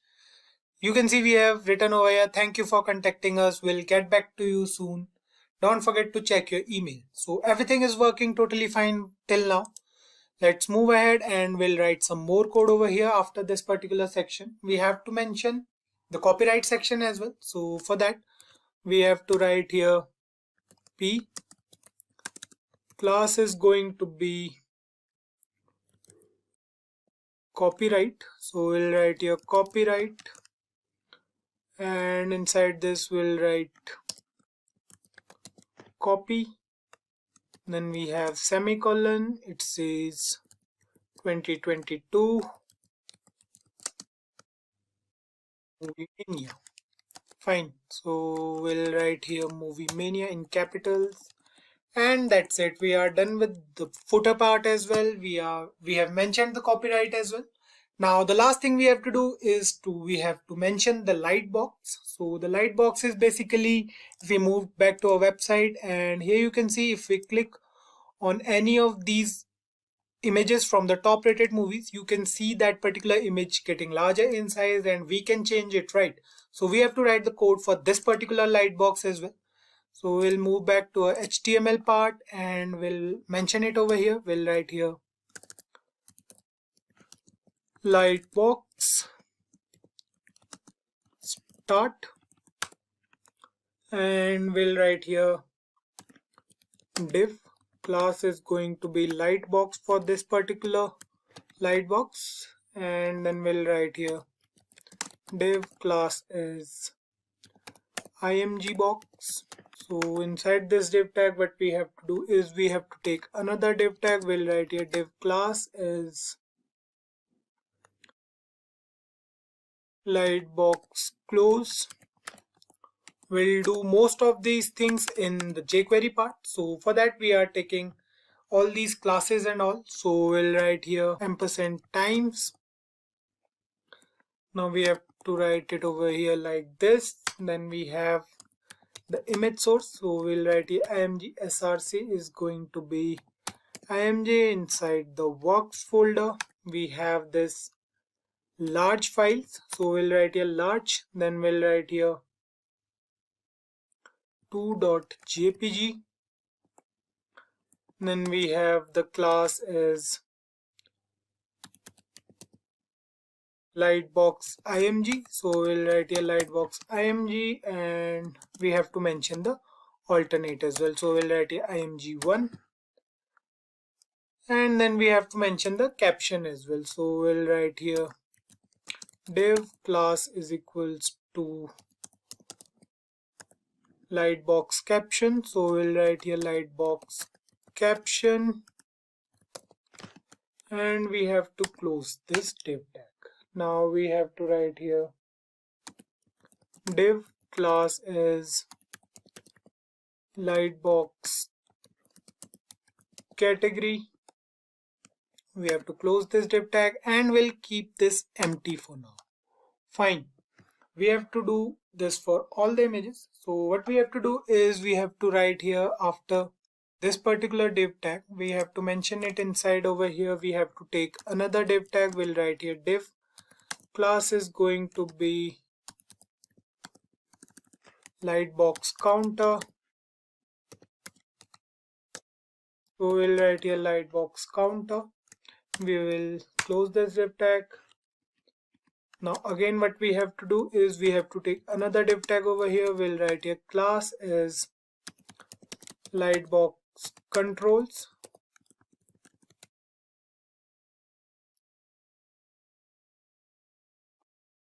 Now we have two icons over here. We have the previous icon and the next icon. Fine. So we'll write here div class is going to be priv for this particular previous icon. We'll write here img. src is going to be inside the images folder. We have this icons folder. Now inside the icons folder we have this file named priv.svg, and we have the alternate to this as previous. We'll close this image tag over here. We'll define another div tag. We'll write here div class is equals to next, and we'll write here img. src is going to be inside the images folder. We have icons, then we have next.svg. Fine. We'll write here alternate as next, and we are almost done with the light box as well. So the light box ends over here.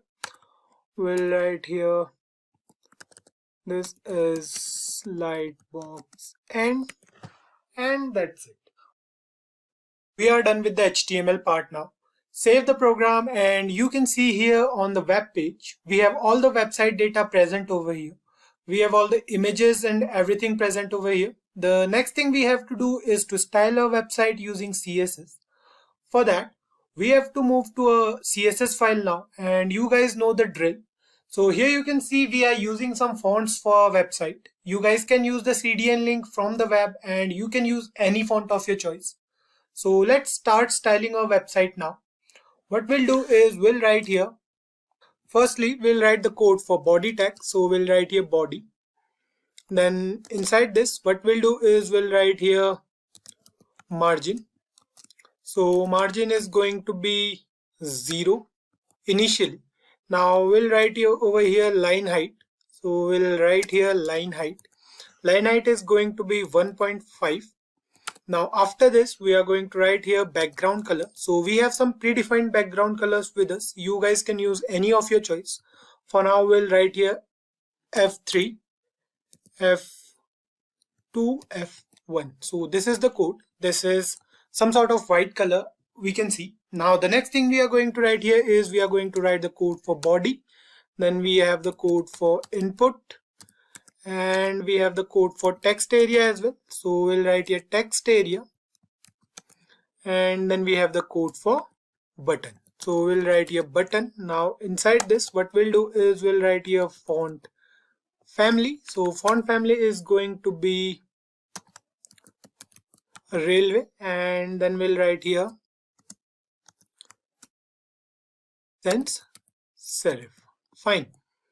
The next thing we are going to do is we are going to write here font weight. So we'll write here font weight, and the font weight is going to be 400.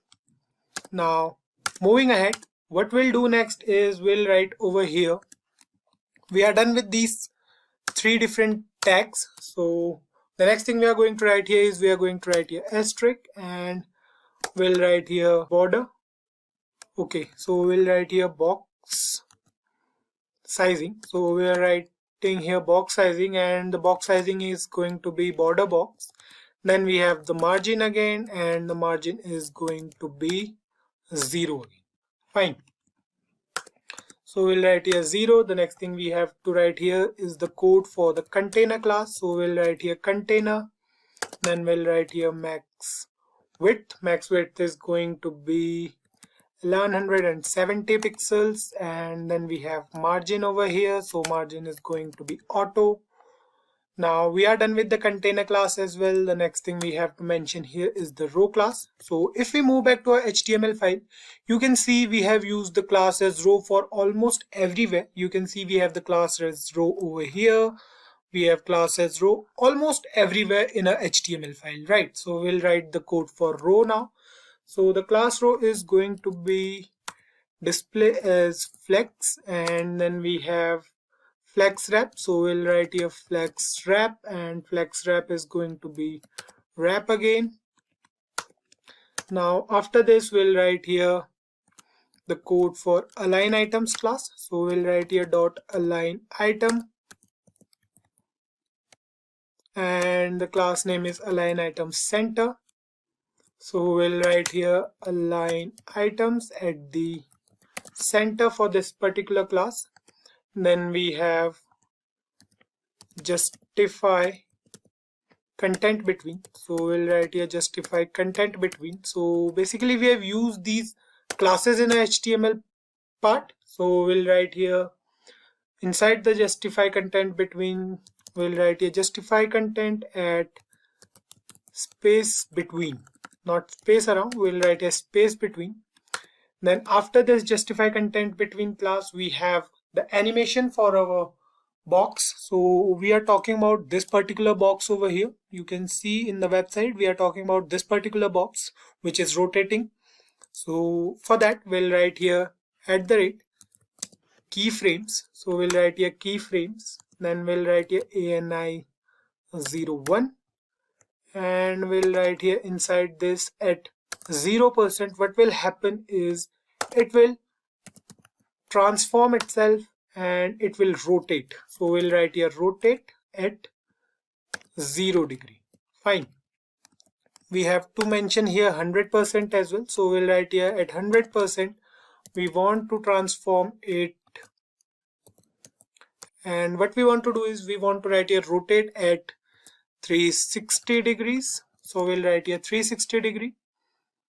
Now the next thing we have to do is to style the section title. So for that we have the section title class. So we'll write here section title, and inside here what we'll do is we'll write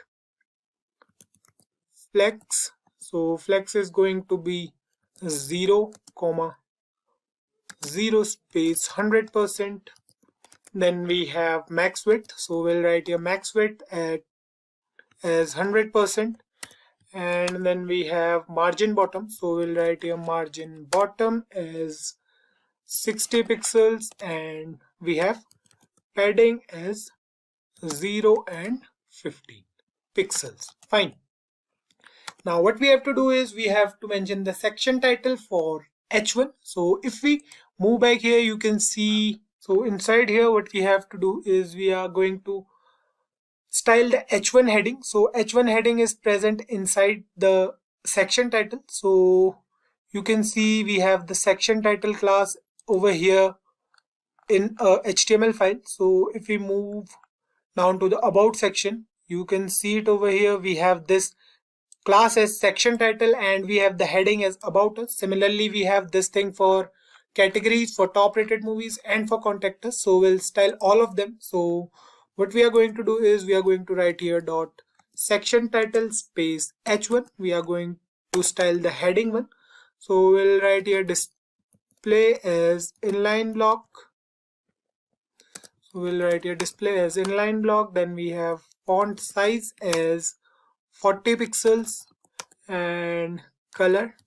So color is going to be black. So we'll write here this. And then we have font weight. So font weight is going to be 700 for the section title. Then we have margin as 0 for the section title, and we have position as relative. Fine. So we are done with the section title as well. Now what we have to do is we have to write here some more code. So we'll write here dot section title space h1. Then we'll write here before. Now what we are going to do is we are going to write here content, and we are going to write here nothing. Then we have box sizing. So we have box sizing as border box. Then we have position as absolute. So we'll write here absolute. Then we have left. So for left we have the value as 0. Then we have bottom. Then bottom value is going to be -5 pixels. We have width as well, so we'll mention the width here. Width is going to be 80 pixels now. Now the next thing we are going to do is we are going to write here height. Height is going to be 3 pixels. Then we have background color as well. So background color is #FF9800. So this is the background color. Now the next thing we have to mention is for the button. So we have the class as button01. Now inside this, what we are going to do is we are going to write here background color as the same. We'll write here 9800. Then we have color, the font color basically. So the font color is going to be white, or we can say off-white. So then we have border. Border is going to be 2 pixels, solid and transparent. Fine. We are done with the border. We have to mention the padding as well. Padding is going to be 10 pixel and 35 pixels. Then we have border radius as well. So we'll write your border radius, and the border radius is going to be 30 pixels. So next up we have line height, and line height is going to be 1.5. Then we have cursor as pointer.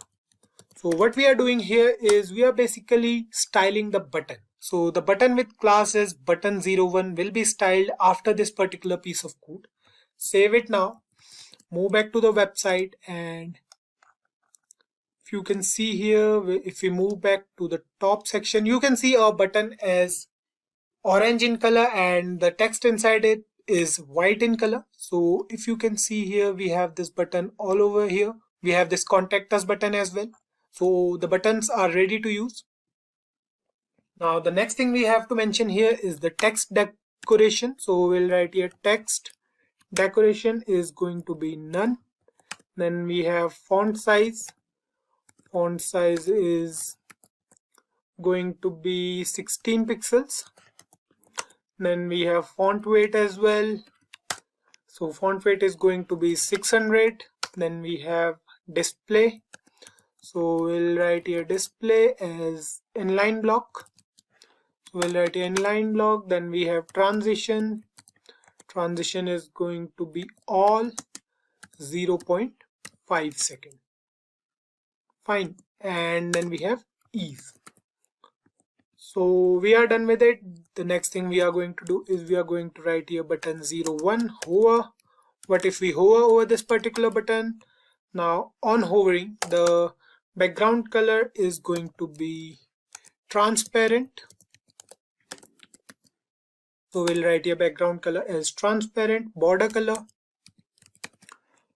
Border color is going to be the same. So we'll write here FF9800.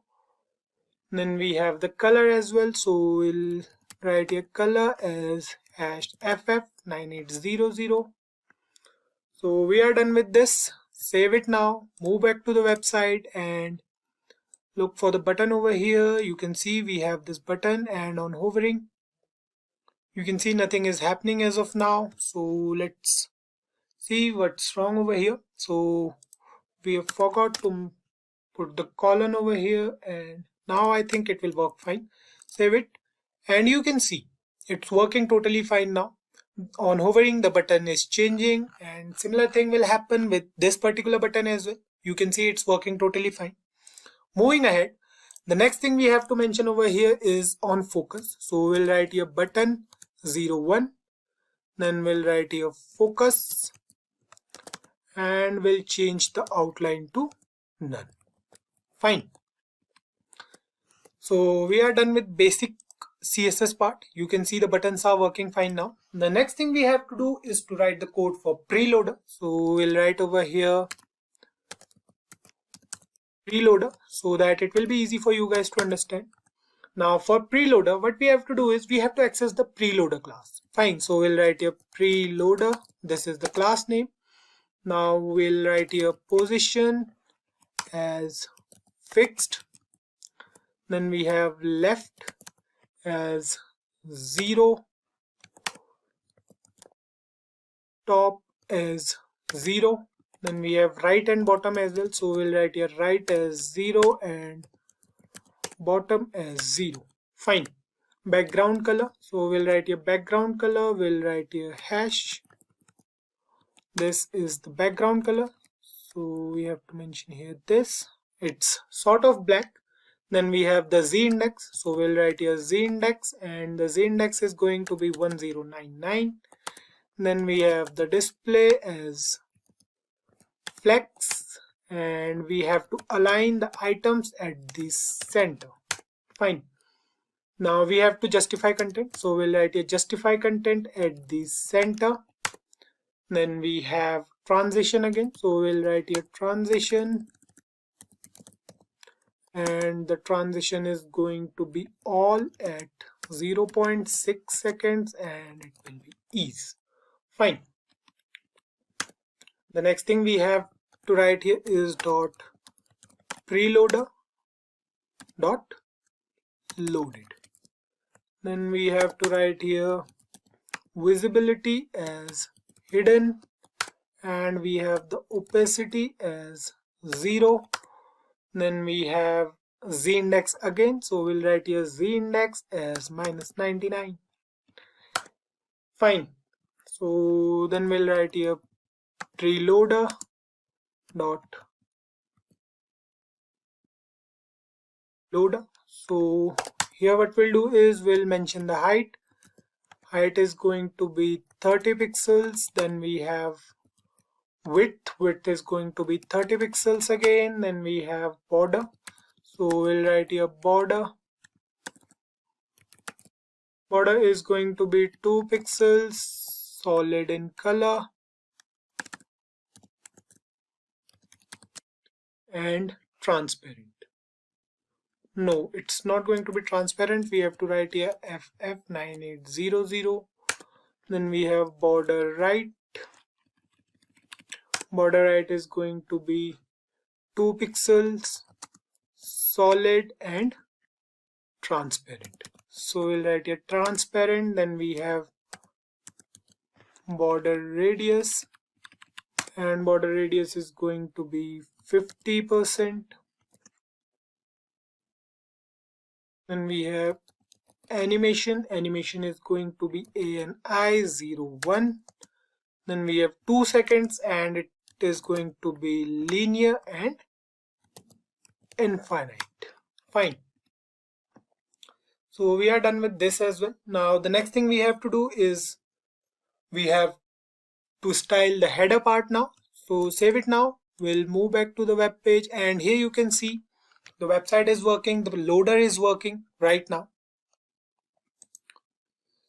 So let's start writing code again over here.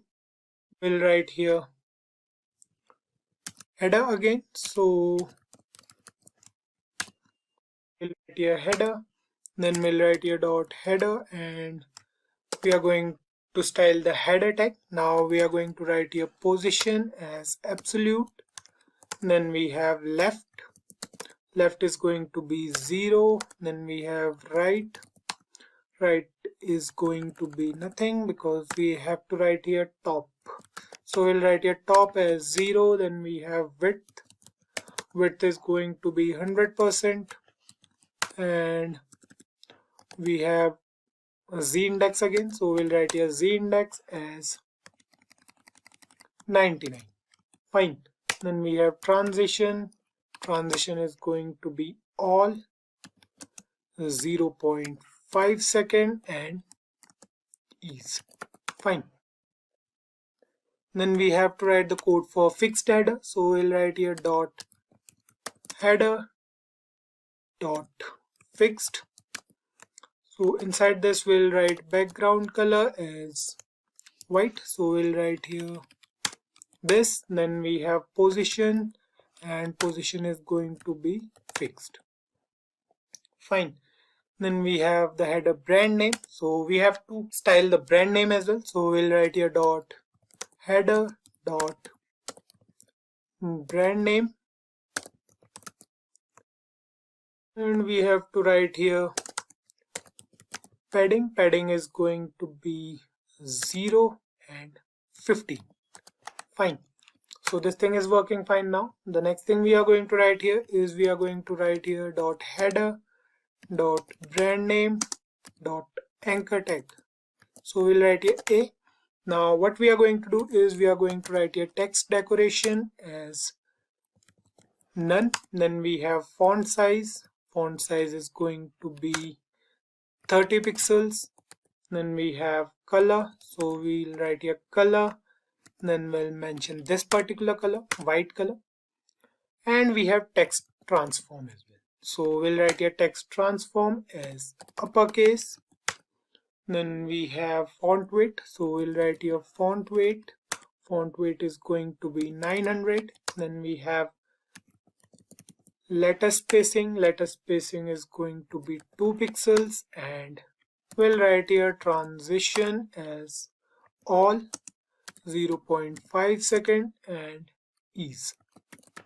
Fine. Next thing we have to do is we have to write here color, so we'll write here dot header dot fixed dot brand name, and then we have to write here A, and we have to write here color as black. Fine.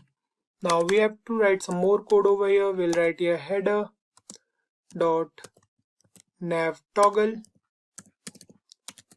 and we have to write here inside this as width is going to be 40 pixels. Then we have height is going to be 34 pixels. We have the border as well. We'll write here border 1 pixel, solid and white in color. Fine. Then we have border radius as 3 pixels and cursor as pointer. Then we have display as well. We'll write here display as flex, and we'll align items at the center. So we'll write here align items at the center. Then we have justify content at the center. Finally, we have transition here as well. We'll write here transition all 0.5 seconds and ease. Then we have display as none. Fine. So let's finish the header part first. We'll write here dot header dot fixed dot nav toggle, and inside this we'll write border color, and the border color is going to be black. Then we have to write here dot header dot nav toggle space span we are going to write the code for span tag, which we kept empty in the HTML part. We'll write here height. Height is going to be 1 pixel, and then we have display. Display is going to be block. Then we have width. Width is going to be 16 pixels. Then we have background color, so we'll write here background color as white. Then we have position as a relative and transition as all 0.5 second and ease. Fine. Lastly, we'll write here dot header space dot nav toggle space span, and we have to write the code for before and after. Fine, so we'll copy this from here, we'll paste it here, and instead of before we'll write here after. We'll remove this comma, and now we'll write the code. Now what we have to do is we have to write here content. Content is going to be this. Then we have position as absolute. Then we have left. We will write here left as 0. Then we have top as 0. We have height. So we'll write here height as 1 pixel and width as 100%. Fine, it will take 100% of the width. Then we have background color as white again. So we'll write here this, and we have transition again. So we'll write here transition, and transition is going to be all at 0.5 seconds and ease over here. Then we have dot header dot fixed dot nav toggle and span. Fine. Then we'll write here dot header dot fixed dot nav toggle. Then we have to mention it for before and the same thing for after. So we'll write here header. Then we have fixed. Then we have nav toggle. Then we have this thing for after. Fine. So we have to remove the space from here, and now inside this what we have to do is we have to write here background color as black.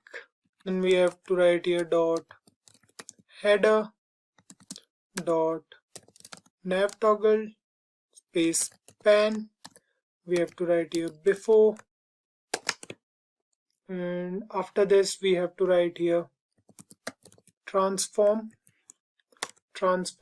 and we'll translate it to -6 pixels. So we'll write here translate it to -6 pixels. Fine. The same thing goes for after. We have to copy this from here, paste it here again. Instead of before, we'll mention after over here. We'll write here after, and after this we'll write here 6 pixel instead of -6. Fine. The next thing we have to mention over here is dot header.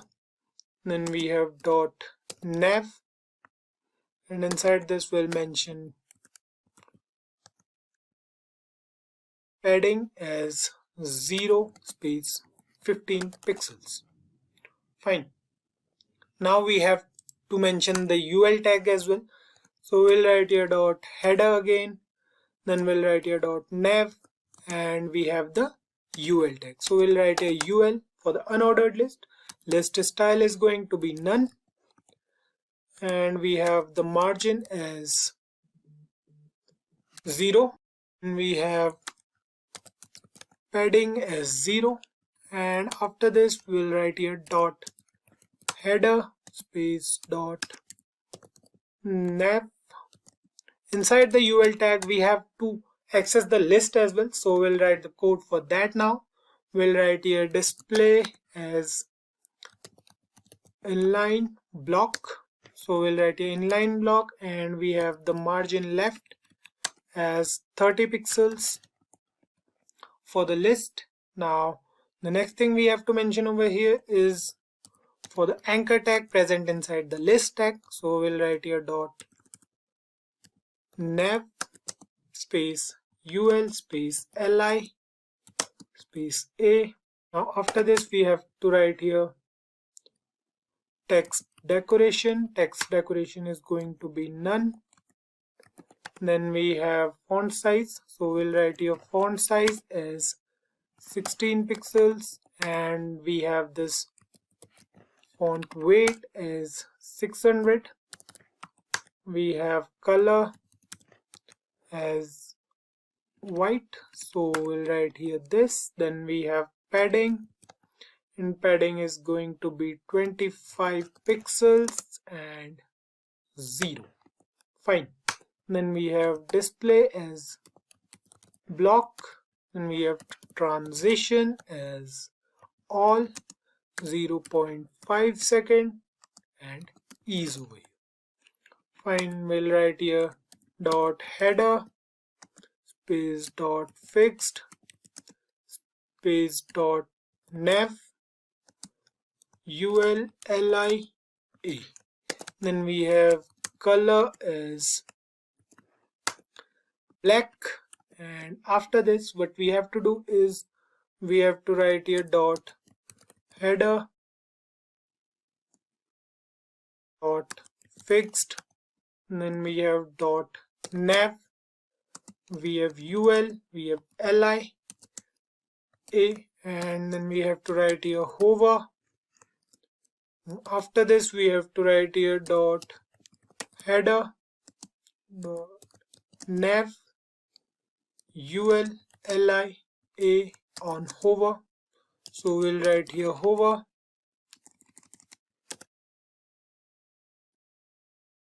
We have to remove the space from here as well. So we are done with this. Now after this what we have to do is we have to write here inside this color is going to be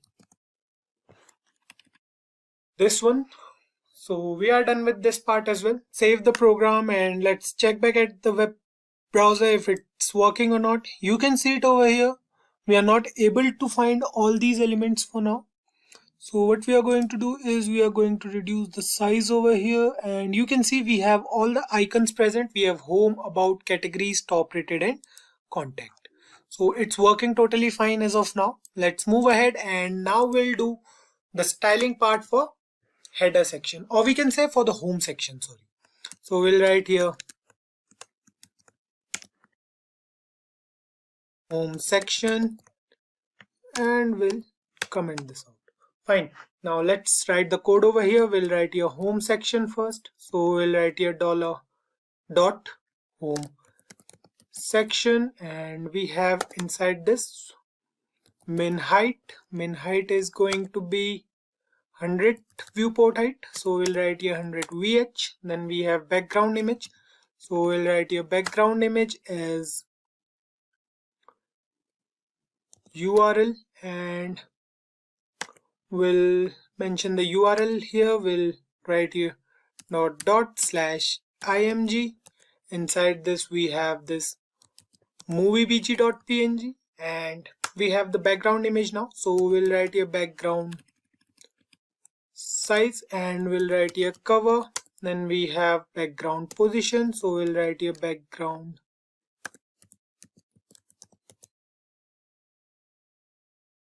position. So we'll write a background position as center. Fine.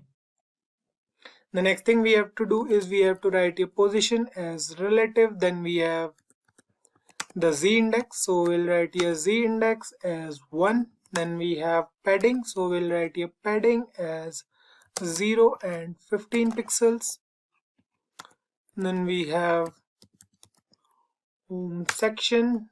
We'll write here home section before. Then we'll write here content. So we'll write here content, and content is going to be this again. Then we have position position is going to be absolute. Then we have box sizing, so we'll write here box sizing. We'll write here now border box. Then we have left as 0, so we have to write here 0, and here we have left as 0. Then we have top, right and bottom as well, so we'll write here top as 0, right as 0, and bottom as 0. Fine. Then we have background color, and background color is going to be black. Then we have opacity is going to be 0.7. Then we have z index again, so we'll write here z index as -1, and that's it. The next thing we are going to do is we are going to write here dot home section space dot shape 01. So we have that shape present which is rotating, so we'll write here position as absolute. Then we have height, so we'll write here height as 30 pixels. We have width again as 30 pixels, so we'll write here width as 30 pixels. Then we have border, so we'll write here border as 2 pixels solid and of this particular color. Fine. Now we'll write here right is going to be 5%. Then we have top as well, so we'll write here top is going to be 20%, so we'll write here top as 20%. And we have the animation, so the animation name is ANI01. we have 5 seconds, we have linear, and we have infinite. Fine. So the next thing we have to style is going to be the home section, and then we have the row class. So we'll write here dot row. We'll write here min height, and min height is going to be 100 viewport height, so we'll write here 100 VH. Then we have dot home section dot home content, so we'll write here home section home content, and we have this thing over here, and we'll write here flex is going to be 0 space 100%, so we'll write here 100%. Then we have max width is going to be 100%, and then we have text align at the center. Fine. The next thing we have is the heading, so we'll write here home section, so we'll write here home section space home content, so we'll write here home content. Then we'll write here the heading, so H4 is the heading. We'll write here H4, we'll write here font size, and font size is going to be 60 pixels. Then we have the font size is going to be 20 pixels away, not 60. Then we have the color, so color is going to be white, so we'll write here this. Then we have margin, so we'll write here margin is 0.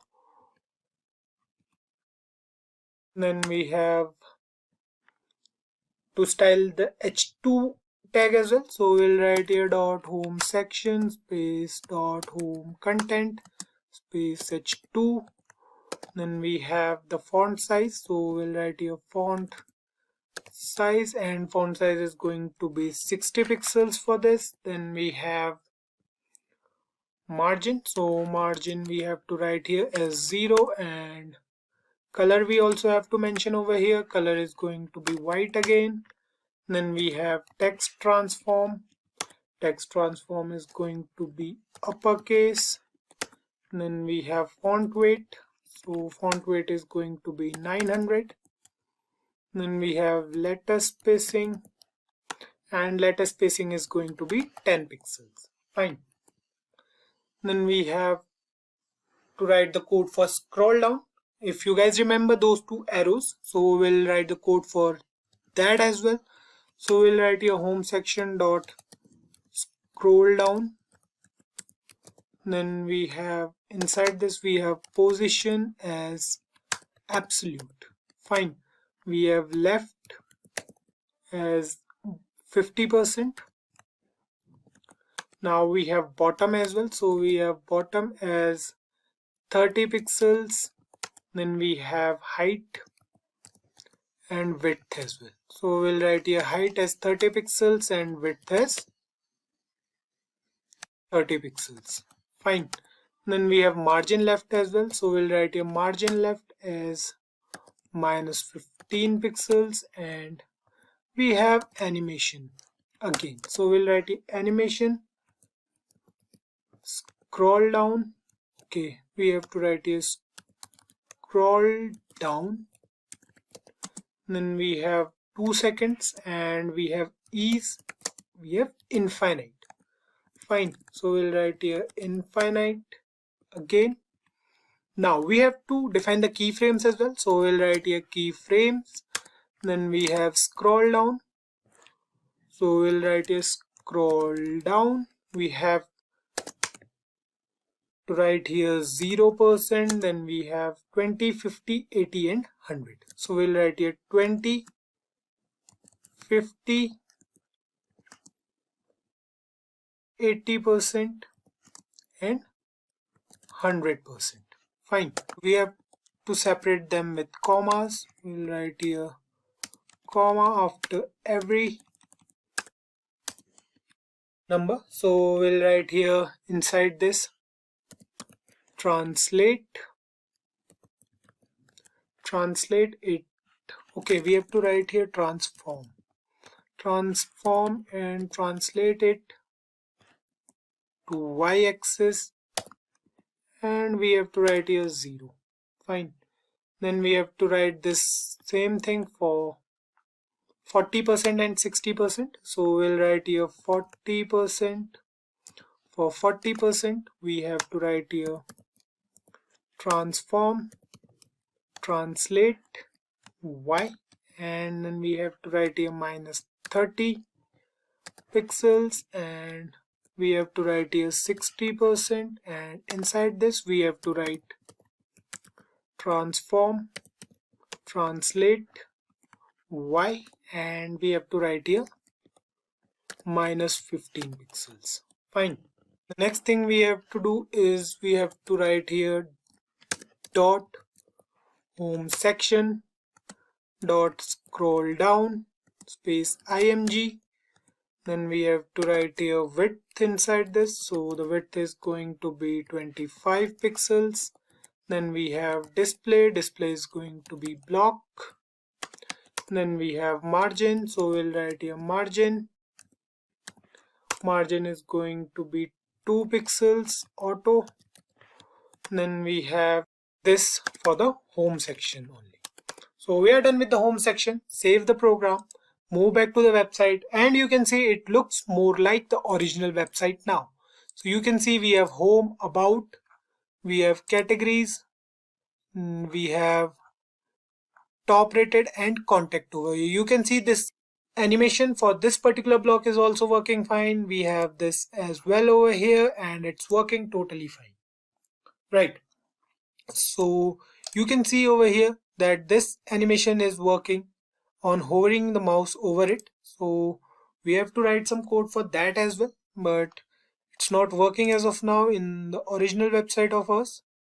So you can see nothing is happening on hovering the mouse over it. Now what we have to do is, we'll see it later on. We'll see why this part is not working. The next thing we have to mention here is the about section. So we'll write here about section, and we have to write here this. Now we'll access this about section, so we'll write here about section. Then we have inside this as padding is going to be 80 pixels and 0 space 0. So the next thing we have to do is to write here about section about image. So we have to add the image over here. So we are basically trying to edit that particular image inside the about section, right? So we'll write here .img, or we can say .about img. So inside this we'll write flex. Flex is going to be 0 space 33.33%. Then we have max width, so we'll write here max width as 33.33%. Then we have padding, so we'll write here padding as 0 and 15 pixels, and we are done with the image. Now the next thing we have to do is to style the image box, so we'll write here .about section .about image, then we'll write here .img box. Fine, so we'll write here .img box. Inside this we'll mention the position as relative. Fine.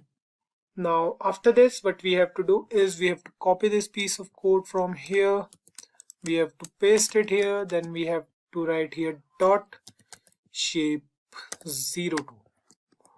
So basically what we are doing is we are trying to style the second shape. So we'll write here position as absolute, then we have height. So we'll write height as 30 pixels, we will write here width as 30 pixels, then we have border, so we'll write here border as 2 pixels, solid, and we'll write here FF9800, then we'll write here left is going to be 30 pixels, then we have top, which is again going to be 30 pixels, and then we have animation is going to be ANI01, 5 seconds, and then we have linear and infinite. Fine. So we are done with this as well. Next thing up, we have to write here .about section .about img, and then we'll write here .img box, then we'll write here .img. So we'll write here width is going to be 100%. Then we have display is going to be block, and then we have to write here .about section .about content. Fine, we have to write here flex is going to be 66.66%. Then we have max width is going to be 66.66% again. Then we have padding is going to be 0 and 15 pixels. Next thing up, we have to write here .about section section title. So we'll write here margin bottom as 30 pixels, then we have padding as 0, and then we'll write here .about section, and we'll write here .about content. So we'll write here .about content. And then we have to write here P for the paragraph tag. We'll write here font size is 16 pixels. Then we have color, so we'll write here color as it's sort of gray. Then we'll write here line height as 26 pixels, and we have margin is going to be 0 again. Then we'll write here .about section .about content .stats .stat box. Fine. Now inside this we'll write flex is going to be 0 space 25%. Then we have max width is going to be 25% again. Then we have padding is going to be 0 and 15 pixels again. Then we have to align the text at the center. Then we have margin top, so we'll write here margin top as 30 pixels. Fine. The next thing we have to do is we have to write here dot about section, about content, then we have stats, then we have stat box, and we have to mention the heading as well. We'll write your font size as 40 pixels, then we have color as black, then we have margin is going to be 0, 0 and 5 pixels. So we have to copy this from here now. We have to do the same thing for H5 heading text. So we'll write here H5 instead of H2. So we'll write here font size. So font size is going to be 16 pixels. Then we have color. Color is going to be gray. Then we have font weight. Font weight is going to be 600. Then we have text transform. So we'll write here text transform, and text transform is going to be uppercase for this particular heading. Then we have to style the button as well. So we'll write here dot about section, about content, then we have dot btn. So now inside this we have to write here margin top. Margin top is going to be 30 pixels for this particular button.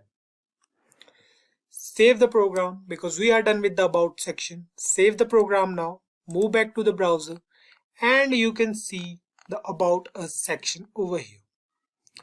So there's something wrong with this particular section.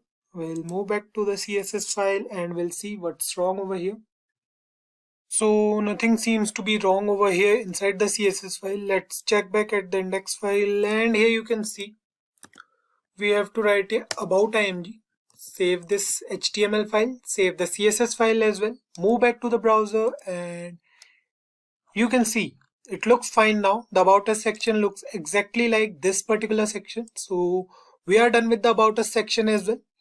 Now moving further, we have to style the service section now. The service section means this particular section in the HTML file is related to the categories section. So we have to style this particular section now. So for that, what we'll do is we'll write here categories, comment this out, and now we'll write the code for categories. We have used the class for categories as service section. So first of all, we'll write here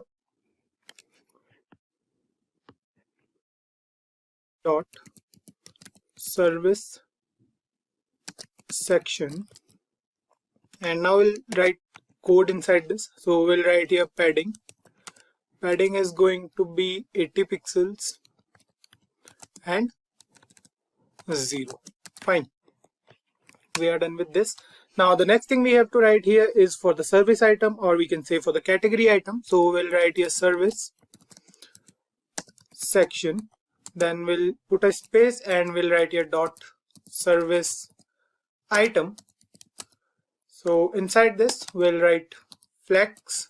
Flex is going to be 0 space 0 space 33.33%. Then we have after flex we have max width.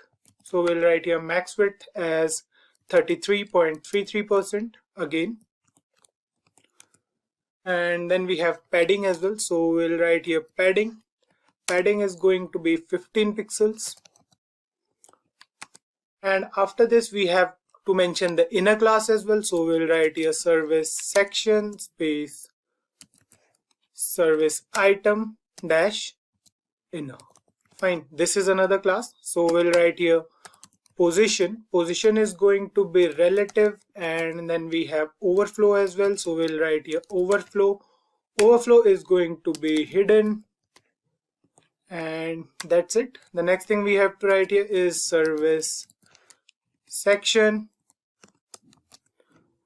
So we'll write here service section space service item inner space img. We are going to style the image as well, so we'll write here img. Width is going to be 100%, and then we have display as well, so we'll write here display as block. Then we have filter, so we'll write here filter as grayscale. Then we have passed the value for grayscale as 100%, and we have transition, so we'll write here transition is going to be all at 0.5 second, and it's going to be ease. Fine. And then we have service section, so we have to mention that so what we are doing is we are going to mention the hover thing over here. So if we hover mouse scale over any category or over any image, so what we want is we want to change that image to gray. So we'll write the code for that. We'll write here service section dot service item inner, and then we'll write here hover, and we'll hover over image. So we'll write here img, we'll write here filter as grayscale. We have to pass the value as 0 over here. Then we have transform, so we'll write here transform, we'll write here scale, and we are going to pass the value as 1.1. Fine. Then we have service section service item inner, and we have overlay as well, so we'll write here overlay. For the overlay class we have used in the HTML part, so inside here we'll write position as absolute, and we have to mention left over here, so we'll write here left as 0. And then we have top as well, we'll write top as 0. Then we have height, so height is going to be 100%, so we'll write here 100%. Then we have width, which is again going to be 100%. Now we are done with height and width. We have to mention the background color as well, so we'll write here background color as RGBA. So we are going to pass the RGBA values. RGBA value is 0, 0, 0, 6.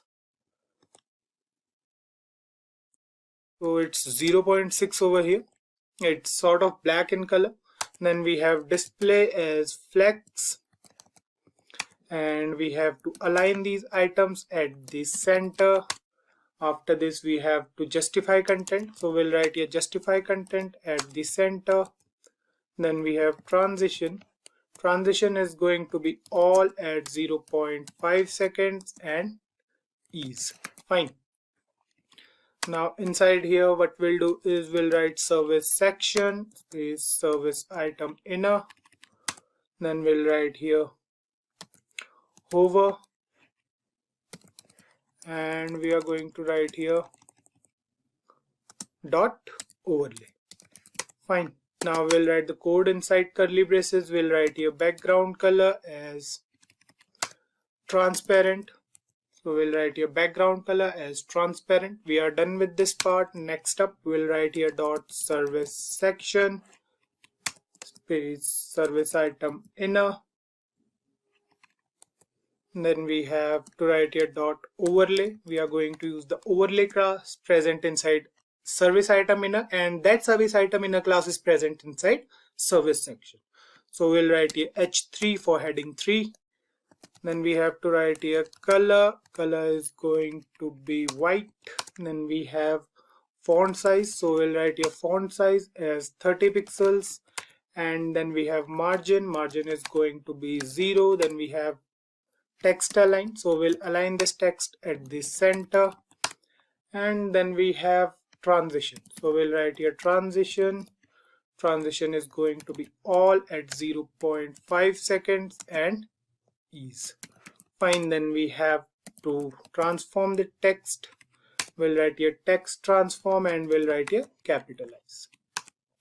Next up we'll write here service section space service item inner, and then we have overlay, so we'll write here overlay, and this time we are going to write it for h4 heading, so we'll write here h4. and we have to write here translate. So we'll write here translate. Okay, we have to write here transform actually. So we'll write here transform, and inside this we have to translate it to axis, and we'll write here 30 pixels. Fine. Next up, what we have to do is we have to mention the opacity as well. So we'll write here opacity as 0. Fine. So we are done with this categories as well. Save the program, move back to the browser, and here you can see our categories. So the hovering effect is still not working over here. We'll see why this is not working. So let's do one thing. What we'll do is we'll remove the space before hover over here. We'll do the same for this hover as well, and if we have any hover effect again, we'll do it for that. So save it now, move back to the website, and you can see it's working now. So it's working totally fine. If we move back to our original website, you can see we have all these images over here inside the categories section. So it's working totally fine in our website now. Now the next section we have to style is the top rated movies section. So here are our top rated movies. So we have to style this section now. What we'll do is we'll write here after this, we'll write here in comments, we'll write here top rated. Now we'll write the code for top rated section. So the class is work section. So we'll write here dot work section, and now we have to write the code for this. We'll write here padding. Padding is going to be 80 pixels and 0 and 0. Fine. Now we have to write here dot work section space dot work item. So we'll write here dot work item as well, and then we'll write the code inside curly braces. We'll write here flex. Flex is going to be 0, 0 and 33.33%. Then we have max width. So we'll write here max width as 33.33% again. And now we have padding as well. So we'll write here padding as 15 pixels. Fine. The next thing we have to mention over here is we'll write here work section space work item. So we'll write here work item inner now. So we'll write here work item inner. Then we have to style the images. So we'll write here img. We'll write here width. Width is going to be 100%. Then we have display. Display is going to be block. So we'll write here display as block. Then we have transform. Transform is going to be scale, and the value is going to be 1.1. Then we have transition. Transition is going to be all at 0.5 seconds and ease. Fine. Then we have dot work section. We'll write here dot work item inner. So after this we'll write here hover, and on hovering over the image we have to style it. So we'll write here filter. Filter is going to be grayscale again. So we'll write here grayscale. The value is going to be 100. We'll write here transform, and transform, what we are going to write here is scale as 1. Fine. Now after this what we have to do is we have to write here dot work section space work item inner, and now what we have to do is we have to write inside it position. Position is going to be relative. Then we have cursor. Cursor is going to be okay. Then we have cursor. Cursor is going to be pointer, and overflow as well. So we are going to write here overflow as hidden. Fine. The next thing we have to write here is dot work section. Inside the work section class we have this work item inner class, and we have to write the code for overlay class as well. So we'll write here overlay. Then we'll write here position as absolute, and left is going to be 0. So we'll write here left as 0.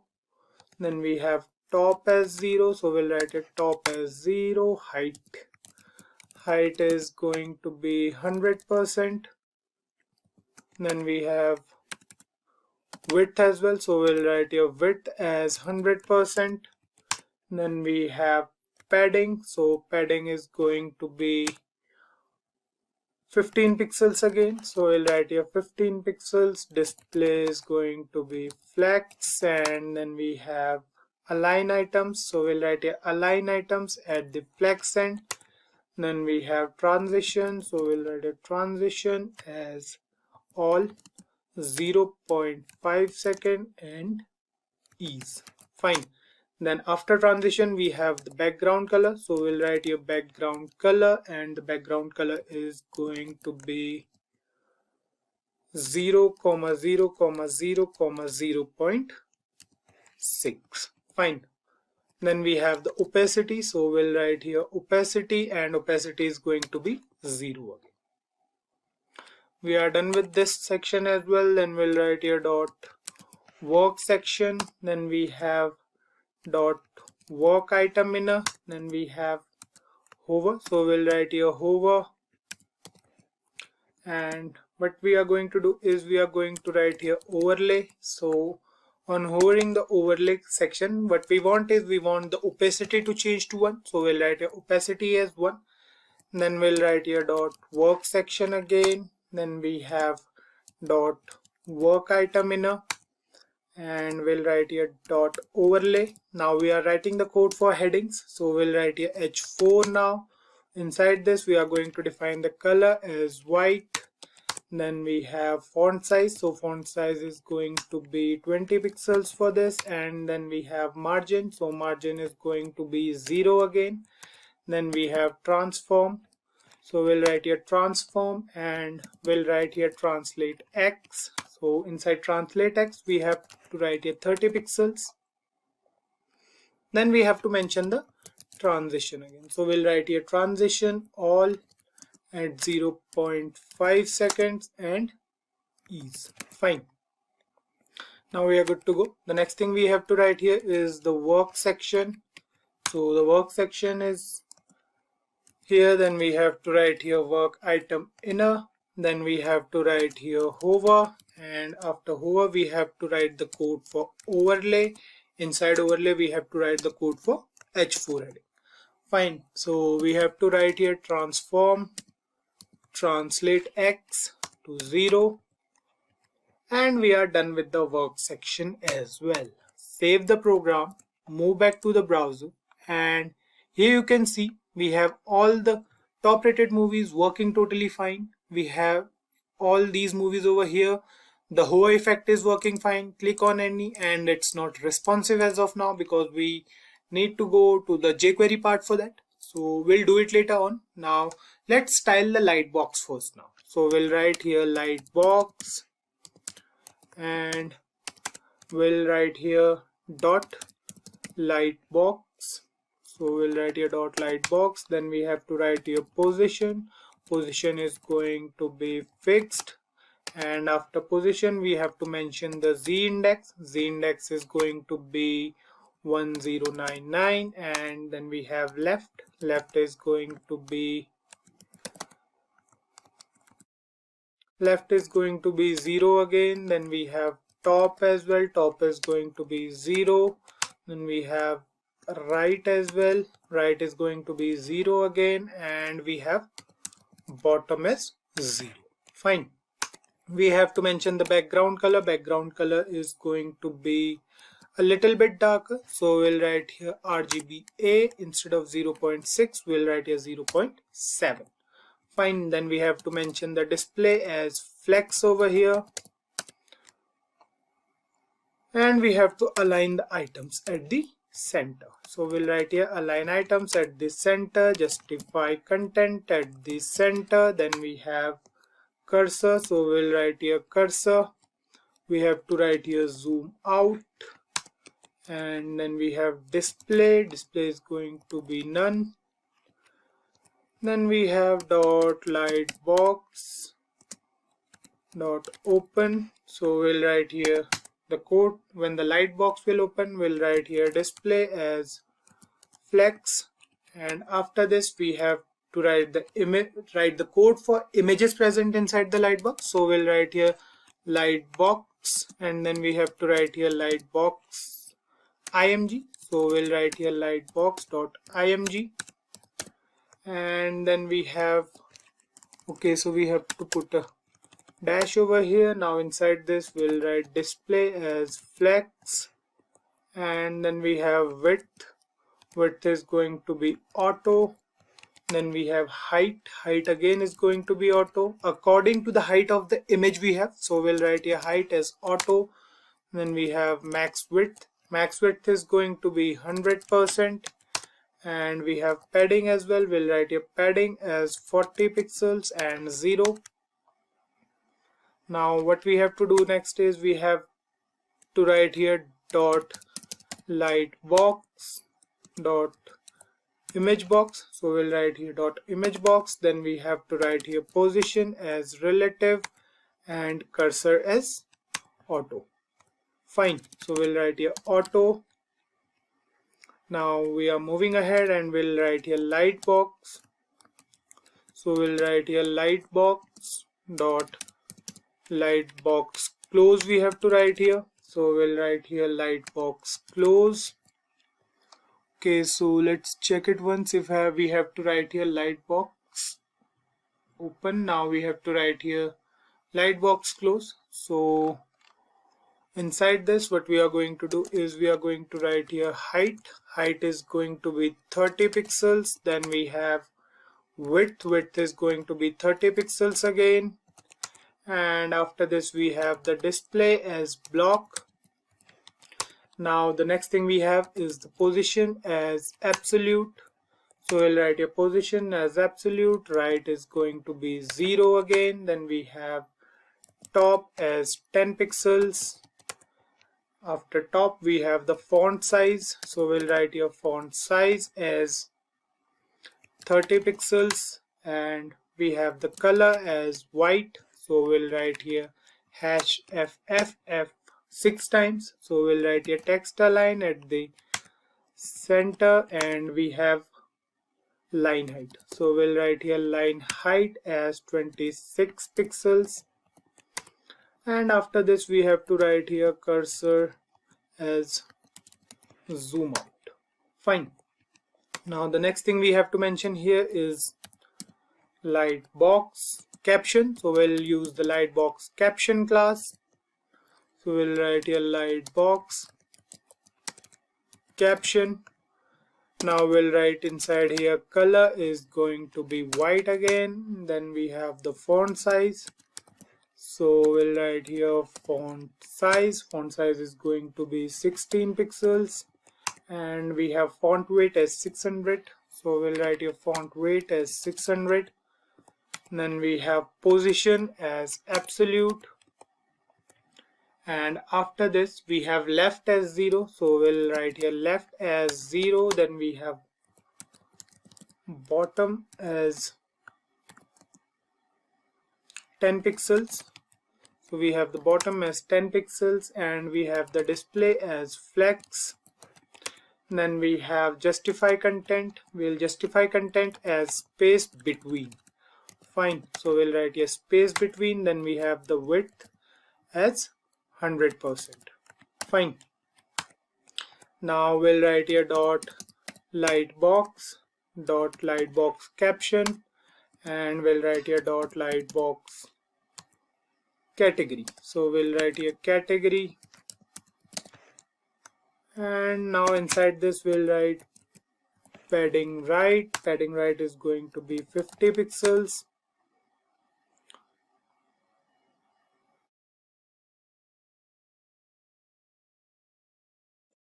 So after this what we have to do is we have to write the code for previous and next. So we'll write here dot lightbox, then we'll write here dot lightbox controls. So we'll write here lightbox controls, then we'll write here dot priv. So this is another class.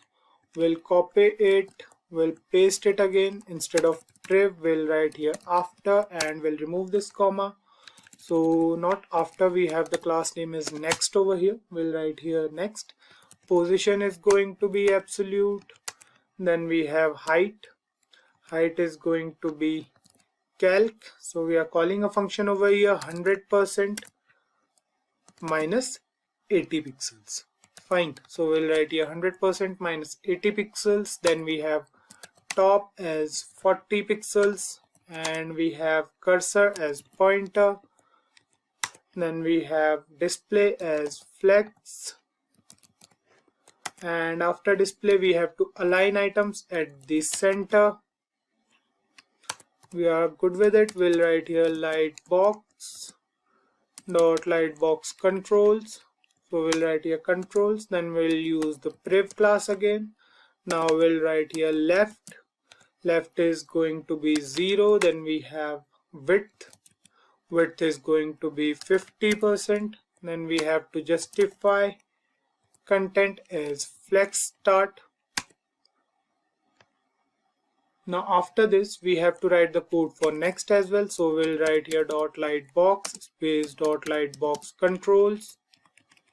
Then we have to write here next dot next. We have to write here actually. Then we'll write the code inside curly braces for next. We'll write here right. Right is going to be 0. Then we have width. Width is going to be 50% again. And after width we have to justify the content as flex end. We have the padding over here. Padding is going to be for padding right. So we'll write here padding right as 5 pixels. Fine. Next up we have to set the controls again for previous image and for next image. So we'll write here dot lightbox controls. Then we have dot priv. So we'll write here hover on priv. We'll write here img comma. We'll write the same piece of code for next as well. Now instead of priv we'll write here next, and we'll remove this comma from here. We'll put curly braces. We'll write here background color. Background color is RGBA, and instead of 0.6 we have 0.5 over here. And I think we are good to go, but we forgot to mention over here some more controls. So we'll write here dot lightbox space dot lightbox controls. Then we'll write here dot priv. Then we'll write here img. Fine. We'll put a comma. We'll copy this from here. We'll paste it here. And now what we'll do is instead of dot priv we'll write here dot next again, and we'll remove this comma off from here, and we'll put curly braces over here. We'll write here width. Width is going to be 30 pixels. Then we have height. Height is going to be 30 pixels again. Then we have padding. So we'll write here padding. Padding is going to be 5 pixel. And we have to mention the border radius as well. So we'll write here border radius is 2 pixels. And we have to write here transition. So transition is going to be all 0.5 seconds. Fine. So we are done with the lightbox as well. Save the program, move back to the browser, and you can see the lightbox isn't available at the moment because we have to write the jQuery part for that. So for now it looks fine. Now the next section we have to work on is the contact section. So we'll write here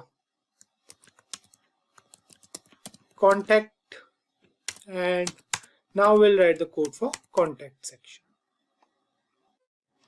Now for contact section we'll first access the contact section class. So we'll write here contact section, and what we'll do is we'll write here padding. So padding is going to be 80 pixels, and we'll write here 80, 0 and 80 pixels again. Fine. Then after this what we'll do is we'll write here the code for contact section image. So we'll write here dot contact section dot contact img. Now we'll write here flex. So flex is going to be 0, 0 space 100%. Then after flex we have the max width. So max width is going to be 100% again. Then we have padding, so we'll write here padding. Padding is going to be 0 and 15 pixels. We are done with the image part as well. Next thing up, we'll write here dot contact section dot contact image. Then we'll write here dot img box. So we are writing the code for image box. Now we'll add the image for contact us page inside this particular box. So what we'll do is we'll write here padding as 200 pixels and 0. Fine. Next up, we'll write here background image. Background image, we have to provide the URL. URL is, we have to write here dot dot. Then we have to access the images folder. So we'll write here images. Then after images, we have this contact.png over here. So we'll click on it, and here we have the contact image.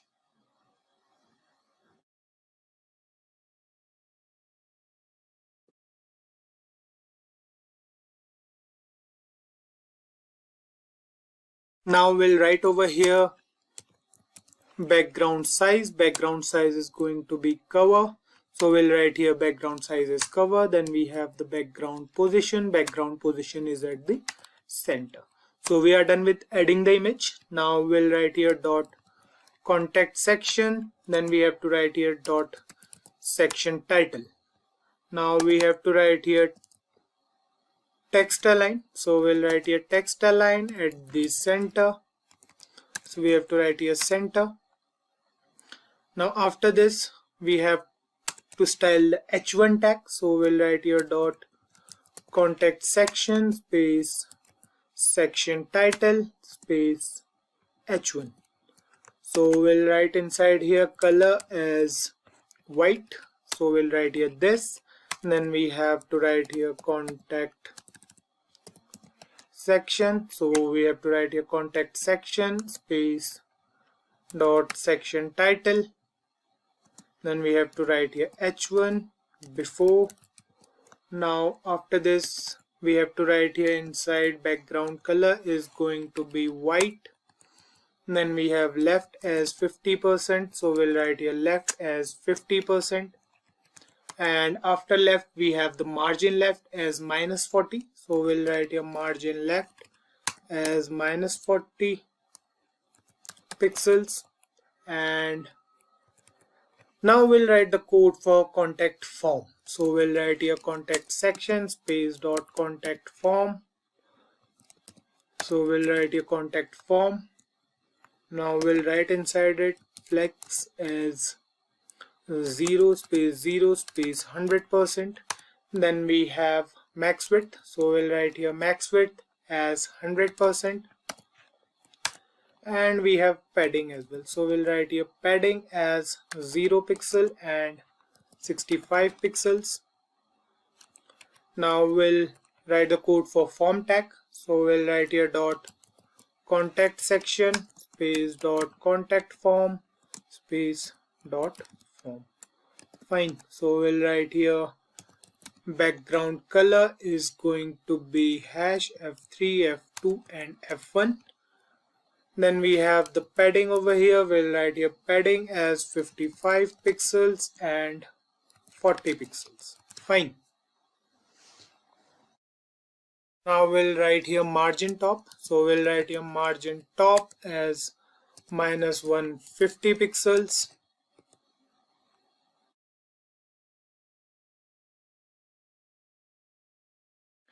And we are done with this part as well. So next up, we'll write the code for labels. So we'll write here dot contact section. Then we have dot contact form. Then we have dot form. Now we have to style the label tag. So we'll write here label. And inside this, we'll write color. Color is going to be black. Then we have font weight. So we'll write your font weight as 500. Now the display is going to be block and the margin is going to be 0, 0 and 5 pixels. Fine. Next up, we'll write here dot contact section Then we'll write here dot contact form. Then we'll write here dot form. And after this we'll write here dot input group. So we'll write here input group. And inside this we have to write flex. Flex is going to be 0 space 100%. Then we have max width, so max width is going to be 100%. And we have padding as well, so we'll write here padding as 0 and 15 pixels. And then we have to mention the margin bottom. Margin bottom is going to be 30 pixels. Then we have dot contact section dot contact form space dot form dot input group. Then we have to write here left. Fine. We'll put a comma over here. We'll do the same thing for right group as well. So we'll paste it over here. Now we'll write here right instead of left. Now we'll put curly braces, and inside here we'll write flex. Flex is going to be 0 space 50%. Then we have max width. Max width is going to be 50%. Now we'll write here dot contact section dot contact form, and then we have dot form. Then we have input control, so we'll write here input control. We'll write here width. Width is going to be 100%. And after width we have the height over here, so we'll write here height as 45 pixels.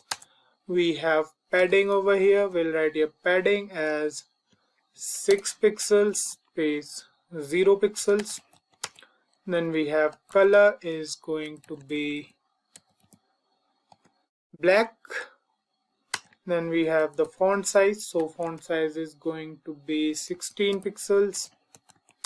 And we have background color as transparent, so we'll write here background color as transparent. Then we have border as none, and we have border bottom as well, so we'll write here border bottom as 1 pixels solid, and the color is going to be hash off-white kind of. Then we'll write here dot contact section dot contact form dot input control. Then we have to write here focus. We have to write here outline. Outline is going to be none. Then we have to write here again, so we'll write here dot contact section dot contact form. Then we have to write here form space form button. So we are writing the code from font. So we are writing the code for form button now. So we'll write here form button, and we have to align the text at the center for this. Fine. Next up we have to write the code for contact info. So we'll write here contact section dot contact info. Now we have to write the code for this. We'll write here flex as 0, 0 and 100%. Fine. We'll write max width over here, so max width is going to be 100%. Then we have dot contact section, and we have contact info, so we'll write here contact info. Then we have info item. Fine, so we'll write here info item, and now inside curly braces we have to write here flex.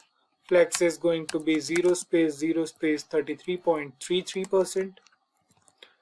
Then we have max width. Max width is going to be 33.33% again. Then we have to write here text align at the center.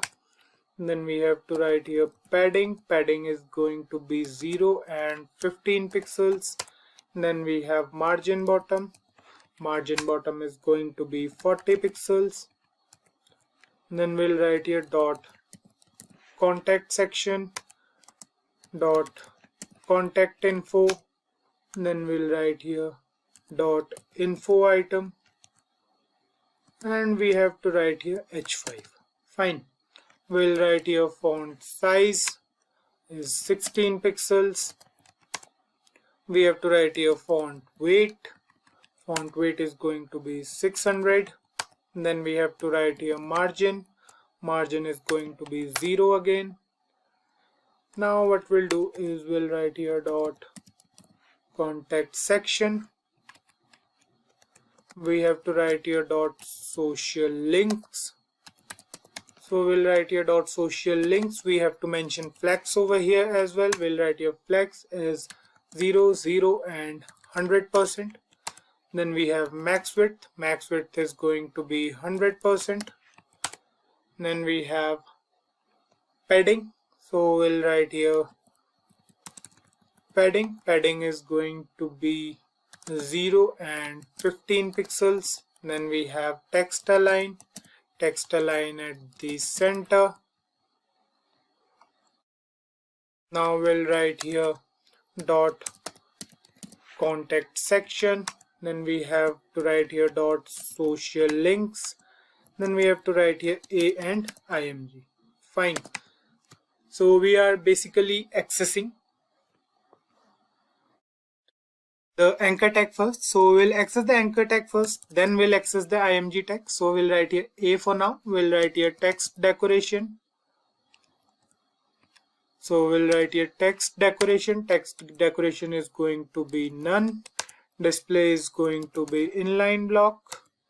So we'll write here inline block. Then we have margin is going to be 0 pixel and 5 pixels. Fine. Then we have to write here dot contact section dot social links space A space img. Now we are accessing the image present inside the anchor tag. We'll write here width as 28 pixels, reducing the size of our images. We'll write here display as block. So we'll write here display as block. We'll write here transition is going to be all at 0.5 seconds and ease. Fine. Now we have to write here dot contact section. Then we have to write here dot social links. Then we have to write here A on hovering over the image basically. So we'll write here hover img. And we'll change the opacity now. We'll write here opacity as 0.5. And we are done with this contact section as well.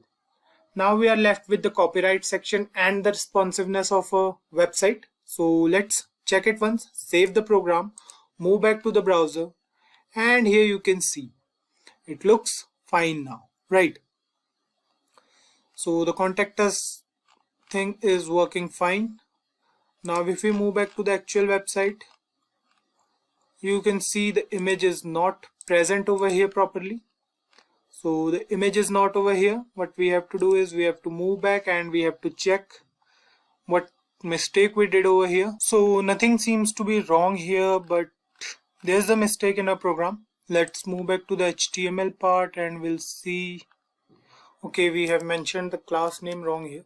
So we have to write a contact img, save the program now, save the CSS file as well once again. Move back here and you can see it's working fine now. So this is our website. The contact us is working totally fine. We have 3 placeholders over here. We have a text area basically for message. We have a name, email and phone number. So these icons are also working fine. On hovering over them you can see them working. The address, phone and email is also fine. Now we have to work on this footer part. We have to work on this 2022 Movie Mania copyright part. So we'll move back to the CSS file and we'll write here dot copyright, and we'll write the code for copyright as well. We'll write here border top. So border top is going to be 1 pixel, solid, and of this color. We'll write here C5, C5, C5. Fine, gray color sort of. Then we'll write here padding. Padding is going to be 25 pixels and 15 pixels. Then we have text align at the center. We'll write here text align at the center. And we have color as well. Color is going to be black or gray, right? Gray it is. So we'll write here font size. Font size is going to be 16 pixels again. Save the program, move back to the browser, and you can see it's working fine now. You can see it over here. The copyright area is working fine now. So we are done with the website basically. Now the only thing left here is for the responsiveness. Now the only thing left here is the responsiveness of our website. So we have to write the code for that as well. So we'll mention it over here first. We'll write here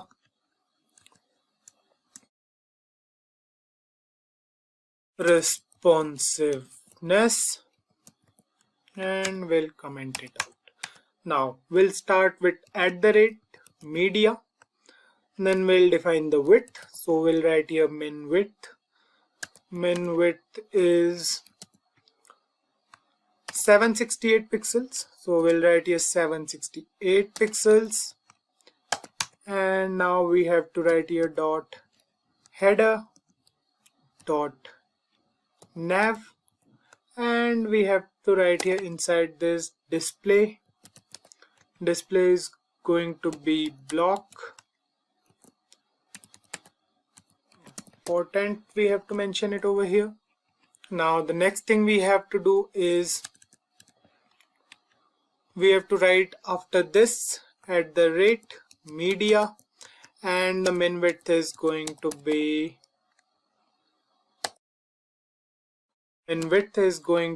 767 pixels.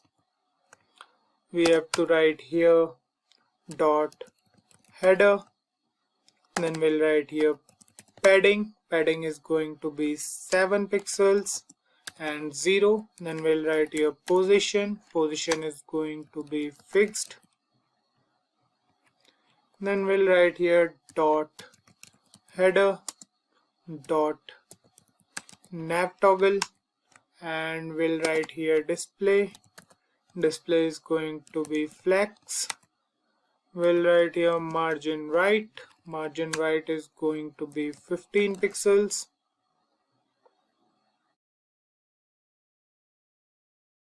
Now we have to write here after this dot header dot nav. Now inside this we have to write flex. Flex is going to be 0, 0 and 100%.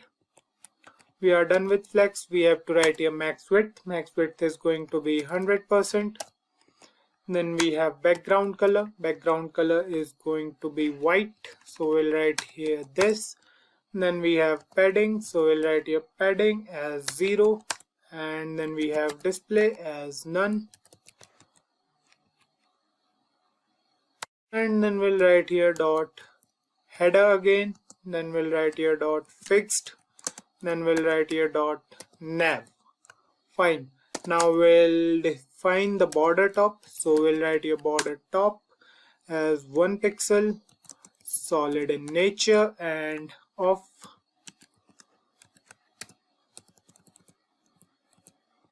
this color, gray color basically, right? Then we have dot header. We have to write the code for UL and LI now. So we'll write here dot header dot nav, then we'll write a UL, LI, and now we'll style them. So we'll write here display. Display is going to be block. Then we'll write here margin right. So we'll write here margin right. Margin right is going to be 25 pixels. And we have to mention here dot header space dot fixed space dot nav, then we have ul li a, then we'll put a comma and we'll write here dot header, then we'll write here dot nav ul li and a. Now inside here we'll write color, so we'll write here color and color is going to be black. Then we'll write here padding, padding is going to be 15 pixels and 0. So we are done with this as well. Now we have to style the home section for this particular screen size, so we'll write here dot home section and we'll write here dot home content. Then we have to write here h1. Heading is going to change, the font size is going to change to 40 pixels now. Then we have to do the same thing for about section, so we'll write here about section, then we'll write here about image. Image is also going to change. We'll write here margin bottom is going to be 30 pixels. Then we have to write here about section dot about content, then we'll put a comma, we'll write here dot about section again, then we'll write here dot about img. So we'll write here about img. We have to mention flex over here. Flex is going to be 0, 0 and 100%. Then we have the max width is going to be 100%. And after this we have to write here dot work section, so we'll write here work section, then we'll write here dot work item. We'll do the same for service section and service item as well. We'll write here service section dot service item and we'll change the flex over here. We'll write here flex and we'll write here 0, 0 and 50%. Fine. We'll change the width as well. We'll write here max width and the max width is going to be 50% now. And we are good to go with that. Now we have to do the same thing for 575 pixels as well. So we'll do it for 575. We'll write here @media and we'll write here inside this max width. Max width is going to be 575 pixels and we'll put curly braces over here. We'll write here dot home section, then we have dot home content, so we'll write here home content. Then we have the h1 tag, so we'll write here h1. We'll write here font size is going to be 25 pixels. And then we have letter spacing, so we'll write here letter spacing as 5 pixels. Then we have the about section, so we'll write here about section space about content space stats. Then we have stat box as well, so we'll write here stats and stat box both. We'll write here flex. Flex is going to be 0, 0 and 50%. Then we have to write here max width. Max width is going to be 50%. And after this we have to do the same thing for contact section, work section and service section. So basically for contact section, categories and top rated movies.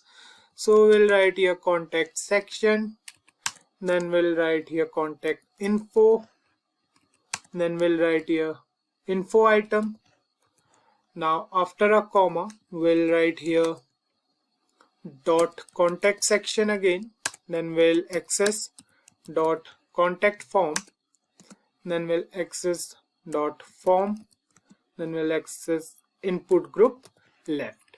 Fine, we'll write here input group left and we'll do the same thing for right input group as well. So we'll write here input group right, then we'll write here dot work section and we'll write here dot work item. Then we have to do the same thing for service section as well. We'll write here dot service section dot service item. Now we'll write inside curly braces. We'll define the flex over here. Flex is going to be 0, 0 and 100%. And max width as well. Max width is going to be 100% again.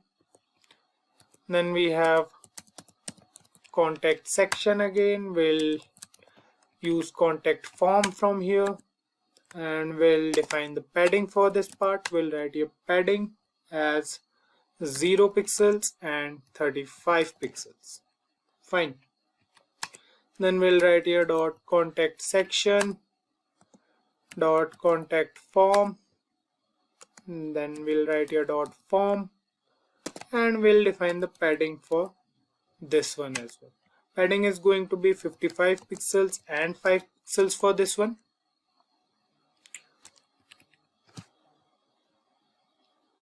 Now we are done with this. Styling of the website is done now. Save the program, move back to the browser, and you can see the styling is almost done. There's something which is not correct over here. So it's not working correctly as of now. We'll see what wrong we did over here. There's nothing wrong over here. So let's save it once again and we'll see if this thing works again or not. Move back to the website. So the website is doing good over here. And reduce the size and it's working fine now. You can see we have this website and it's working totally fine as of now. So we are done with styling our website. That's all what we need to do with styling. Now the last remaining thing here is to add responsiveness to this website. That we'll do with the help of jQuery and jQuery UI. You can see the website seems beautiful as of now, and let's do the remaining part quickly as well. Let's move on to the JavaScript file. So this is a JavaScript file and we'll write the remaining code here only. So here we are in the JavaScript file. Before we move on further, let's discuss all things we need to do on our website to make it look more interactive to the user.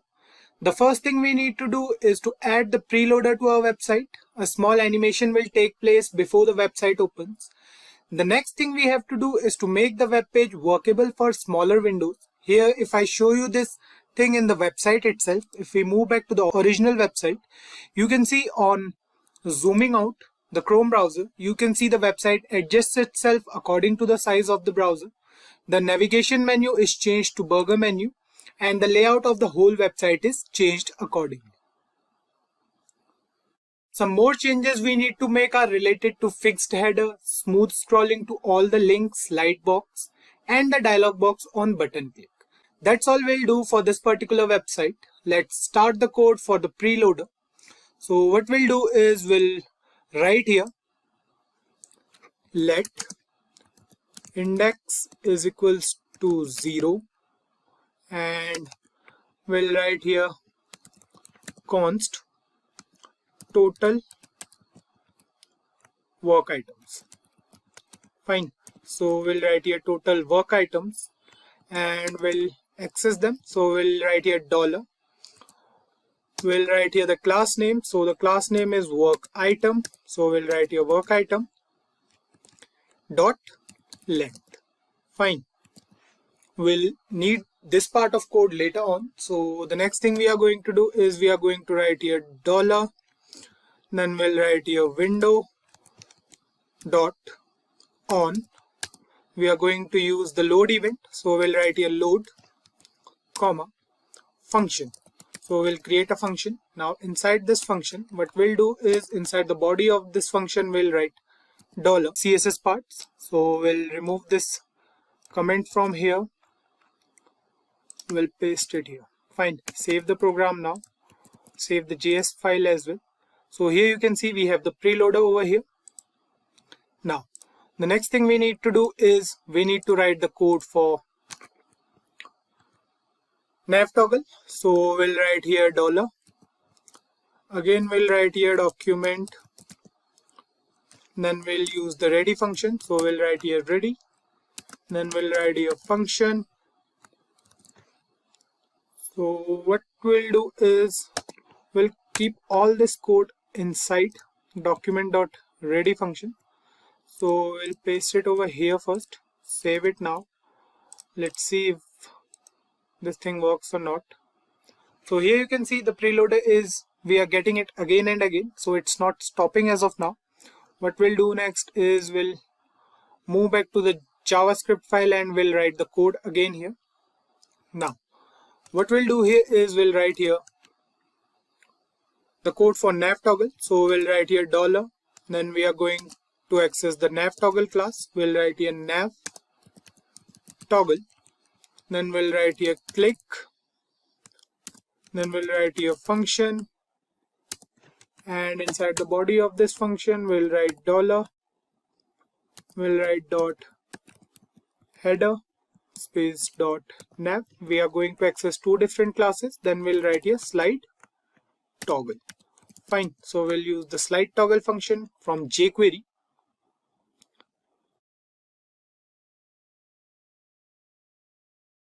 Then after this, what we'll do is we'll write here $, then we'll again access these two classes along with the anchor tag. So we'll write here dot header, then we have dot nav, then we'll access the anchor tag as well. Then we'll write here dot click, we'll create a function for this. We'll write here function, and now what we'll do is we'll write here if, we'll write here $, then we'll write inside this window dot width, and if the width is going to be less than 768, what will happen is the header and the navigation bar will toggle, they will slide toggle again. So we'll write here dot header dot nav, then we'll write here dot slide toggle again. We'll call the slide toggle method once again here. So we are done with this part. Save the program. For now what we'll do is we'll save the CSS file and the index file as well. We'll access this with live server again, and here we are in the website. Reduce the size and you can see the slide toggle method is working totally fine. We have about, we have this categories section over here, we have top rated, and we have contact. So each section is working according to our need. So the website is working totally fine as of now. The next thing we have to write here inside a JavaScript file is for the fixed header. So what we'll do is we'll write a comment over here. We'll write fixed header because we are going to write the code for fixed header now. So we'll write here $, then we'll use the whole window, then we'll write here scroll. We'll create a function over here. Now inside this function, now inside the body of this function, basically what we'll do is we'll write a if $, then we'll use this dot scroll top. So we have to write a scroll top, and this is a method. So we'll write here if scroll top is greater than 100, what will happen is we'll write here $, then we'll again access the header. So we'll write here header, and we'll write here add class. So we are going to add the fixed class over here. We'll write here fixed, and we'll write the code for else part as well. Fine. So we'll write here else. What happened inside the else block is going to be $, then we have to write here inside this dot header, then we have to write here dot remove class, and we have to remove the fixed class. Fine.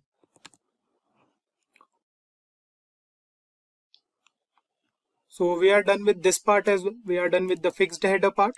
Move back to the website, and you can see the header is fixed now. So you can see the header is over here in all the pages. So it's working totally fine as of now. Now let's move ahead, and now we'll write the code for smooth scrolling to all the links. Fine. So we'll write here $. We'll access the anchor tag. So we'll write here A inside double inverted commas, then we'll write here on. we are going to use the click event. We'll write here click, we'll create a function again. We'll write here function. Now inside the body of this function, what we have to do is we have to make sure that this dot hash has a value before overriding default behavior. So if we write here if, then we have to write here this dot hash not equals to,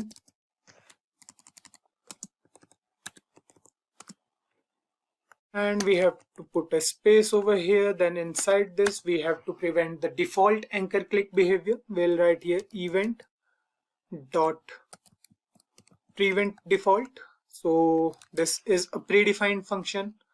Now what we'll do is we'll store the value of hash inside a variable. So let's say we are using the var hash. Now we'll write here is equals to this dot hash.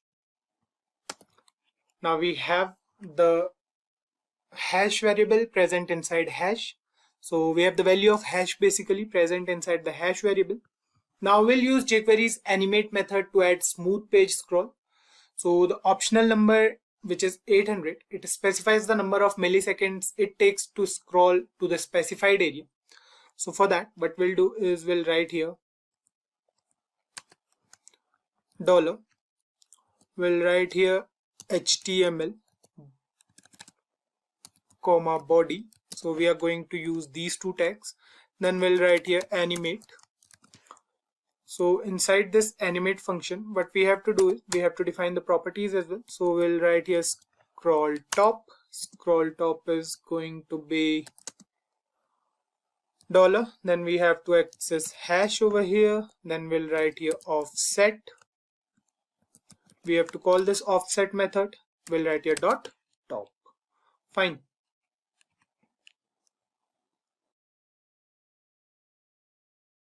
Now we have to pass the timer as well. So we'll write here 800 in milliseconds, and we have to create another function over here inside this function. Now inside this function, we'll use hash to URL when done scrolling. So default click behavior basically. So we'll write here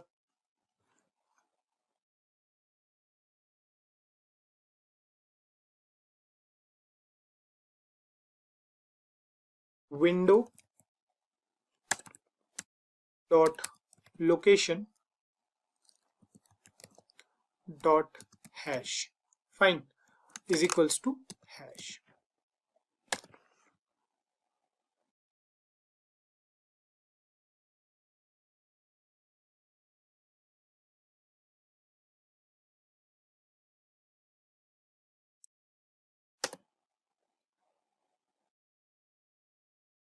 Okay, so we have to write here function. So the spelling mistake we have over here. So we are done with this. The if statement ends over here. Now what we have to do next is we have to set lightbox image max height. So for that, what we'll do is we'll write here, we'll take a constant, we'll write here const w height. So let's say this is a variable, we'll write here $. Then we'll access the whole window. We'll write here dot window. Then we'll write here dot height, and we'll call this method.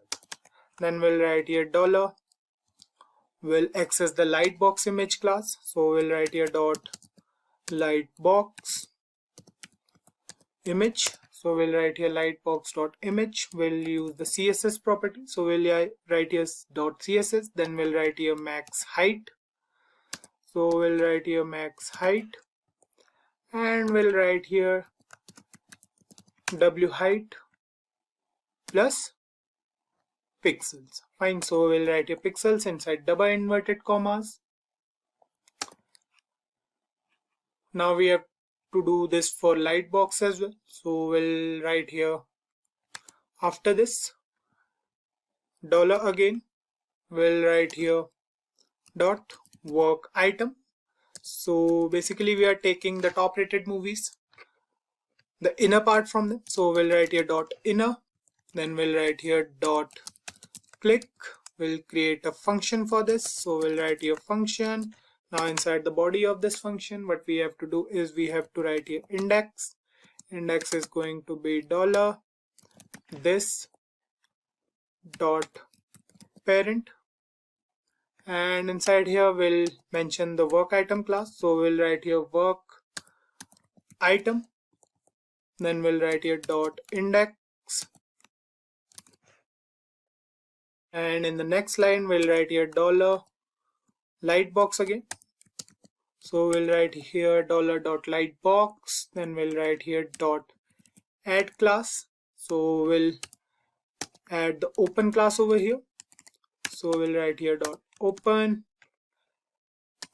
and we have to call a method now. So we'll write here dollar slide box slide show, and we are good to go with it. In the next line, what we have to do is we have to write the code for previous and next buttons. So we'll write here dollar. We are going to access the lightbox prev class. So we'll write here dot lightbox dot prev. Then we'll write here dot click. On clicking the button, what we have to do is we have to call a function. We'll write here function. Now inside the body of this function, we'll write here if index is equals to 0. Then what will happen is we'll write here index is equals to total work items minus 1. So we'll write here total work items minus 1. So we have taken this variable initially. If you can see here, the initial value of this items was the length of the work items. So we'll mention it over here. Now we have to mention the else part as well. We'll write here else, and inside this we'll write index minus minus. Fine. Now after this, what we have to do is we have to call the lightbox slideshow method again, and we are done with the previous part. Now we have to do the same thing for the next part. So we'll write here dollar dot lightbox, and then we'll access the next class. Then we'll write here dot click. We'll call a function. We'll create this function. Now inside the body of this function, we'll write if index is equals to total work items minus 1. Then index is going to be 0. And we'll write the else part as well. We'll write here else, and inside else we'll increase the value of index. We'll write here index plus plus, and once again we are going to call this lightbox slideshow method over here. Fine. Now we are done with these two parts. What we have to do is we have to close the lightbox as well. So we are going to write the code for that now. We'll write here dollar. We'll write here lightbox. Then we'll use the lightbox close class over here. We'll write here dot click. We'll create a function for this, and inside here we'll write dollar. We are going to remove this class. Basically we are going to remove this open class. So we'll write here dot lightbox dot remove class. Which class we are going to remove is the open class. Fine. So what we want to do next is we want to close the lightbox when clicked outside of the image box as well. So we'll write the code for that part as well. We'll write here dollar. Then we'll write here lightbox. We'll write here dot click. We'll write here function. We are going to create an event now. So we'll write here event. Now inside the body of this function, we'll write if dollar event dot target dot has class lightbox. So we'll write here dot lightbox. We have to create the body. So we'll write here dollar this dot remove class. We are again going to remove the class as open.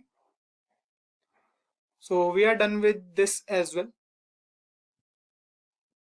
Now the next part is to create the function lightbox slideshow. Fine. So for that, we'll write here function lightbox slideshow. This is going to be a function and we are going to create it. We'll write here const img src is equals to dollar. We'll write here dot work item. So we'll write here work item. Then we'll write here dot eq index. So basically we are taking the index, we are going to find the image. We'll write here dot find. We'll write img inside this and then we'll write attribute over here. So we'll write attribute. Attribute is data large. Fine. So we'll write here data large.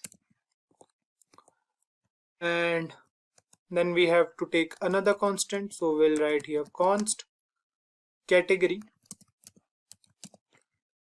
Category is going to be dollar. Then we have to access the work item class again. So we'll write here work item. Then we'll do the same thing again. We'll write here dot eq index. Then we'll write here dot find. Now inside find we have to mention h4 over here. Then we have to write HTML. Fine. Now after this, what we have to do is we have to write here dollar. Then we have to write here dot lightbox img dot attribute. So we'll write here dot attr. Then we are going to write here src comma image source. So we'll write here img src now. Fine. The next thing we have to do is we have to write here dollar. We are again going to access the lightbox category. So we'll write here lightbox category. Then we'll write here dot html category. And after this we have to write here dollar dot lightbox counter. Fine. We'll write here dot html. Now inside this we'll write here total work items plus, and we are going to write here plus index plus 1. Fine. So we are done with this part as well. We are done with the lightbox part. Now the last thing remaining is the dialog box on button click. So let's check it out if this thing is working or not. Save the program, move back to the website, click on any movie, and you can see the top rated movie section is working fine. The lightbox is working fine basically. Click on out of it and you can see it's working fine. Click on the image, you can see the image changing. Click on the cross over here, you can see the lightbox closing. It's working totally fine. One thing which is not working over here is on clicking outside of this image, the lightbox is not closing. So what we have to do is we have to remove this dot from here, save it now, move back to the website, click on an image, click outside the image, and you can see it's working totally fine now. Fine, we are done with the lightbox. Now the last thing remaining is the dialog box. Fine, so let's write the code for dialog box as well. We'll write here after this dollar. So we have to access the button, so the button ID is button. Then we'll write here dot click. We are going to create a function. We are going to use jQuery UI for this. You can add more interactions, or we can say more widgets to this, but for now we are going to use the dialog box widget. So we are going to write here dollar. Then we are going to write here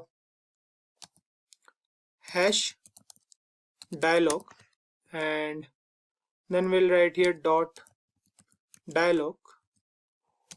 We'll pass open over here, then That's it. Fine. Now the next thing we have to do is to write here $. Then we are going to access the dialog box again. We are going to write here .dialog again. So we are going to write here .dialog. Now we have to define the properties of this. So we are going to write here title. Title is going to be thank you for contacting. Then we have close on escape property. So we'll write here close on escape. We'll write here false for close on escape. Then we have model as well. So we'll write here model as true. Fine. We'll do one more thing. We'll set the auto open property to false for now. We'll write here auto open and we'll write here false. Fine. So here we are done with the website. Save the program and let's do one thing. Let's open this whole thing again with live server and we'll see if our website is working. So you can see the preloader thing is working now. Fine. And we have this about us section. We have the categories section for our movies. It's all working totally fine. Then we have the top rated movies over here. It's working fine as well. Then we have the contact us section over here. We'll write a name over here again. We'll write here Kaushal. Email is going to be kaushal@gmail.com. Then we'll write some message over here. We'll write thank you, send message, and you can see it says thank you for contacting. We'll get back to you soon. Don't forget to check your email. So this thing is also working fine. The title is thank you for contacting. If we try to click on any of these placeholders now, you can see we are not able to do it because of the model property. So the website is working totally fine. All the icons and everything is working fine. If we reduce the size of our browser, you can see the burger menu as well. It's working fine as well. And it looks good, right? So I hope you guys understood what we learned in today's tutorial. I want you guys to add some more functionality to this website on your own using jQuery and jQuery UI.